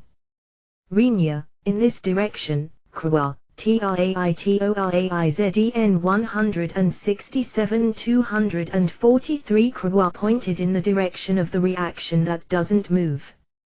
It's a large reaction, but it's only one. And, I don't understand the reason. Krewa, aha. Rinya, as it's a bit larger reaction, many are moving away from it. Krewa, if one considered only the whereabouts of the reaction, they wouldn't get away even if trying to escape. But speaking of dragons, they are high-classed beings that can also be called the strongest monsters. Since there are all kinds, albeit being labeled as dragon, it wasn't like all of them were transcending existences, but even the lowest ranked dragon, on top of having to gather several A-rank adventurer parties, they would need to resolve themselves for a considerable amount of losses, as there's no mistake in it being a formidable enemy. If it comes to superior dragons, there even exist specimens which have combatability to degree of the possibility of failure being quite high even if a country embarks onto a subjugation en masse. The dragons, who are inhabiting this group of rocky mountains, seem to be relatively low-ranking dragons Krewa has investigated beforehand, but even so they aren't opponents that you can flee from with a party that has only 3 people. They are running away. Rinya, such is the reaction. However, for them to have chosen to run away this easily, Krewa, it might be, Krewa changes her thinking in the middle of her words. The monster called dragon is also intelligent. It seems to be quite the clever creature. Given that usually a dragon has very few meetings with beings who can match it, there are no situations for a dragon to force it to flee, but currently among the members who have come to hunt them, there are pretty much normal beings like Krewa herself and Lyris, who is flying in the air, but the problem is Rinya. TRAITORAIZEN 168-243 boasting of a mana capacity that's simply able to shoulder almost all of the mana used by an army by himself. He is the owner of the ability to slaughter even that demon in 1-1 combat. Regarding the aspect of danger, isn't this person already rivaling a dragon? Such thoughts gain strength within Krua. Those don't seem to be such foolish considerations, Krua believed. What's wrong? Rinya, no, nothing. So, only one reaction has remained ahead of here. Krua, did it fall behind in escaping? Rinya, I wonder about that. If it intends to run away, it will escape quickly, I think. But, the reaction isn't moving from its place. Krua, is it a dragon, I wonder? Rinya, even if he asks, I don't know that much. Krua shrugged her shoulders. Going by its size, the possibility is high, I think. Krua, well then, shall we check up on that one? Rinya, saying this, Rinya turns his look towards Lyris, who is soaring through the air. The armor, which flew through the skies with Lyris inside, directly descended to the location of Rinya and Krua while being guided by Rinya's look. It completely stopped close to the ground. Lyris, are you awake? Could she have possibly lost consciousness or died? Rinya, Rinya-san, this treatment is far too cruel, Lyris. The broken voice of Lyris was audible. TRAITORAIZEN 169-243 being swung around to such an extent, she apparently felt at ease with not losing her consciousness even when she was thrown around. Seeing that mithril is a metal that reacts to the will of the person having it equipped, its effect will decrease considerably if its wearer faints and loses consciousness. While being conscious, the person equipping it won't receive almost no damage that might turn into an injury even if the treatment is fairly relentless. Rinya finishes his confirmation. Since we found something dragon-like, we will go there. Are you able to keep up your motivation properly? Rinya, I will do my best. Lyris, due to the unexpectedly clear answer, albeit it coming across in a murmur, Rinya judges it's still fine for the next while. Because weight is weight after all, Rinya was worried about the consumption of mana while transporting the armor. However, although he certainly expended a large quantity of mana if assessing what was used by now, it's also not an amount that can't be maintained either. Given that it will take time to equip it once again if taken off temporarily, Rinya decides to transport the armor with the manipulation spell as is. Well, then let's go. Rinya, urging on Krua, Rinya heads towards the place where the reaction, which Krua sensed, is located at. Rinya and Krua, who walked for a while, came out at a slightly open place before long and immediately came across an unbelievable spectacle there. Hey, what do you think is that? Rinya, even if you ask me, Krua, the spectacle, which appeared in front of Rinya and the others, was a somewhat indescribable view. TRAITORAIZEN 170-243 It was the slightly opened space according to what Krua felt, but in the middle of that place a red-scaled dragon with a length of around 10 meters struggled violently while being tied at the neck with thick chains which were nailed to the ground on one side. TRAITORAIZEN 171-243 Within the flow of a terribly relaxed or very idiotic mood, Rinya hides himself in the shadow of a close-by rock while being somewhat apologetic to some extent and observes the situation by quietly peeking out from the shadows. Since the armor with Lyris is lightly floating in the air above his head, there was no meaning in him hiding. But for some reason Rinya felt that it won't do if he doesn't do that. Krua sticks to Rinya's back with a look that tells that vaguely as well. Ahead of their looks, an red-scaled dragon earnestly struggles, trying to somehow tear off or uproot the chains binding it. Although a part of the chains is embedded into the ground, are they affixed very deeply and strongly after all? There's absolutely no indication of it being able to pull them out. The detailed thickness of the chain's main part couldn't be grasped from Rinya's location, but they appear to be considerably robust. The dragon raises its roar while pulling at them, however the chains are unyielding no matter how much it tears at them. Is it a special material or are they reinforced with magic? In any case, if the chains have the mere strength to completely confine the actions of a 10-meter class monster, they are likely no normal items, Rinya judges, but he doesn't know their origin. As he puts that question aside for the time being, there's one problem he has to think about urgently. That problem is why that unusual item is twined around the neck of a dragon at this place. Is it about the dragon being confined here? First off, there's no doubt that it's impossible for it to have happened naturally. TRAITORAIZEN 172-243. Since that's the case, it's something done intentionally by someone, is how it will play out, but in that case the problem that pops up next is what kind of intention there was behind doing such thing. There likely has been a being possessing quite the ability to be able to restrain a dragon's movements by attaching a collar to its neck. However, if it's a being that has this much ability, if they came for example to hunt dragons, it will be a simple talk about them quickly hunting them, killing them and taking them home.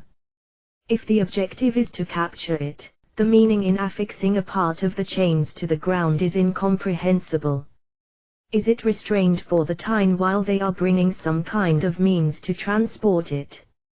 At the time Rinya began to think about that, Krua called for his attention by lightly poking Rinya's back. "What's up?" "Rinya, something is hanging down at the area around that dragon's neck."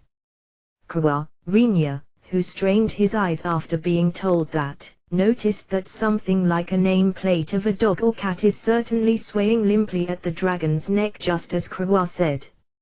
Something was apparently written on the surface of that plate, which possessed a metallic luster, but Rinya is unable to tell what's stated there with his eyesight. "It has some writing, but I can't read it."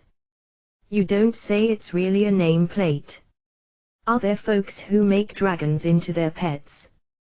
"Rinya, that's too absurd. Among the human countries there also are countries who have soldiers that ride dragons. But the ones they are possessing are at most wyverns."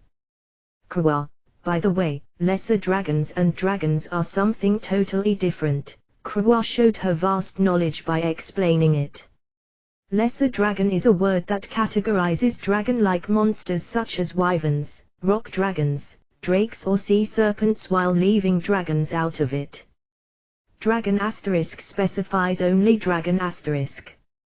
T/N, first time the author uses the kanji Ryua, second time it's the katakana version Doragon. TRAITORAIZEN 173-243. It seems there were knights who rode dragons in ancient times as well. But currently there isn't even a single one of those existing. Krua, I see. If that's the case, who the hell has done such thing? Rinya, I don't know. Though I don't know, the words written on that plate are somehow, Krua, somehow. Rinya, they have a feeling of being written as gift. Krua, unintentionally looking back, Rinya and Krua stare at each other's faces. Rinya started to say something stupid, but he holds his tongue, seeing that Krua, who looked back at him, has an expression of completely not agreeing with her own words. A gift from who to who? Rinya, I wonder. Krua, due to the casual response from Krua, which is as if to say there's no way for me to know, is there? Rinya thinks that it's only natural.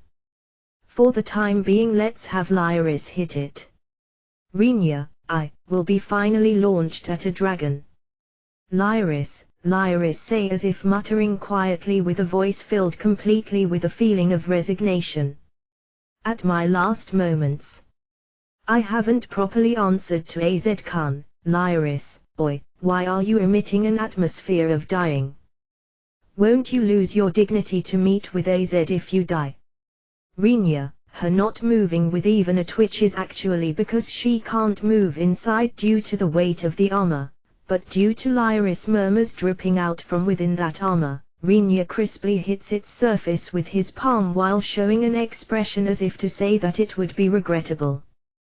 TRAITORAIZEN 174-243 because he ended up hitting the surface which has been sullied with blood. Rinya wipes the blood, which ended up sticking to his palm, on the surface of the rock they are hiding at. I told you that I finished the experiment satisfactorily, right? Even if you clash into a rock at the highest speed, you won't have to worry about receiving damage at the level of it being painful if you stay conscious properly. Rinya, AZ-kun. I was defiled, Lyris, don't say such scandalous words. To be defiled, it's mostly blood, right? Rinya, at the time when Rinya thought of that method of attacking, he considered to make the armor completely encapsulated at the beginning. Otherwise blood and other stuff will pour inside through the gaps at the time it crashes into monsters. He easily predicted for it to become a miserable situation for the person staying inside. But, he gave up immediately on that matter. If it's closed airtightly, the person inside will of course suffocate. Rather, in order to get rid of the possibility of suffocation, I should create gaps all over, he judged. There's the possibility of clogged blood and meat pieces plugging up a half-baked gap. And thus Rinya made small holes and slits all over the armor and improved the breathability. Thanks to that there was absolutely no chance of suffocating, but instead blood and other stuff freely gets inside the armor. I want to wash my body, it's sticky and smells of blood, Lyris, endure for now as I will prepare a hot bath later. Rinya, yes, Lyris, TRAITORAIZEN 175-243 Rinya, who turned in the direction of the dragon as he decided to have Lyris, who apparently fixed her resolution finally, take off vigorously, has a flabbergasted expression after desisting from throwing Lyris at the spectacle it had become over there. Kawa, who has already turned that way, has still a distant and blank look. Over there, the dragon had given up on tearing off the chains, but Rinya saw a scene that exceeded his imagination as the dragon is cowering while covering its own head with its 4 feet after taking a stance of laying down. It appears that it sensed Rinya moving into attack preparations, but shutting its eyes tightly and trembling slightly, its figure looks somewhat pathetic and ridiculous no matter how much it has the large build of a dragon. As expected, even Rinya wasn't able to ruthlessly inflict a blow with the scene in front of him. Oi, dragon over there. Rinya, he didn't know how far the skill of another world language he possesses would work, but Rinya tried to call out to the dragon while praying silently that he will be able to communicate with it. The dragon, which was called out by Rinya, opens only one of the tightly closed eyes and looks in the direction of Rinya to observe the state of affairs. Rinya presumes that it's apparently able to understand him from the dragon's state. If you don't have any intention to attack us, answer or lightly strike the ground once with your tail. Rinya, the frail dragon hit the ground with its tail with a thump seeing that, Rinya comes out from shade of the rock he hid at, while preparing to be able to deploy defensive magic at any time. Behind him the armor with Lyris slowly descended to the ground. Common language is understood by the dragon. Kawa, TRAITORAIZEN 176-243 Due to the surprised words of Kawa, Rinya understands that there is apparently no exclusive language to communicate with dragons. If there was, Rinya's language skill should translate his words by using that language. Kawa, can you remove Lyris' armor please, since I will have a little chat with that dragon? Rinya, got it. If I don't lift it up and wipe the exterior before removing it, I won't know where it's fine to touch. This, Kawa. He takes out a cask filled with water and a dust cloth from within his inventory and hands them to Kawa, who hesitates to touch the armor in front of her, which has become sticky with clotted blood and pieces of meat. And then Rinya approaches the dragon by himself. Rinya walked while being tense, as he can't say when the dragon will suddenly move, but without changing from its posture of laying down, the dragon chases Rinya's movements with its one open eye. Before long Rinya approached the dragon up to a distance where he can touch its body and gently placed his palm on its body. At the moment Rinya's palm touched its body, the dragon shivered with a start, but once it understands that Rinya won't do anything beyond that, it returns little by little to the state of trembling lightly. Rinya realizes that it's frightened quite a bit, but he doesn't know what's scaring it this much. For the time being he tries to gently stroke the dragon's body with his touching palm. Its scales are hard after all. It's a great material. There's nothing to criticize about their elasticity either. Doesn't it have quite the fleshiness based on the feeling of the scales bouncing back after being pushed lightly? Rinya, since its body is quite big, its meat is certainly bright red or such, Rinya mutters. Hearing his muttering, the dragon trembles largely. Of all things, its eyes started to spill tears in large drops.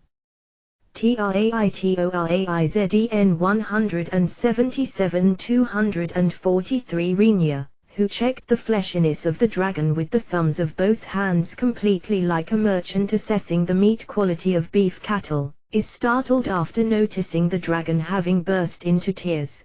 But remembering right away that this dragon understands the words of man, he follows up in a hurry. Well, it's not like I particularly decided to eat you, Rinya, isn't it about that choice existing as well? Due to the voice she heard all of a sudden, Kawa, who was struggling with the clasps of Lyris' armor, looks in the direction of Rinya with a surprised expression. Telepathic communication. Kawa, yes. Sorry for suddenly startling you by addressing you. It's best if it's possible to understand each other. However, why were you tied by chains at such place? Moreover, there's even a gift plate hanging down. Does your owner wish to eat you? Rinya, it's something else. As a matter of fact, the dragon, who denied it right away, begins to explain about the situation it was put into. Approximately 10 dragons inhabited this neighborhood, but as they have sensed you guys approaching quite before you got here, they didn't think anything but stupid people having gone mad or it being an incorrigible dragon subjugation once again. I see. Rinya, at the time those flies, which lack common sense and reason, went to attack some small animals, something outrageous happened, right? Being asked, Rinya tilts his head in contemplation. Flies is probably about the wyverns as they are seen by the dragons, but I have no clue about the outrageous thing it talks about. It should have been done by something crazy. The manner I felt at that time was an Traitoraizden 178 243 unthinkable amount of mana. Oh. Maybe it's about throwing around the armor, which is rolling around over there, with the manipulation spell. Rinya, once pointing at the lump of metal which had its clasps starting to be released somehow while Kawa is struggling heavily, the dragon lifted its head only a bit after separating its feet from the head they covered and took a long hard look at Rinya. What have you done, wyvern extermination? Rinya, being answered immediately, the dragon thoroughly put its chin on the ground and covered its head with both its 4 feet again due to the merciless method. Anyway. Because of the amount of mana they felt at that time, understanding that something absolutely terrible is approaching, they decided to escape, but since they thought that I would be able to come after them if they simply ran away, they decided to leave one behind to cut off the tail of a lizard. Are you maybe the weakest individual of the dragons around here? Rinya. Once Rinya says that to continue the rest of its speech, the dragon shows a somewhat pathetic-looking expression. It's just as you've said. This state is because I was ganged up on by the other dragons. So they even attached a collar connected to chains and a gift plate out of politeness. Aren't you guys pretty much the powerful kind of monsters? Rinya. Indeed, it should be impossible to tear it off. Rinya looks at the chains connected to the collar of the dragon. Because those are chains used by dragons to restrain dragons, there's no way it's possible to tear it off with the power of a dragon. That's not how it is. The humans are simply saying that on their own accord. Traitoraizden 179 243. If it's a dragon of the superior or ancient type, it will certainly boast of a strength at a level making it possible to name it the strongest, but this dragon calls itself a normal dragon. From the viewpoint of humans, it's surely a strong monster. However, if it fought with a demon of a reasonable standing, one can say it's at the level of being killed easily. Please, just spare my life. If it's anything besides that, I will endure up to quite the level, since I haven't yet lived for more than approximately 300 years. I'm at the appropriate where I want to make out with a cute female. While feeling the two doubts of what's up with its frankness, I wonder. And his surprise, you are a male. Rinya hit the dragon's skin covered by scales with a */ while thinking, well, what to do about this. Traitoraizden 180 243. Rinya gathers his thoughts. Assuming that the several rock dragons won't count towards the current military gains as we didn't fetch the subjugation proofs, there is still the result of 15 subjugated wyverns remaining. Given that I have collected the magic cores, those will easily serve as evidence. Even if we try to report all of it as Lyris military gains, as they likely won't be able to believe and accept the entire story, Lyris will be able to at least claim about 7 wyverns as her own half of it, Rinya predicts, but it's unclear how much the subjugation of 7 wyverns will be worth as achievement. From Rinya's standpoint, he doesn't feel it as considerable degree of difficulty to have subjugated those wyverns because he recognizes it as the wyvern having crashed after being hit by a heavy armor. I don't think it will become an achievement no matter how many of them were defeated, seeing that it's possible to defeat them this easily, he just thinks. In reality, wyverns and rock dragons are monsters with a power level that can probably be brought down one way or the other by a party of C-rank adventurers. They aren't monsters you can earn money with through numbers. However, Lyris, who is the only person who can point out such matter in this place, is still stuck within the heavy armor. It's not like Krua, who tried to get her out of it with her utmost effort, possesses that much knowledge about the ability of adventurers either. It was a situation where there was no one able to point out that Rinya's thinking was wrong. Rinya looks down at the dragon which is cowering at the side. There's no doubt that we probably will have to subjugate a dragon. Traitoraizden 181 243. No matter what kind of fairy tale it is, those who subjugated a dragon will be awarded with the most prestige. That's likely not any different in this world either, Rinya believes. But, if he is asked whether he is able to subjugate this dragon, who is frantically begging for its life while shrinking down his large build as much as possible, without any compassion, Rinya won't be able to answer anything but no. If it was an opponent that faced him properly, he had the confidence of being able to crush them underfoot while laughing at them, even if it's such a frail being. but Rinya wants to avoid turning his fists against an opponent who pleads to be spared. Not to mention that this dragon hasn't caused any kind of harm to Rinya and the others to begin with. He ends up hesitating to kill the dragon, who harbors no hostility, although one can't say that it's harmless either, with his own hands, even if it's for the sake of his friend's lover. For example, it was even a dragon who frankly admitted he wants to make out with a female. For example, it was even a dragon who frankly admitted he wants to make out with a female. For example, I have a feeling that it will be fine if we hunt something suitable. Rinya, who started to believe that there's no meaning in an existence like a dragon that became flirty, says that in a flat voice, and the dragon, who is still in a posture of prostrating itself, hits the ground with his tail with a flop flop in order to protest against this. Don't tilde. Please save me, I will do anything, anything, Rinya, that means it pretty much made a pledge, Rinya thinks. TRAITORAIZEN 182-243. The magic core will be necessary by all means as proof of a dragon's subjugation.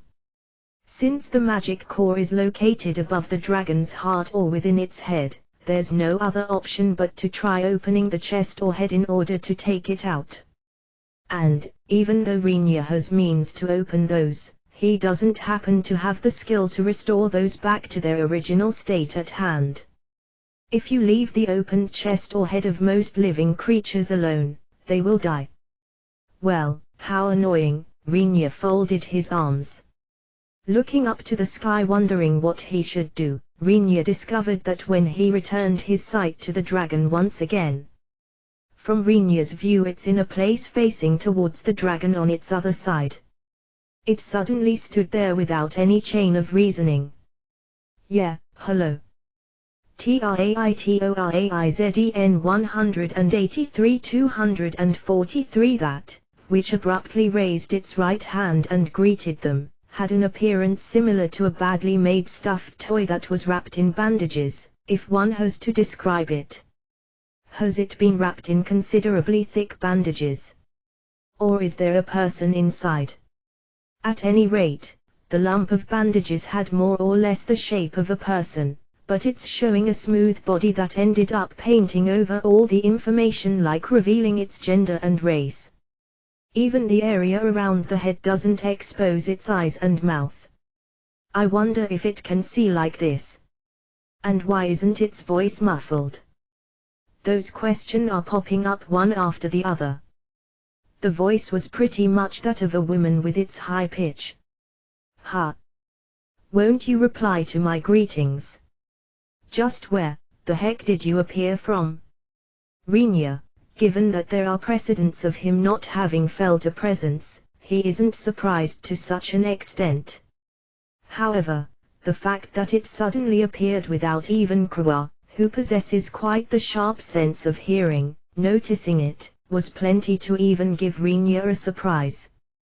Rinya asks somewhat absent-mindedly without being able to recover from that shock, but he naturally places his hand on the katana at his waist.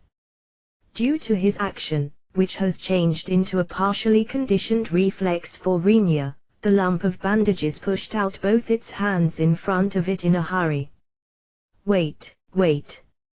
I'm not a particularly suspicious person. I'm just a passing by bandage-san.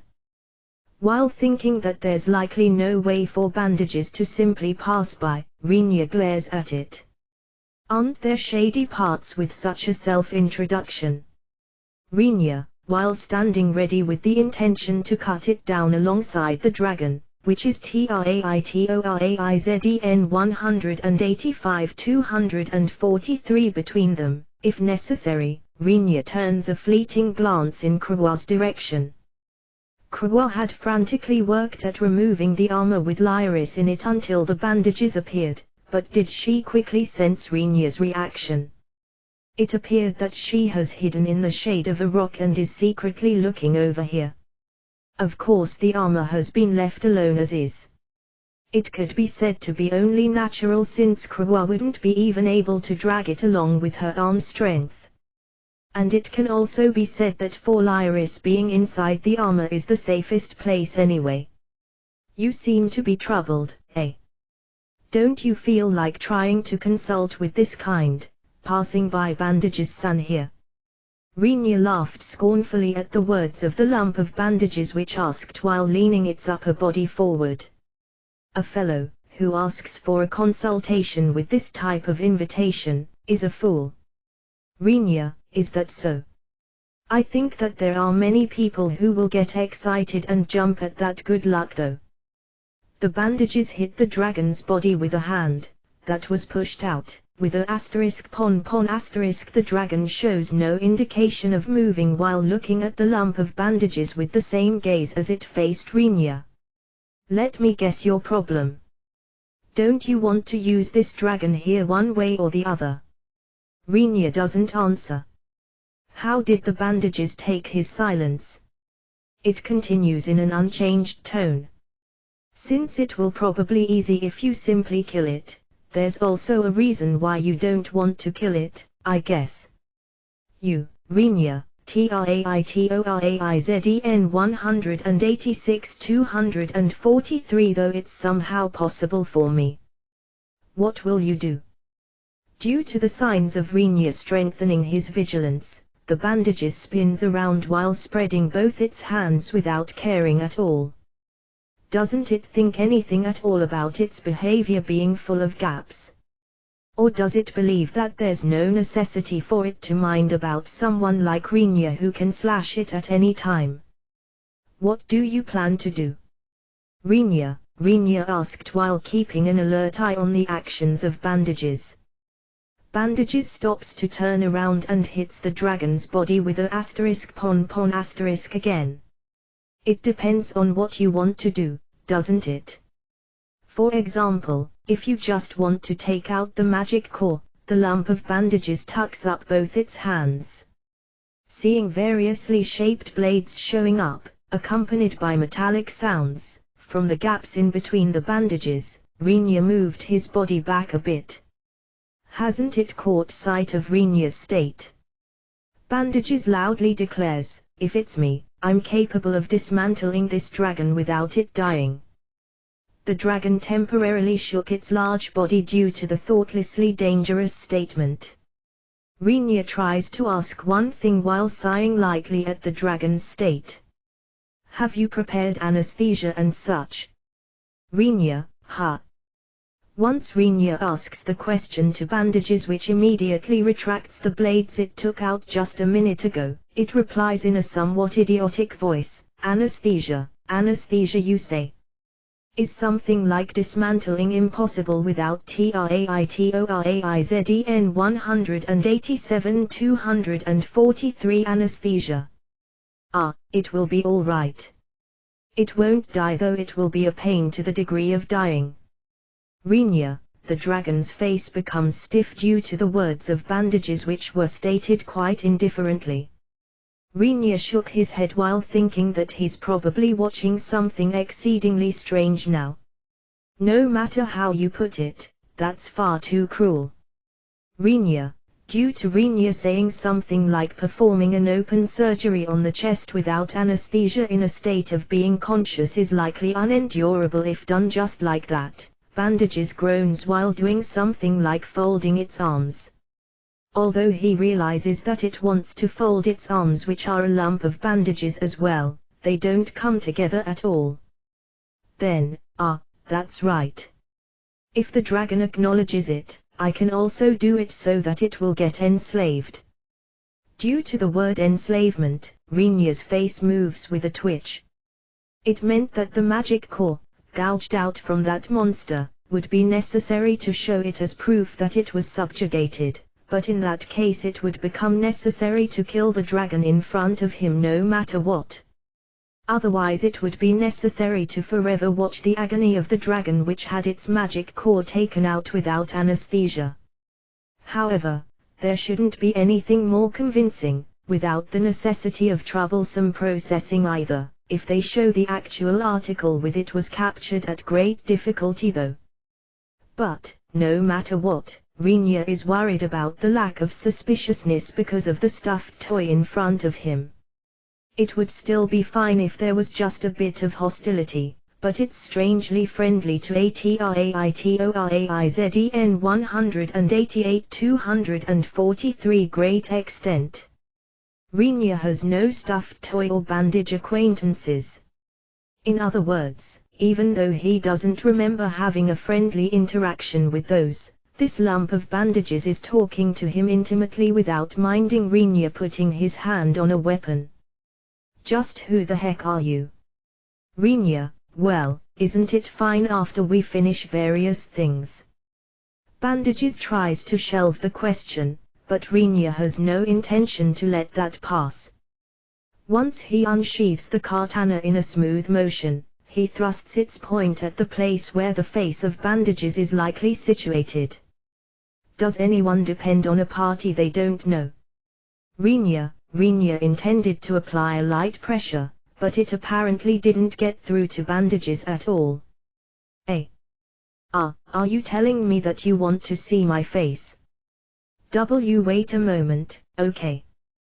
Well, I didn't predict that, for them to getting attached this much after the medical treatment, thus, will it be alright if I don't something unreasonable, I wonder. If I do it too fiercely, it will become a strain, but I think it's possible to correct them though. What are you mumbling about? Rinya, without showing an interest in the thrust-out point of the katana at all, the lump of bandages began to mumble something while flapping both its arms.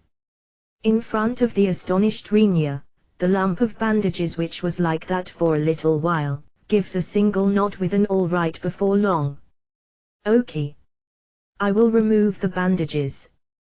Saying that, it started to tamper with its own body while using both arms, which had been changed into bandage-shrouded tubes. TRAITORAIZEN 189-243 The lump of bandages, which struggled for a while ahead of Rinya, who is staring at it with a doubtful look while wondering whether the bandages will come off, stopped moving soon, and after pondering for a bit, it came walking in front of Rinya, circling around the intervening body of the dragon. Due to that overly defenseless act, Rinya sheaths the thrust-out katana in its scabbard reflexively. What? Rinya, it looks like I can't get them off by myself. Won't you please remove them for me? The lump of bandages holds out both hands while requesting that. So, how did you coil those bandages around? Rinya wanted to ask, but he feels like it would dodge answering if he said that or give a strange answer. While harboring somewhat dissatisfied thoughts, Rinya started to unravel the bandages of a held-out hand, as prompted. However, this unexpectedly became a very troublesome task, as Rinya had foreseen. At any rate, it's bandages that have been coiled around until they have become quite dense. It's a state where one doesn't know at all just how thick the layers are and what's inside. It's not a half-hearted amount of bandages.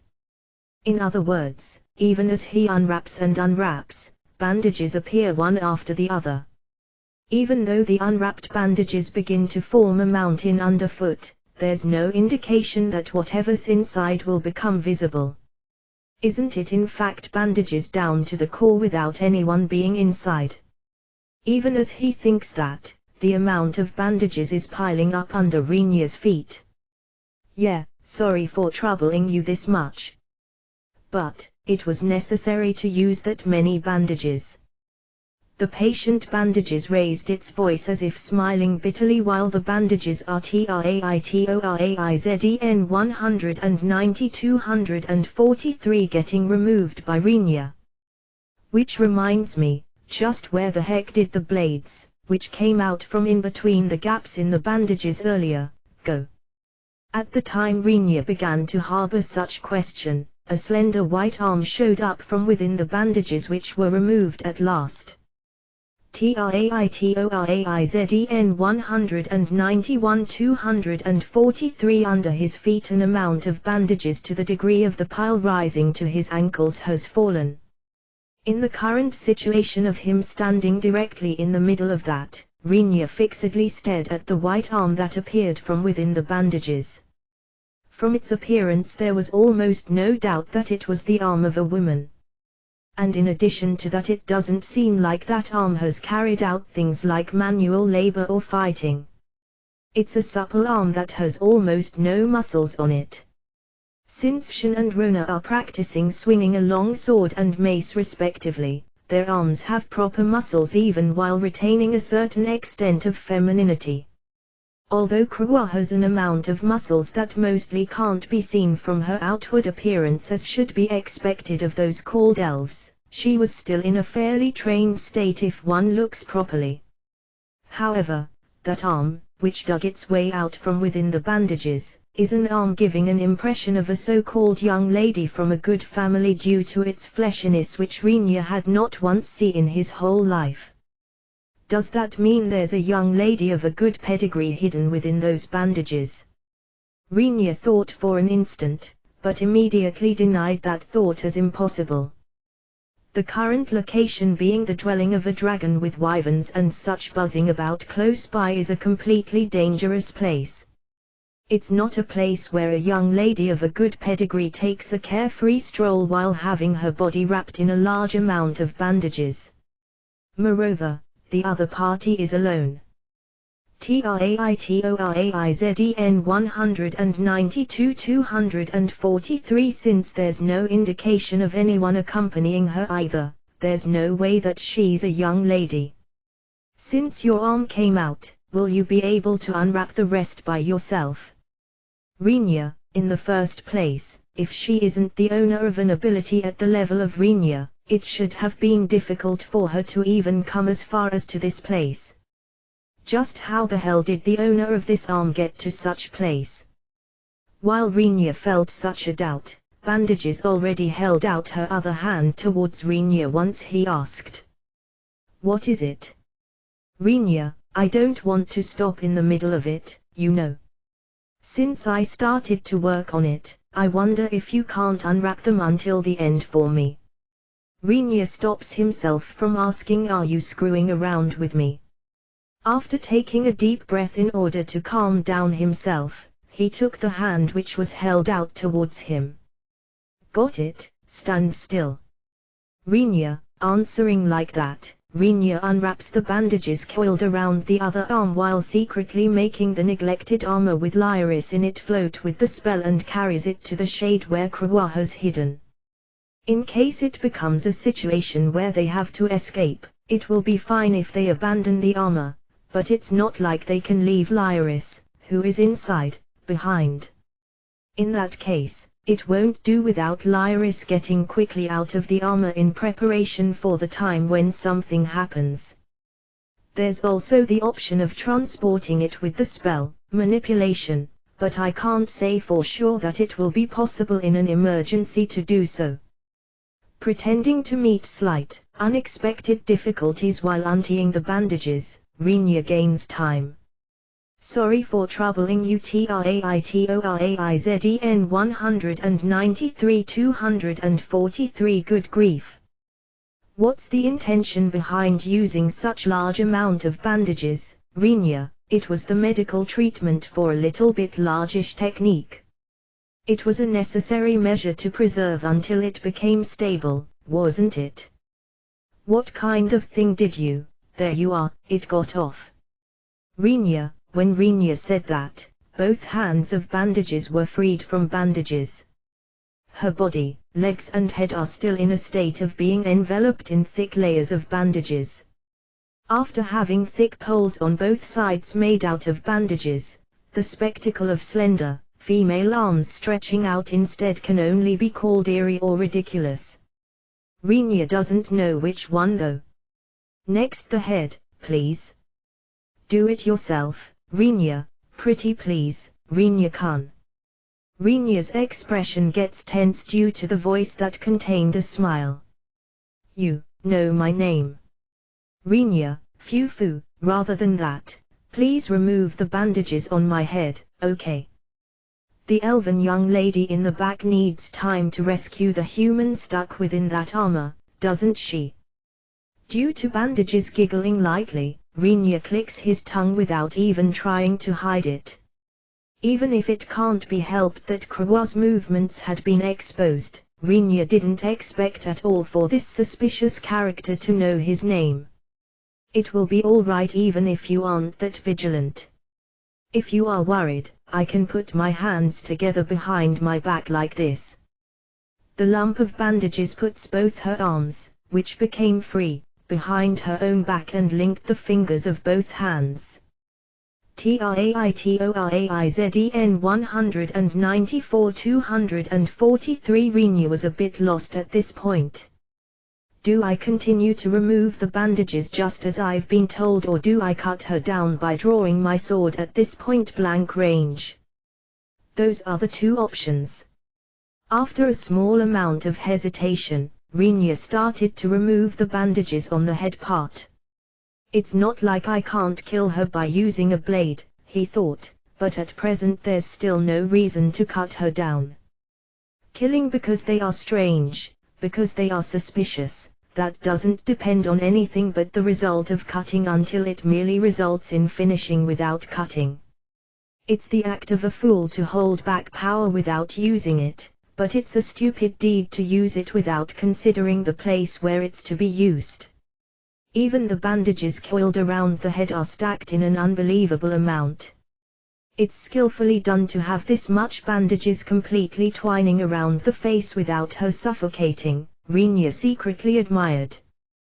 Once he removes the bandages swiftly, the hidden face becomes exposed. Rinya, who kept taking a long and hard look at that exposed face from point-blank range, was puzzled within his mind. It was a face of a little girl he hadn't seen since coming to this world. Her hair is put together into a side tail and has an orchid color. Her skin, rather than appearing as transparent, it is abnormally white. Her ears have a very human-like shape, but her deep crimson pupils, which were filled with an impish light, feel just a little different from those of humans if one looks from nearby.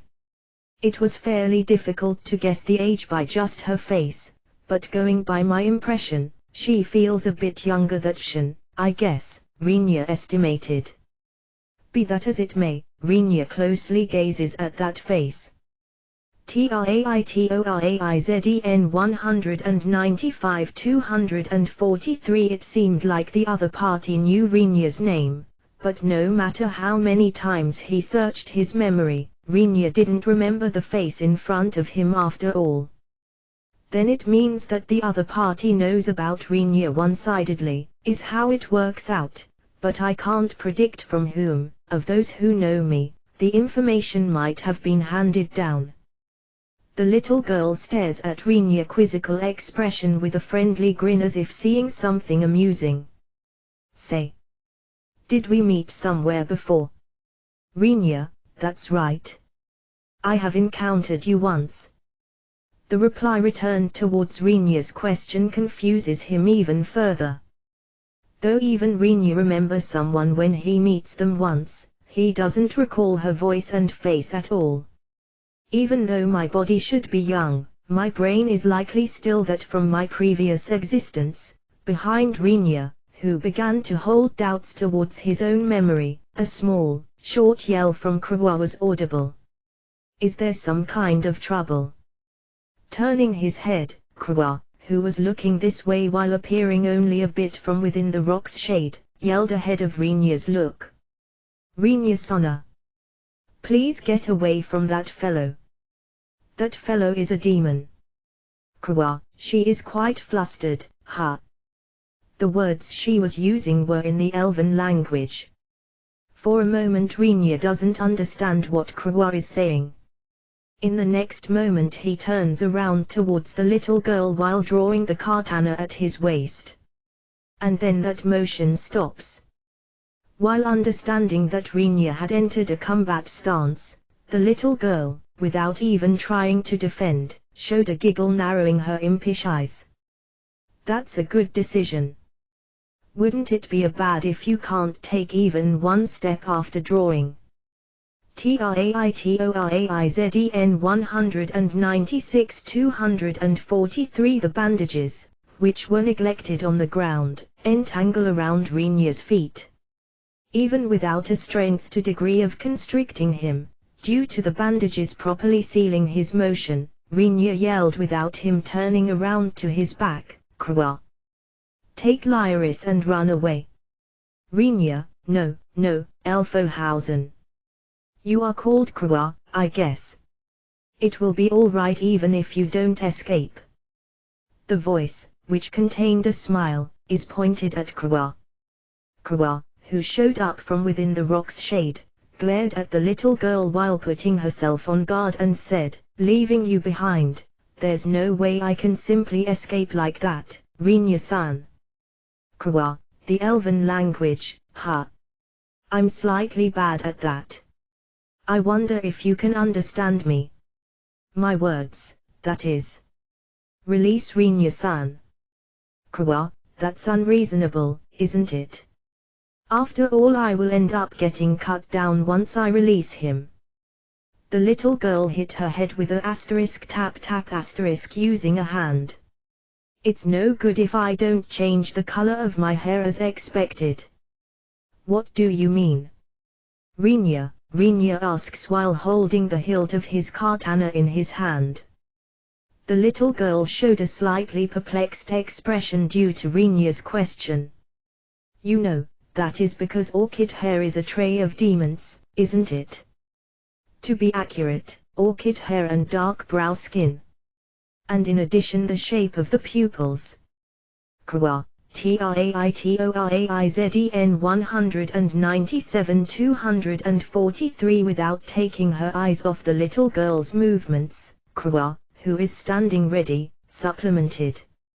However, except for the hair color, you aren't conforming to the traits of demons. What kind of person are you?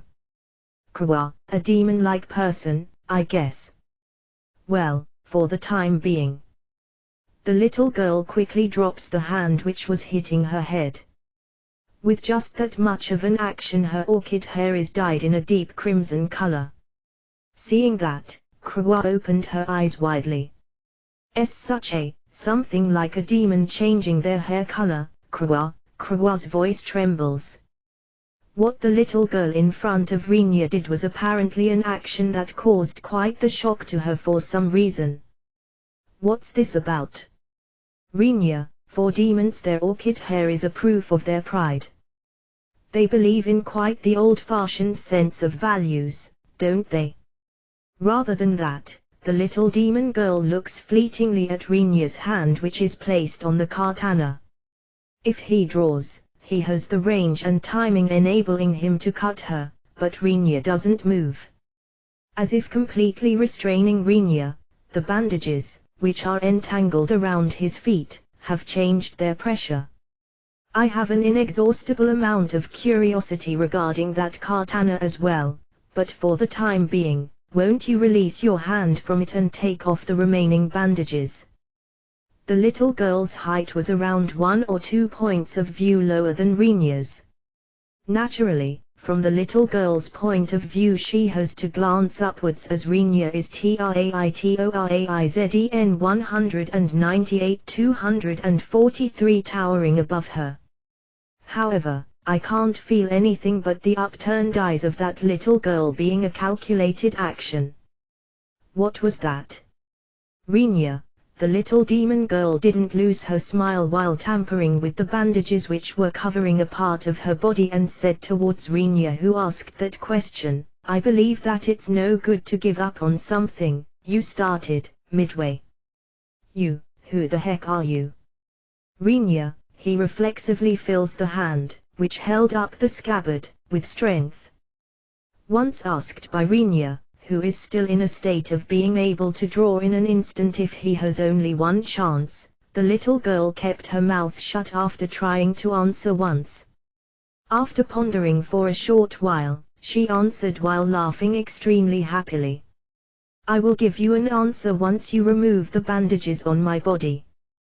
Once the little girl says that while pinching the bandages around her collar, Rinya's expression turns bitter. Do I start an attack? Or do I follow the girl's words?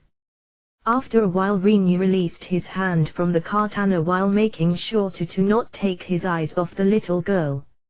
In Rinya's opinion, the attack speed of the bandages, which are already entangled around his feet, should be faster than his own sword drawing speed. He doesn't know how strong the bandages are, but since she deliberately twined them around his feet, it might be an item that can immediately sever something at the level of Rinya's feet. It might be a result that is plenty worth it for the inhabitants of this world if one can defeat a demon in exchange for the amputation of both their feet, but from Rinya's viewpoint it's not like the demons are his natural enemy at all. The little girl in front TRAITORAIZEN 199-243 of him didn't show any indication to start an attack at present even if the truth is different. So, if that's the case, it will be better to answer the demand of the opponent for the time being, I guess, Rinya judged. Even the amount of bandages twined around the body of the little girl seemed to be a considerable amount if one considered the imagined body of the little girl. This seems to be once again a task that will take some time. At the time Rinya placed his hand on the bandages, the little demon girl quietly stood on tiptoes and brought her lips close to Rinya's ear. The little demon girl whispered into the ear of Rinya, who couldn't move due to the sudden action of hers. TRAITORAIZEN 200-243 I'm, you know, Emil Raja, a researcher. Emil. Ha. Rinya, the hand of the surprised Rinya is unintentionally filled with strength. It was to such a degree that it took quite the time and labor to untangle the bandages on the head with his hand. The bandages, which were wrapped around the little girl's body, easily came off without delay up to the area around her waist and dropped to the ground. In front of Rinya, who stood stock still in a daze, the white skin, which depict gentle curves from the scape of her neck, lays bare.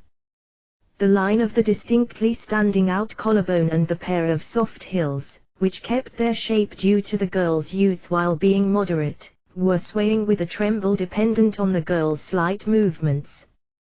TRAITORAIZEN 202-243 He has even forgotten Krawa's warning that the other party is a demon. He also forgot about the situation being such that he could get attacked at any time with his feet being entangled by bandages. He has completely forgotten about the dragon right next to them who is watching them attentively while having changed into a stance of curling up.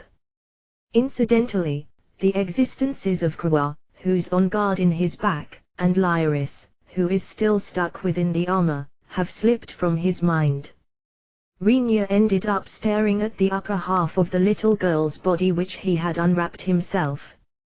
On that occasion, after letting the bandages, he had grasped in his hands, fall, he casually grabs the pair of heels, which have become exposed without hiding anything, with both his hands. Rinya-san. Krawa, are these real? Rinya checks their touch by groping them.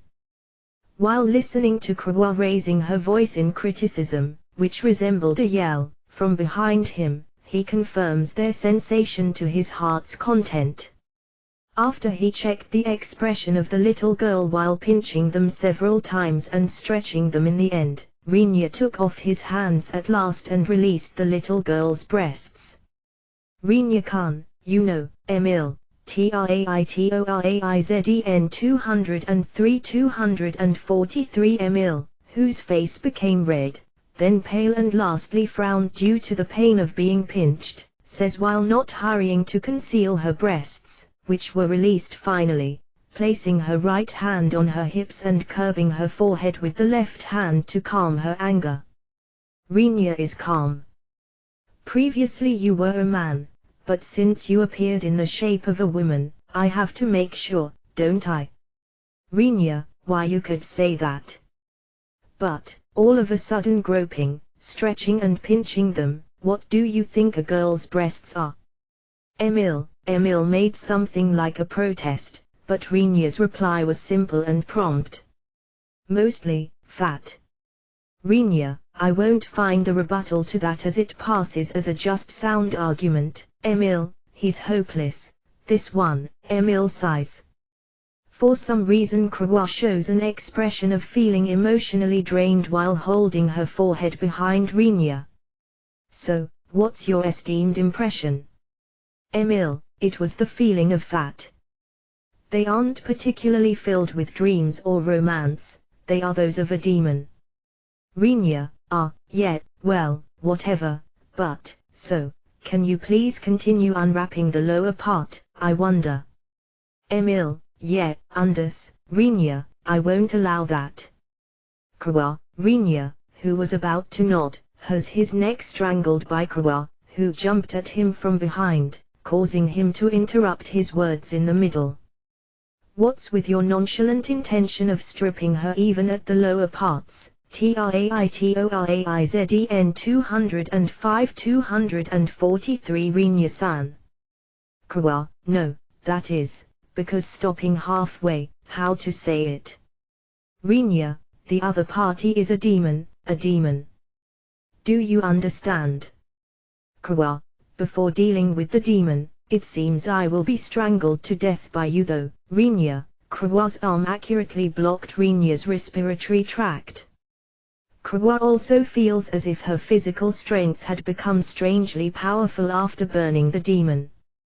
Her slender arm, which constricts his throat, had a level of strength he wouldn't be able to undo if he tries to tear it off forcibly with the intention of breaking her bones, from Rinya's standpoint, but he has no intention to go that far with Krawa as his opponent. While suppressing Krawa's arm with a strength at the level of preventing her to strangle him even more with his left hand somehow or another, Rinya conveys his wish to give up by tapping Krawa's arm with his right hand, but there's no way that tapping means giving up in this world. Krawa, if that guy had the intention to attack us now, I think it will be dangerous for both of us, but, Rinya. Krawa, did she finally realize after being told? Krawa loosens the strength of strangling Rinya and looks in the direction of the demon. Emil is still in a state of not covering her upper body. Watching the situation between Rinya and Krawa, she was at the point of stifling her laughter. MMH. I have no intention to attack you. If you can promise me that you, Rinya-kun, won't come slashing at me either, I will also release and remove the bandages at your feet, okay? Emil, got it, I got it. Please take these off since I won't draw my katana. Also, cover your TRAITORAIZEN 206-243 upper body. Rinya, isn't it fine like that? Even for you, Rinya-kun, it's a beautiful sight, isn't it? Emil, I don't have the hobby of being delighted by seeing the chest of a male transvestite. Rinya, Emil looks dumbfounded due to Rinya's clear declaration. A sound of Krawa bursting into laughter with all her heart can be heard from behind Rinya. Who are you calling a male transvestite, I wonder? Emil, it's you, you male transvestite demon. Weren't you a man the last time we met? Rinya, that is that. This is this. This body is unmistakably that of a girl, you know. Emil, you are lying. Would you endure the change of gender that willingly? I guess it's a reconstruction or such outcome anyway, right? Rinya, due to Rinya spitting out their silicon even in this world, a vein popped up on Emil's forehead. Her face is still smiling, but even Krawa, who's behind Rinya, at least understands that it's apparently something considerably enraging to Emil. I changed my mind a bit, Rinya-kun. We won't get finished with this like that, right? Emil, are you finally up to it, transvestite? Renia, W. Who is, Emil? The pressure of the bandages, which are constricting Renia's feet, rose. Thrusting away Krewa, who's behind him, Renia tries to unsheath his katana before he receives fatal damage to his feet, and then his stance of acting stiffens as it is. TRAITORAIZEN 207-243. All of the bandages, which covered below Emil's hips, fell off with a thump in front of his eyes. Hey! So, who is a transvestite? Won't you check it yourself properly? Emil, ha! Renia, as if it was completely natural, Emil exposed her nude lower body half. Due to the way of exposing her stark nakedness far too suddenly, even the hands of Renia, who stopped moving, are wrapped by bandages. At the time he thought, damn it. Both his arms and legs are in a state of being restrained, and Renia's body gets pulled into the direction of Emil. What do you intend to do? Renia, haven't we decided that you will confirm it yourself? Emil, confirm it myself means, Renia, once Renia was pulled to a certain extent of close proximity, a large amount of bandages roll up from below Emil's feet. They began to create something like a cocoon in order to cover the two of them. Well, we have decided on a task that can't be shown to the pure-hearted Elfohausen, haven't we? Emil, wah, idiot. Don't get close, it feels disgusting. I don't have a hobby like that. Renia, you are still saying that, huh? Renia-kun, won't you check properly for yourself? This body, that is, Emil, don't approach, moron. Don't cling to me. Stop rubbing my waist. Don't blow your breath into my ear. Renia, this is the mouth which is spouting such things. Hey, check it properly with your fingers. Are you still going to say that I'm a transvestite with this? Emil, TRAITORAIZEN 208-243. There's something lukewarm and soft there. Renia, you if you can soon let me go, I'd be thankful or such. I'm thinking. Emil's and Renia's voices leak from within the cocoon made out of bandages. Krewa wasn't swallowed by those bandages due to being thrust away, but with the voices leaking out from within, she had the knowledge at hand, no matter how much she's an elf, to be able to somewhat guess what's happening inside, as she's been already alive for 70 years.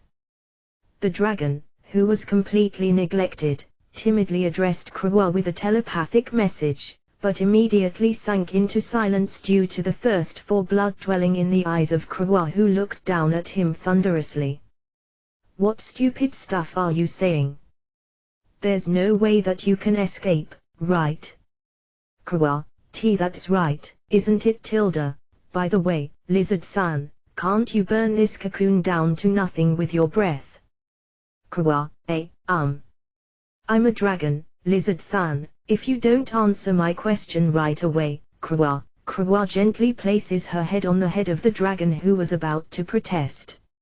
Sensing an evil existence that can be depicted as something pitch black behind her smile, the dragon answers in panic, why yes. Lizard will be fine. I don't possess a breath with the strength to penetrate an item filled with the power of a demon. TSK, you are an useless lizard. Krewa's fingers held a scale of the dragon and casually tore it off with a *snap*. While the dragon somehow endures the pain of tearing off the scale from the skin, it senses that the elf in front of him possesses a higher ability than the common elves. TRAITORAIZEN 209-243, albeit the person herself not being aware of it. If that wasn't the case, there's no way for an unarmed elf to tear off the scale of a dragon. Ah, that fellow's a monster as well, he though, as if having given up while grasping Krewa in his sight, which is blurry due to tears. If it goes on like this, Rinya will be by the demon, just that, I can't absolutely allow, Krua muttered while recalling several lethal spells she knew herself, but her anxiety ended in being needless fear. The blade of Rinya's katana stuck out from within the cocoon of bandages which swallowed Rinya and Emil.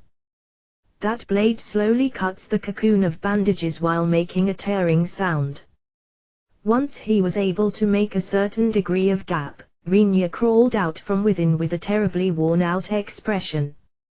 His clothes aren't disheveled overly much, but the buttons of his shirt are undone and his chest is widely open.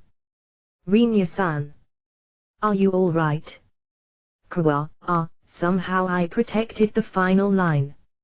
Rinya, ahead of the sight of line of Krua, who is wondering what kind of final line is he talking about. The cocoon of bandages coils up towards the ground, losing its shape in small bits. Emil, who appeared from within, isn't nude but wears a blue tube top bra and hot pants in the same color. She put on a long leather coat reaching from around her ankles up to her collar, which showed her privates. That's her eccentric attire. Did I get you to understand that I'm a girl? What I showed you the other day is a decoy, lure, artificial body. These bandages are a charm obi to take hold of the soul, which TRAITORAIZEN 210-243 was inside the artificial body, and to return it to the body over here. Okay. Emil. Got it. Since I won't call you transvestite, don't come any closer, Rinya. Emil turns a displeased expression towards Rinya, who says that with a feeling of gasping. However, feeling like his face has become somewhat glossy, Krua glared at Emil. What's a demon doing at such place? Are you conspiring something again? Rinya, once Rinya asks while returning the unsheathed katana to its scabbard, Emil's expression changed into being slightly troubled. Well, as a matter of fact, the demon country is a bit turbulent in various ways. Currently it's a situation where it's very difficult for me to stay. Emil, what are they scheming? Rinya, you won't hear that from my mouth. I'm a demon after all. Emil, so. Rinya, I thought I would stay away from the country until the residual heat dies down a bit. It's not like there's any place I'm going to either. I remembered about you when I was troubled, Rinya-kun. Emil, being told that, I'm extremely annoyed, is what Rinya intends to convey to Emil with his expression, but Emil shows no indication of minding that. How did you get here? Or rather, why do you know about my location? Rinya, I have transferred in the northern direction.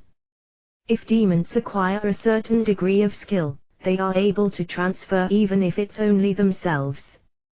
Of course the precise coordinates of the destination become necessary, but as for the location, isn't there the spot where we bid our farewells previously? Emil. The pen, Rinya, that pen, which can write a mark that will vanish and which I was given by Emil, has TRAITORAIZEN 211-243 notified Emil about my location, Rinya thought, but Emil crossed both his arms in front of her chest, creating a X mark. That's a miss. Correct would be the mark you wrote on your palm. Emil, Rinya perceived that he literally marked himself, as it seems. Something like a mark that lets a demon know his whereabouts is only troublesome even if he has it, but he doesn't know the way to erase it. I guess there's no other option but getting the information out of Emil, are Rinya's thoughts, I suppose, Emil says. So that's why it's only me who knows your location, okay. Emil, that's plenty bothersome already. Rinya, don't say such a cold thing. I'd like you to look after me for a bit, okay? Of course I will hide me being a demon as much as possible, and I will try to help you with various things, so can I request that of you? Emil, there's no way that it's possible, is it? Croix. Before Rinya can answer, Croix thrusts her finger at Emil and refuses. Has she completely omitted the fact that her opponent is a demon? She declares towards Emil while stepping in front of Rinya from behind. There's a limit to being impudent as well. Croix, it seems like a fair argument, but, since she has circumstances resembling yours, Croix, Rinya, Croix is drenched in cold sweat while being retorted by Rinya from behind. Emil, who stared at Croix, suddenly releases a long breath. Is that so? It's no good, eh? It can't be helped, I have to build a nest in the vicinity once again, Emil, TRAITORAIZEN 212-243. Wait a bit, the demon over there, no, Emil. Rinya, pushing Croix to the side gently, Rinya, who came in front of Emil, placed both his hands on Emil's shoulders with a *** and stared intently at Emil directly from the front. I guess it's fine, I will look after you. The conditions are for you to hide your true identity without talking about it, to abide as much as possible to what I, who is the landlord, tells you, and to willingly help out with work.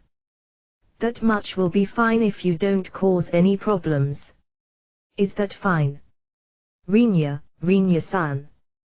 Croix raises her voice in surprise due to Rinya readily acknowledging to look after Emil. From Croix's viewpoint, she couldn't think of any benefits for Rinya to look after Emil and considered it to only be a minus for Rinya. However, from Rinya's viewpoint, there was a distinct reason that he had to look after Emil. Croix, rather than leaving that fellow at large, it's doubtlessly safer to keep her in a place where our eyes can reach, even if we ignore a bit of troubles. In case we let her to her own devices, it's realistically, and not metaphorically, possible for her to destroy a single country. Rinya, that is, Croix, I don't have any obligation to burden myself with such trouble, but, if asked whether there's anyone except me who can take responsibility for her, you won't be able to say anything but it's impossible for anyone else. Rinya, that's a truly accurate analysis. Emil, Rinya shows an exhausted expression due to the smiling Emil. Do you promise? I'm asking you to not cause uncontrollable troubles for me, okay? Rinya, TRAITORAIZEN 213-243. Okay, master. I will promise it. Emil, gently grasping the hands which were placed on her shoulders, answered like that with a smile that contained no evilness. TRAITORAIZEN 214-243. For now there's a method to use that dragon lying down over there. Emil, stepping up to the dragon, Emil places her hand on its head with a ***. Did it already give up? The dragon shows no reaction even with Emil putting her hand on it. What are you planning to do with this? Emil, at first I thought it would be fine to defeat and storage it. Rinya's sight faces towards the direction of the lying armor. Since Croix has stopped the removal of the armor midway, Lyris is still inside it. While thinking she isn't very unwilling to be in there though, Rinya walked up to the armor and opened it after quickly unfastening its clasps. Just as expected by Rinya, the blood of the crushed wyverns and rock dragons has entered into the armor and its insides appear to be covered in a bright red gooey mass. Speaking of a saving grace, their blood doesn't appear to smell as much as I thought, Because the armor's inside is that muddled, Lyris, who was inside it, has naturally become muddled to the same extent. Lyris, who suddenly got up with half her body from within the finally opened armor, fixedly looked up at Rinya with her blood-stained face. What's wrong? Rinya. I wanted to be rescued a lot earlier. Lyris, TRAITORAIZEN 215-243 Lyris says in a somewhat hollow and spiteful manner. Rinya doesn't comprehend her feelings of wanting to make even a single complaint, such as on top of being neglected in a state of not knowing what might have happened outside the armor. A woman of marriageable age is muddled with blood and other stuff. Lyris crawls out from within the armor while having the appearance of being sullied by bloody dirt and stands up. It couldn't be helped. The priority for that was low. Rinya, who quickly cut down Lyris's protest-like words, asks Emil while pointing at Lyris, that dragon. Is it possible for that one to enslave it? Rinya, ignoring the startled Lyris and Krua for the time being, Rinya asked Emil, and Emil, after pondering for a short while scratching her head, said, it's possible, but, isn't that too wasteful? Emil, I don't particularly need a dragon or such. Rinya, if you present it to the country, a big shot or such, they will remember you auspiciously though. Emil, Rinya jeers at Emil's remark by laughing scornfully. How foolish.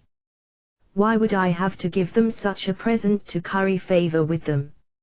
Rinya, isn't it a good thing to side with powerful or influential people? Emil mentions something resembling a sound argument, but it was fully understandable from her tone of voice that she doesn't believe that.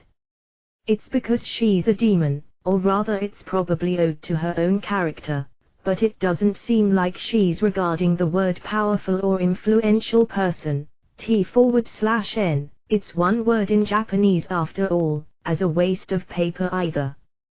TRAITORAIZEN 216-243 Please make it possible to enslave the dragon to this one since I don't care about such stuff. Rinya, Rinya-san.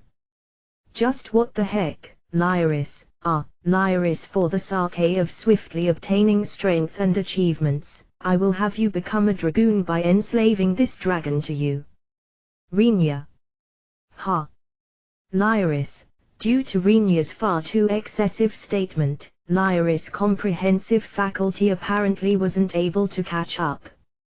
But, from Rinya's point of view, he considered it to be a truly good idea.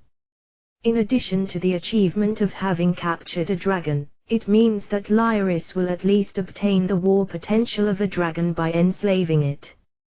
However, if we had only subjugated it, there would likely people come forth doubting us with didn't she rely on Rinya, but if, on top of seeing the dragon in front of their eyes, it listens to the order from Lyris, such backbiting people should disappear, he assessed. Even if they appeared for argument's sake, it would all be resolved with a single order of Lyris to burn them to ashes if they become too troublesome. I won't do that. Lyris, oh, did that just leak out from my mouth? However, don't you think that it's an ingenious idea? Rinya, well, that's certainly true. But, am I able to raise something like a dragon? Lyris, it's a dragon called the weakest among the dragons of this area, according to its own evaluation. Above it definitely not being an existence that can be kept within the city. Something like a building that can serve as stable where she can store the dragon, albeit its frame isn't very oversized either, doesn't exist in Kakrika. However, while that may be true, it's not a being that can be left at large in the city's TRAITORAIZEN 217-243 outskirts. Emil, do something about it. Rinya, aren't you handling your own workers a bit too roughly? Emil, although the figure of Emil, who was completely entrusted with the problem, complains with a grumble, that dragon and the young lady, you are called Lyris or such, right? Since they will be linked within their thoughts, isn't it fine if we let it live in this place usually so that it can come once called? As it's a distance that will take just 2 days if treated by human feet, won't it be right away there if it's a dragon that can fly? Emil, I feel anxious due to the words linked within our thoughts for some reason, but, the hand of Emil, which was placed on the head of the dragon who mentioned its worries, thoroughly sinks into the dragon's head. Screaming through its thoughts, it opens its mouth gapingly, and the body of the dragon, who fainted, begins to convulse with a start each time Emil performs some operation. Rinya and Krua, who saw that, felt cold sweat streaming down their cheeks. Differing from wyverns and such, there's always a magic gem within the head of a dragon, right? Apart from the magic core, this is called the dragon gem carbuncle. Emil pulls out her hand from the dragon's head with a short slurp as if she didn't do anything at all. There are no traces of Emil's hand having been thrust into the dragon's head until moments ago after she withdrew her hand. Between the extracted fingers of Emil there's a small red and transparent gem.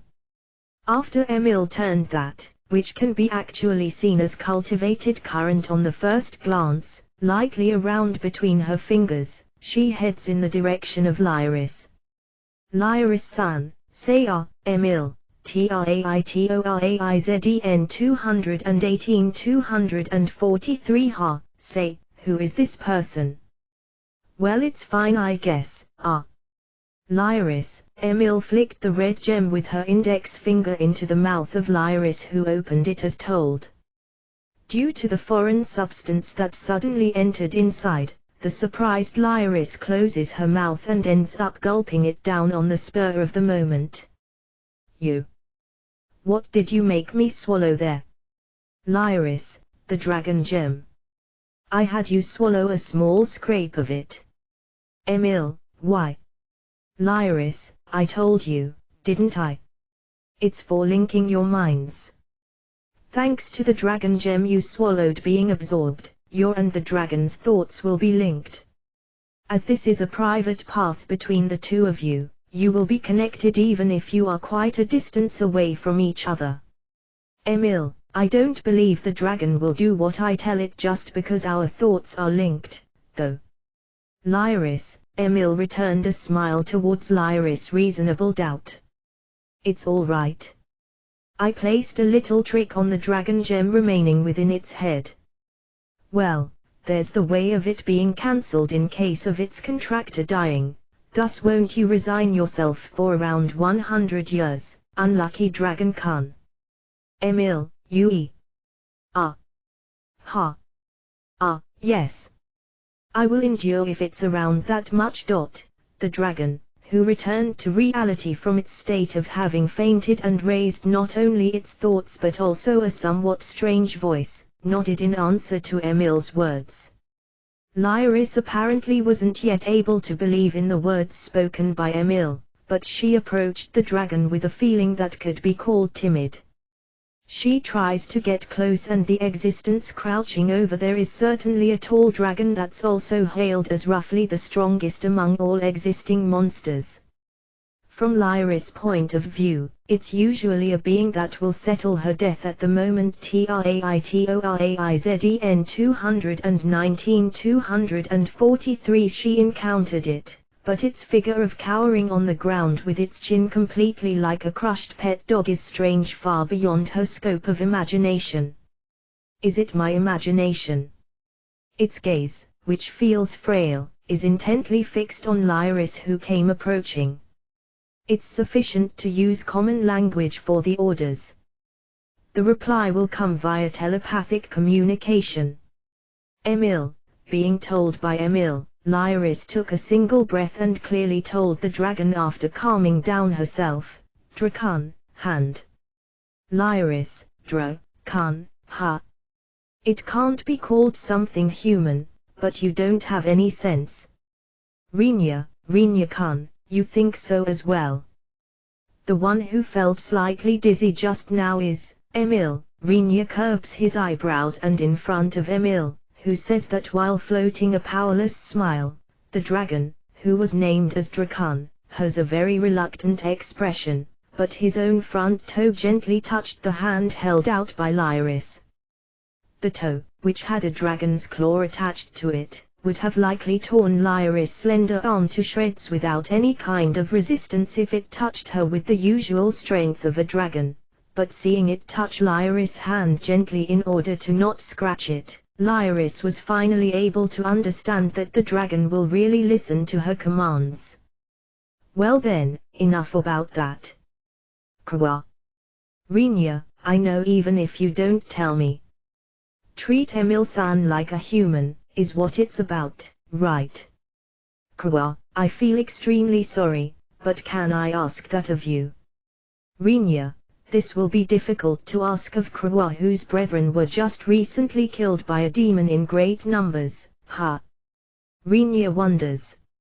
Even if you try considering it from the reality that the thinking demons are bad will normally be overlooked, it's quite the unreasonable demand to have Krua ignore the TRAITORAIZEN 220-243 matter of Emil entering the city. Rinya understands that as well. Luckily, Lyra has ended up accepting being indebted while not having the leeway to think over the real identity of Emil because she was within the armor or because the enslavement of the dragon was decided in a rush at parts that have no relation to the person's own intentions. Giving up on some less objectionable parts rather than neglecting Emil, Krua should agree with as well even if she puts out some bargaining point, Rinya thought. But Krua's answer was something truly quick and simple. Got it? Krua. That's fine. Even though the one who is asking you is me, but, Rinya, isn't it difficult to disagree as freeloader? Krua smiles wryly. Besides, if I act as good woman who has the perception to read the air here, it seems like I will be able to obtain a favor. Krua, it's fine even if I owe you one, but, it's not impossible on an emotional level. Rinya, that is, a bit. That is after being asked what I'm thinking once I heard about the people who died in the fortress. However, since it's a mood similar to running away from such unpleasant friction, I wonder what to think about one of the same race as the demon who came attacking, is what I also believe. Krua, you are a capable woman, Emil, even if thinking with your head, there are many cases where one can't find a clear solution within their heart. Rinya, who feels like he would say even more troublesome things if he were placed in the same situation, nodded in admiration towards Krua's words. Krua smiles cheerfully while looking at Rinya. TRAITORAIZEN 221-243 It's fine if you fall in love with me, you know. Krua, no, I will have to fully follow that emperor if I fall in love with you, right? That's a bit detestable.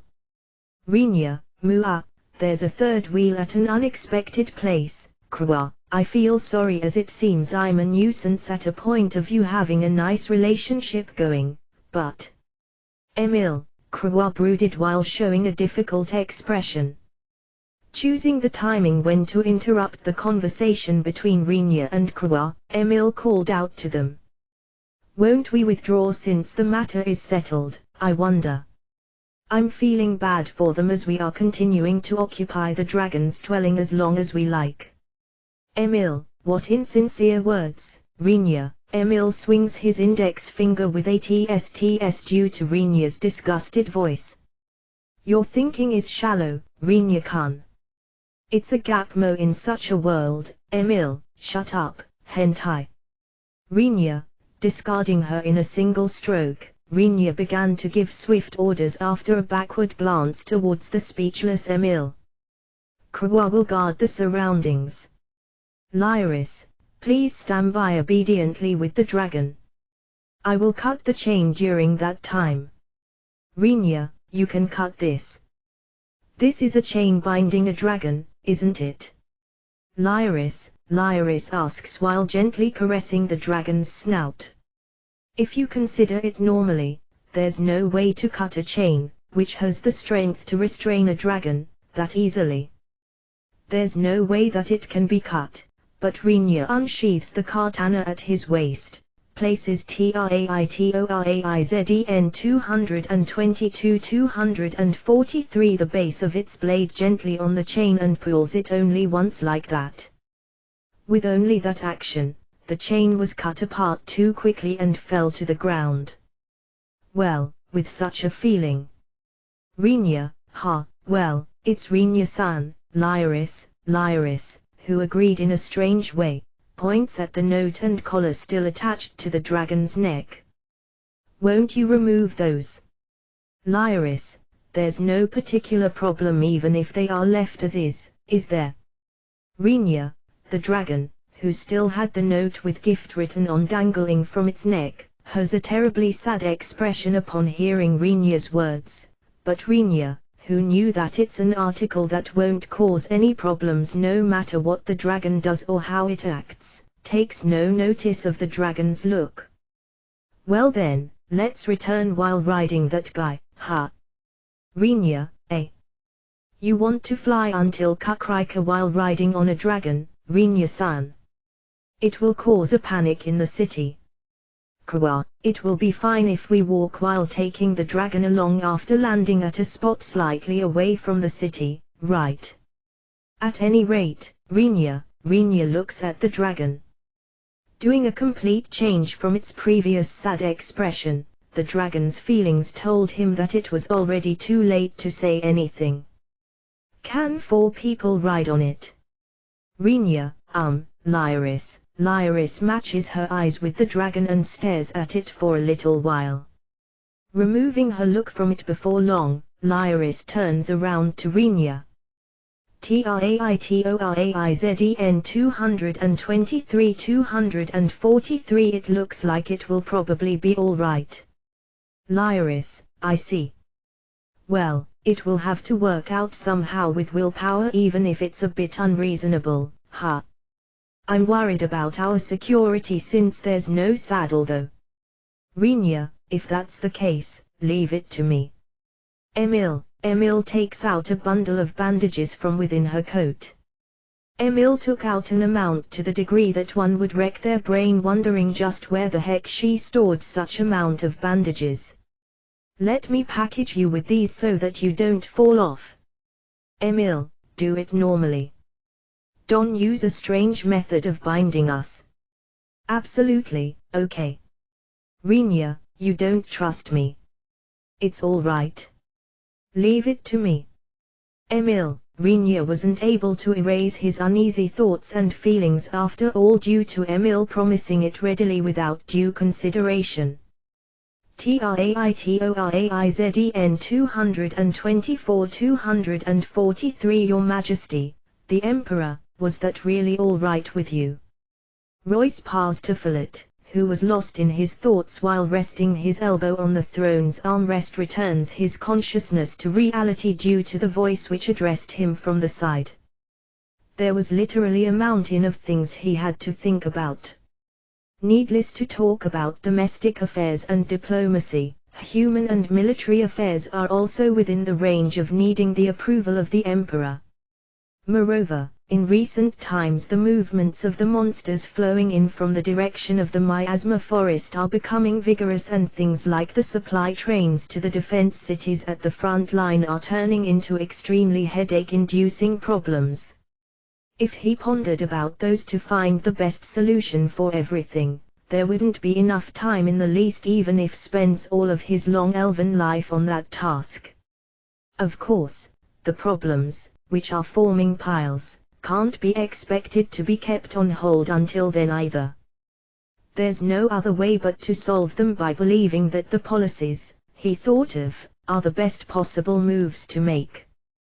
Once he looks at the owner of the voice which interrupted his thinking, it was the Imperial Lance Corporal who is always accompanying him at his side.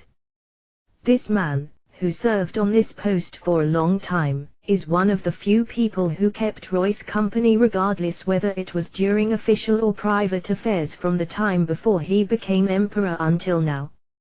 Royce, who knows that man since the time he was still nothing but a regular soldier, likes his diligent and honest character since the time when he was still the crown prince until now that he had become the emperor himself, and trusts him to a degree of entrusting the heavy responsibility of leading the imperial guards to him. TRAITORAIZEN 225-243. For that man it's unthinkable that he considers him interrupting the emperor's thinking a good thing, and thus, since he still called out to me, that means it's about a fairly important matter, I guess. Royce assessed. With that, what matter exactly do you mean? Royce, having absolutely no clue, Royce asked back to the Imperial Lance Corporal. Based on his position as Imperial Guard, this man never started a conversation regarding politics until now. Although he has a considerably high status, it's only natural if one says that it's reasonable for a soldier, but thinking of it now, I don't understand what this man called out to me about. The asked Imperial Lance Corporal shifts his gaze around in order to examine the surroundings. The place they are currently at is the audience hall. It's a place that's totally unsuited for a private talk, but as there's free time between the last official business and the next right now, there were currently only the Emperor and the Imperial Lance Corporal at that place. I don't mind.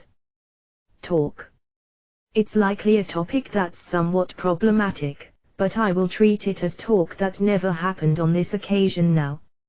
Royce, watching the state of the Imperial Lance Corporal who looks like he won't talk easily, Royce presses the conversation on by saying that if the Emperor himself says so, it will be dealt with as something that never happened no matter what kind of details are mentioned in this place. Although, if someone, who is present at that place, listens in, and takes action against the will of the Emperor by taking the information outside and starting to talk about it in a manner of that time it was that talk, they will be ruined by being punished with suitable charges handed down from above. The Imperial Lance Corporal, who received the authorization of the Emperor, talks slowly while visibly choosing his words. TRAITORAIZEN 226-243. It's about Her Highness, the Imperial Princess Krua, who went to the place of the young human man. Oh, you have probably investigated it indirectly. She is in good health, right? Royce, it seems that she's doing well, but since the place is an area ruled by the humans, there's no way for us to observe her continuously as we aren't able to move too conspicuously either. Seen from the elven country, the human continent is on the other side with the demon country in between them. There's also the means called transfer gate. However, not only isn't it something that can be used at a moment's notice, but the current state was that their eyes were naturally restricted to only very few means to observe Krua. Incidentally, not knowing about those under their supervision was something fortunate for them. If they had placed plenty of observer near Krua, they would have been aware of the fact that she would enter a dragon's dwelling with Renia in advance, and it is easy to imagine that it would become a pandemonium for the human and elven side due to the elves likely taking various measures to stop that from happening by any means. Moreover, given that even the observers at Renia's home aren't able to move too flashily since they are short of hands, they were limited to a level of watching them from a distance. But if they had enough manpower and took action to infiltrate Renia's home, there was no mistaking that they would be wrecking their brains about what has happened, as Frau would have changed the infiltrators into a mountain of elven corpses around this time. If she's in good health, there's no problem. Royce, however, won't having such a farewell cause nothing but worry for Her Highness, the Princess. Besides, with the way of entrusting her to a young human man after being told about it in such a manner, it will create problems due to the treatment of Her Highness, the Princess. Imperial Lance Corporal, you are a nice man. Royce, TRAITORAIZEN 227-243 Due to the words of the Emperor which contained a smile, the Imperial Lance Corporal stands on ceremony at that place. Royce, who watched his appearance with an expression being all smiles, continued his words even further. I believe it to be welcome and pleasant for your feelings of worrying about Krua, who is my daughter, to go to such an extent. Royce, such words are wasted on a person like me. However, I think that those worries are probably pointless. If Krua is my daughter, she will probably comprehend. That human, he was called Rinya or such. That man likely understands the contents of that conversation as well. Royce, so, you are saying? Didn't he understand the words of the Emperor? Due to the Imperial Lance Corporal asking back with a curious expression, Royce changed his smile into a wry one. You are a man who isn't suited overly much for strategizing. Well, it wasn't something that can be called strategizing either though. First I said that I would marry my daughter to that man. This is an impossible story, isn't it? I attached the condition of it being at that time though. Royce, it will vanish as it's an unreasonable story anyway. Well, I wonder about that. It's not evident whether he might possibly reach the point of being worth the insolence of marrying Krua, but that's something I don't know now. Royce, His Majesty, the Emperor, is giving that human quite the high evaluation. While being surprised, the Imperial Lance Corporal waits for the next words of the Emperor. Pressing unreasonable demands in the beginning, I will lower the conditions from there on. It's a worn-out technique, but unexpectedly there aren't many means that fit better. You are also able to rephrase it into it having a high certainty to work just because it's worn out. Once I talk about something like Krua's treatment after that, I will be able to garner a certain extent of sympathy next. Even if it's seen through by those two, it will become possible to induce different sympathies next.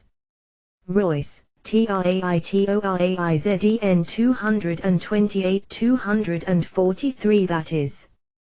The sympathy due to me being extremely worried about the situation so that I tell him that I want him to take care of my daughter even to the point of using such moves although I'm a person who's also an emperor. It's an underhand tactic, therefore it means that he will be able to guess my distress.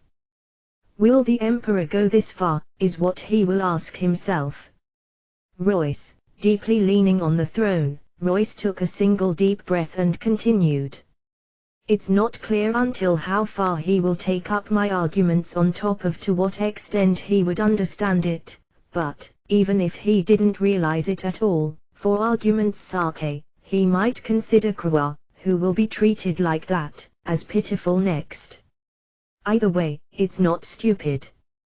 That person is likely a nice man as well. Royce, you have thought about various things, haven't you? Did he finally grasp it? The Emperor directs a tired smile at the Imperial Lance Corporal who seemed to admire him. It's because I'm the Emperor. A single word can influence the situation greatly, thus I have to uselessly consider every single word. I'm wondering every day whether there isn't anyone who wants to switch with me as it's a job that's not worth it at all. Throwing my days away by having doubts in my mind about various matters like this, I want to spend my life by making children while admiring plants. Royce, after spending a little time on choosing his words, the Imperial Lance Corporal, who doesn't know whether it's fine to tell the Emperor who mentions such outrageous things without any hesitation, talks with a feeling of wanting to state it at last. I'm well aware that it's disrespectful, but do you still intend to make more? What about your esteemed wife? Spending this much time, those are the words you say. Royce smiled bitterly. Let's ignore that it's certainly disrespectful. That person told me that she wants to have 10 more. Royce, I'm glad to hear that your conjugal affection is doing well. TRAITORAIZEN 229-243. The Imperial Lance Corporal, who said that while bowing, is the politeness in person, but the feelings put into his bow are conveying the Imperial Lance Corporal's state of being disgusted within his innermost thoughts while thinking this is hopeless in reality. Pretending to not have noticed that, the Emperor said to the Imperial Lance Corporal with a smile, "You should strive to follow my example as well. Being stuck to the stove due to you only caring about work, your esteemed wife likely feels lonely." Royce, though that's something I want to do, it's quite difficult in the current situation. I guess so. Certainly, the current situation isn't very good. Royce, the Emperor's expression changed into something sour and glum. The information, which was drawn up from the lower parts of the organization, has been delivered to the Emperor after passing through the hands of various people. That information told Royce successively that the elven country was in a state of being surrounded. The movements of the monsters are too lively. Moreover, the number of monsters spilling out from the miasma forest is strangely high compared to usual. Royce, the demons are making some moves after all. I don't want that to be so, I think, but, in the current situation, we are unable to confirm or deny it. However, it's certain that it's not an average year. It means that we can't be negligent in our vigilance. Royce, if it looks that it will turn out like this, it will be painful to have missed out on the chance to have kept that man called Renia. The existence of Renia, who is able to boost his allies' war potential several times over while being only one person, was certainly something they want to keep at arm's length whether he likes it or not, if seen from the standpoint that he is someone who can take charge of the soldiers by himself. However, the Emperor swung his head left and right at the words of the Imperial Lance TRAITORAIZEN 230-243 Corporal. No, you can also say that it was fortunate for us to not have kept him at arm's length instead. Royce, so, you are saying, if I kept that person close by, I wouldn't use him. And if I used him, he would likely raise quite the military gains. But, that man is a human. There will be many who won't find it amusing to give an important position in the elven nation to a human.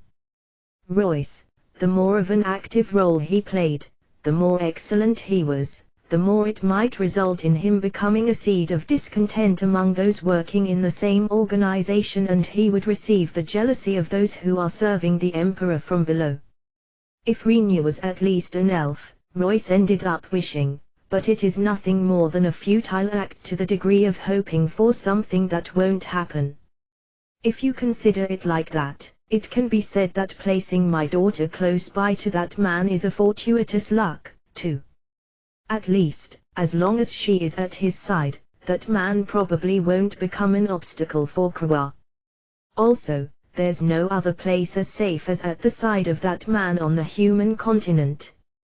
Royce, it's too bad that Krua is a woman and that Renia was a man, Royce thinks without voicing it out. If the two make a child, for argument's sake, it will be born as human child with a probability of almost 100%. That didn't mean that there was no precedent of a child being born as the race of the woman's side, albeit it was very rare, but in the live of Royce, which is adding up to several hundred years, it's something that was reported to him only in several cases. If you put this in reverse, even if the imperial family of the elven country was annihilated, for example, it's truly lamentable if I consider that it would have been possible to definitely keep the lineage alive, Royce judges. As reality is reality, we ought to accept it as it is. Royce, TRAITORAIZEN 231-243. It looks like the time for the next official business has arrived now. The Imperial Lance Corporal returns to his usual place behind the throne. While listening to the preliminary announcement of the name of the person who visited to have an audience in the audience hall, being read out loud, Royce muttered quietly and switched his thoughts over to the solution of the next problem. TRAITORAIZEN 232-243. That day was a totally common and ordinary day. That was until the soldier, who was on duty in the watchtower, discovered a small black object as dot in the distant sky.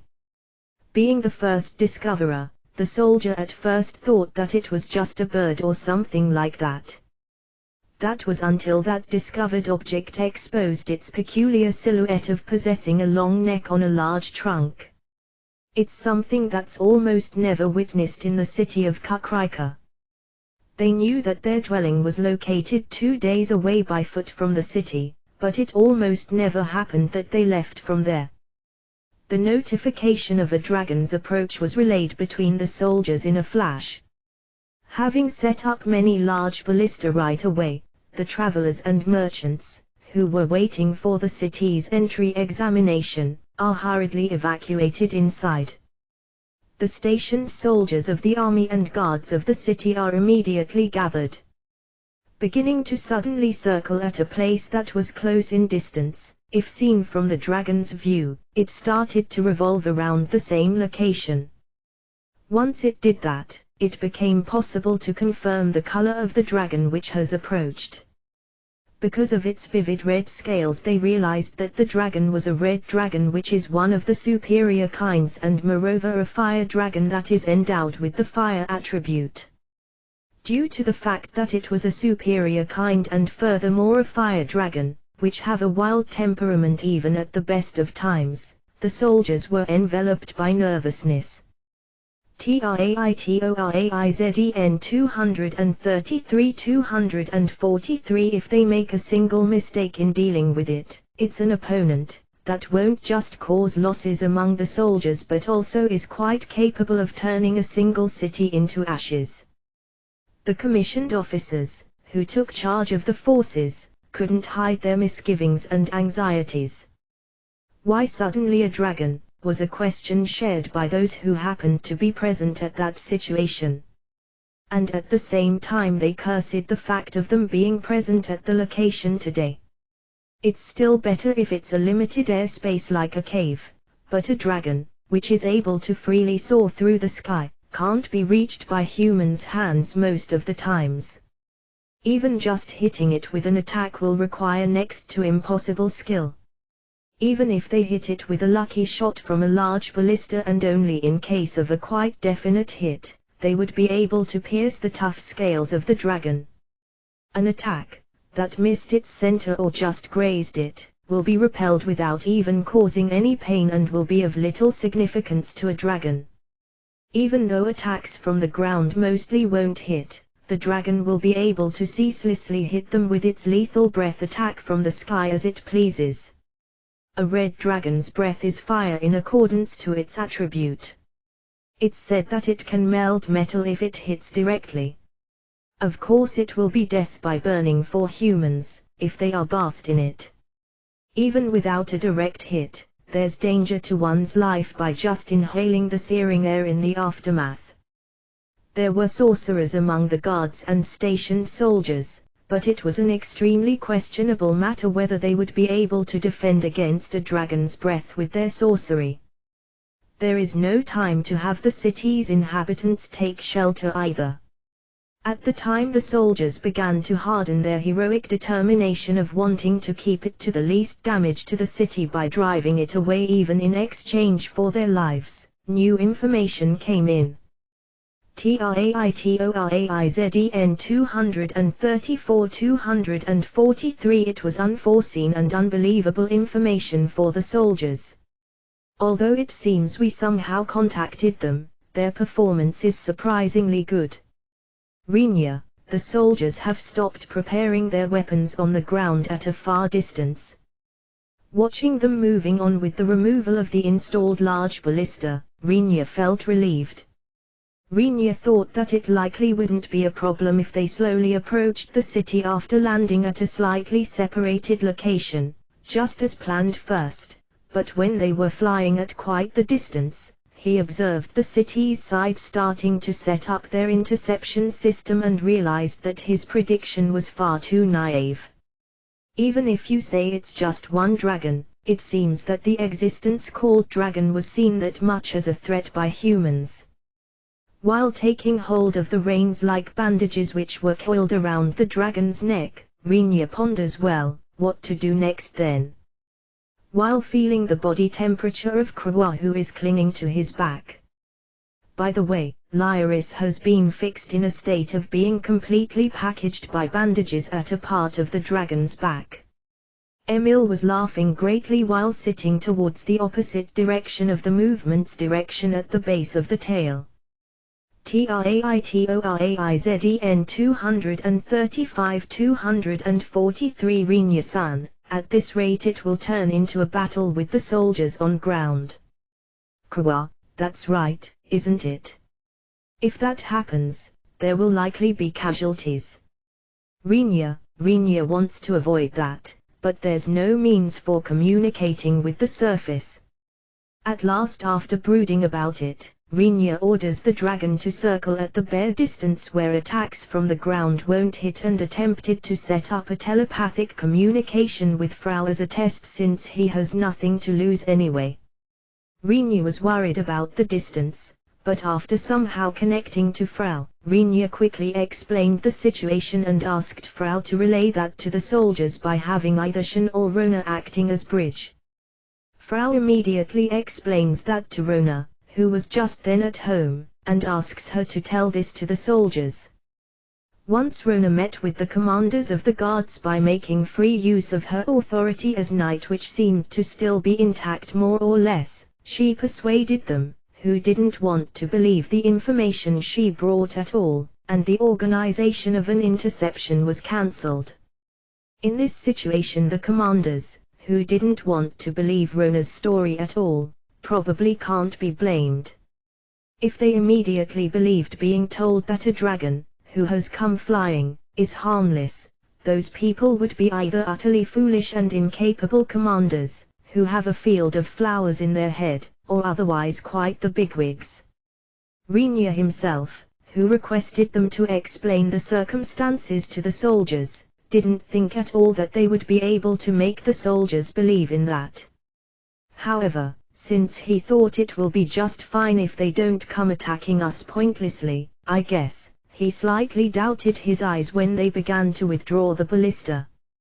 Afterwards Renia tried to ask Rona what kind of method she used, but her reply was the brief comment, "It's a secret." Renia, who realized that she apparently used quite a bit of national authority by guessing from her expression, decides to avoid pursuing it any further. TRAITORAIZEN 237-243 Putting that aside, once Renia, who understood that the worry of being intercepted apparently vanished, tells the dragon to be cautious after hitting its neck, he points at a place at quite the distance from the city of Kukrika and orders it to go down there. Originally that's the task of Lyris, who is the slave master. But since Lyris is restrained by bandages in order for her to cling to the back of the dragon, she isn't able to look at the state of affairs in the vicinity or to give out any orders.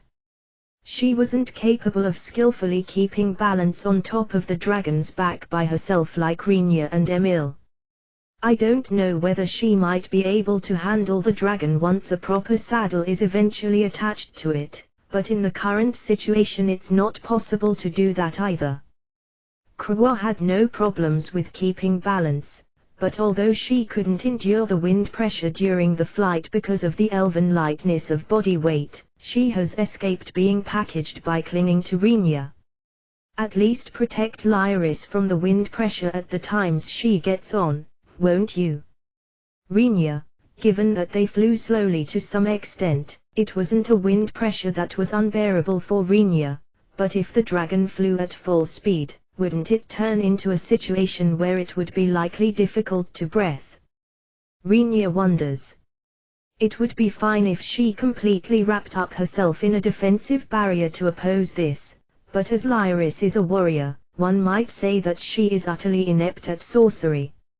Since that's the case, it will result in the dragon not being able to release all of its power in case Lyris is riding it, but since the dragon itself is capable of manipulating sorcery, it can protect its rider. The dragon answered Renya, who emphasizes that the dragon has to properly do that. Got it, Renya-sama. Don't add a sama to my name. Your master is Lyris after all. Renya, understood, Renya-san. TRAITORAIZEN 238-243. Renya racks his brain whether it would be really necessary to form a contract with the aim of enslaving that fellow, if he reacts that obediently. However, as this dragon's response towards Renya is abnormal, there's usually no such obedient dragon. It's a digression, but his name has been officially decided to be Drakan. Seeing that it was decided by Lyris, who's his master, there was no objection from anyone. It simply didn't matter at all for the three people besides Lyris though. The dragon Drakan slowly descends at the site designated by Renya. Drakan, who got close to the ground before long and successfully displayed a landing with a delicacy unsuitable for his large build where one almost couldn't sense the impact, probably because there were people on his back, looked back at Renya and the others with a somewhat proud and the so-called self-satisfied look. We arrived, Renya-san. Drakan, I'm telling you just for caution's sake, but your master is Lyris, okay? If said specifically, your owner is that thing which has been tied to your back over there, got it? Renya has become somewhat worried. From then on it became a very tiring period for Renya. On top of releasing Lyris from the dragon's back and having Lyris hold the chain which is still hanging down from the dragon's neck, Lyris was apparently leading the dragon, but in reality the dragon approached the city at a slow pace matching the speed of Lyris, but probably because they instinctively felt fear due to the approach of a large dragon, even though they were told that it's harmless in advance. The soldiers succumbed to a light panic.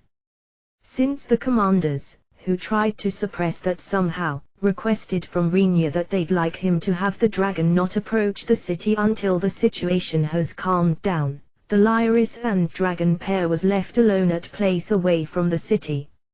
Although Renya, Emil and Krawa tried to enter the city quickly by themselves, they TRAITORAIZEN 239-243 were dragged away in a partially forced way to one of the military facilities and then asked for a detailed explanation of the circumstances. Renya would usually struggle against that, but this time he went along obediently, probably because he felt guilty to some extent for having caused even the dispatch of the army and for the inhabitants of the city being frightened due to them. At that facility he explained the details of the recent events, but this took extremely much time. As for Renya, he wanted to say that the explanation was without even a single lie. But as the uproar about the dragon wouldn't even matter if he talked about the true identity of Emil, he tried to explain after deciding to talk about them expecting a contract from the dragon and how they were able to enslave it. However, not a single of the military authorities consented to his explanation. Of course, that can only be called natural. In regards to the crushing of the sub-dragons, they were quickly able to believe in it with him showing the dismantled raw materials after having taken them out from his void storage. Of course, the one who defeated all of them is Lyris, Renya explains. The problem was about them having brought along a dragon. The dragons, which caused such an uproar with just one of them having appeared, not only escaped from Renya's group recognizing them as dangerous existences, but even made an offer to form a contract with one neglected dragon for the sake of protecting themselves. There's no way that anyone would believe such story.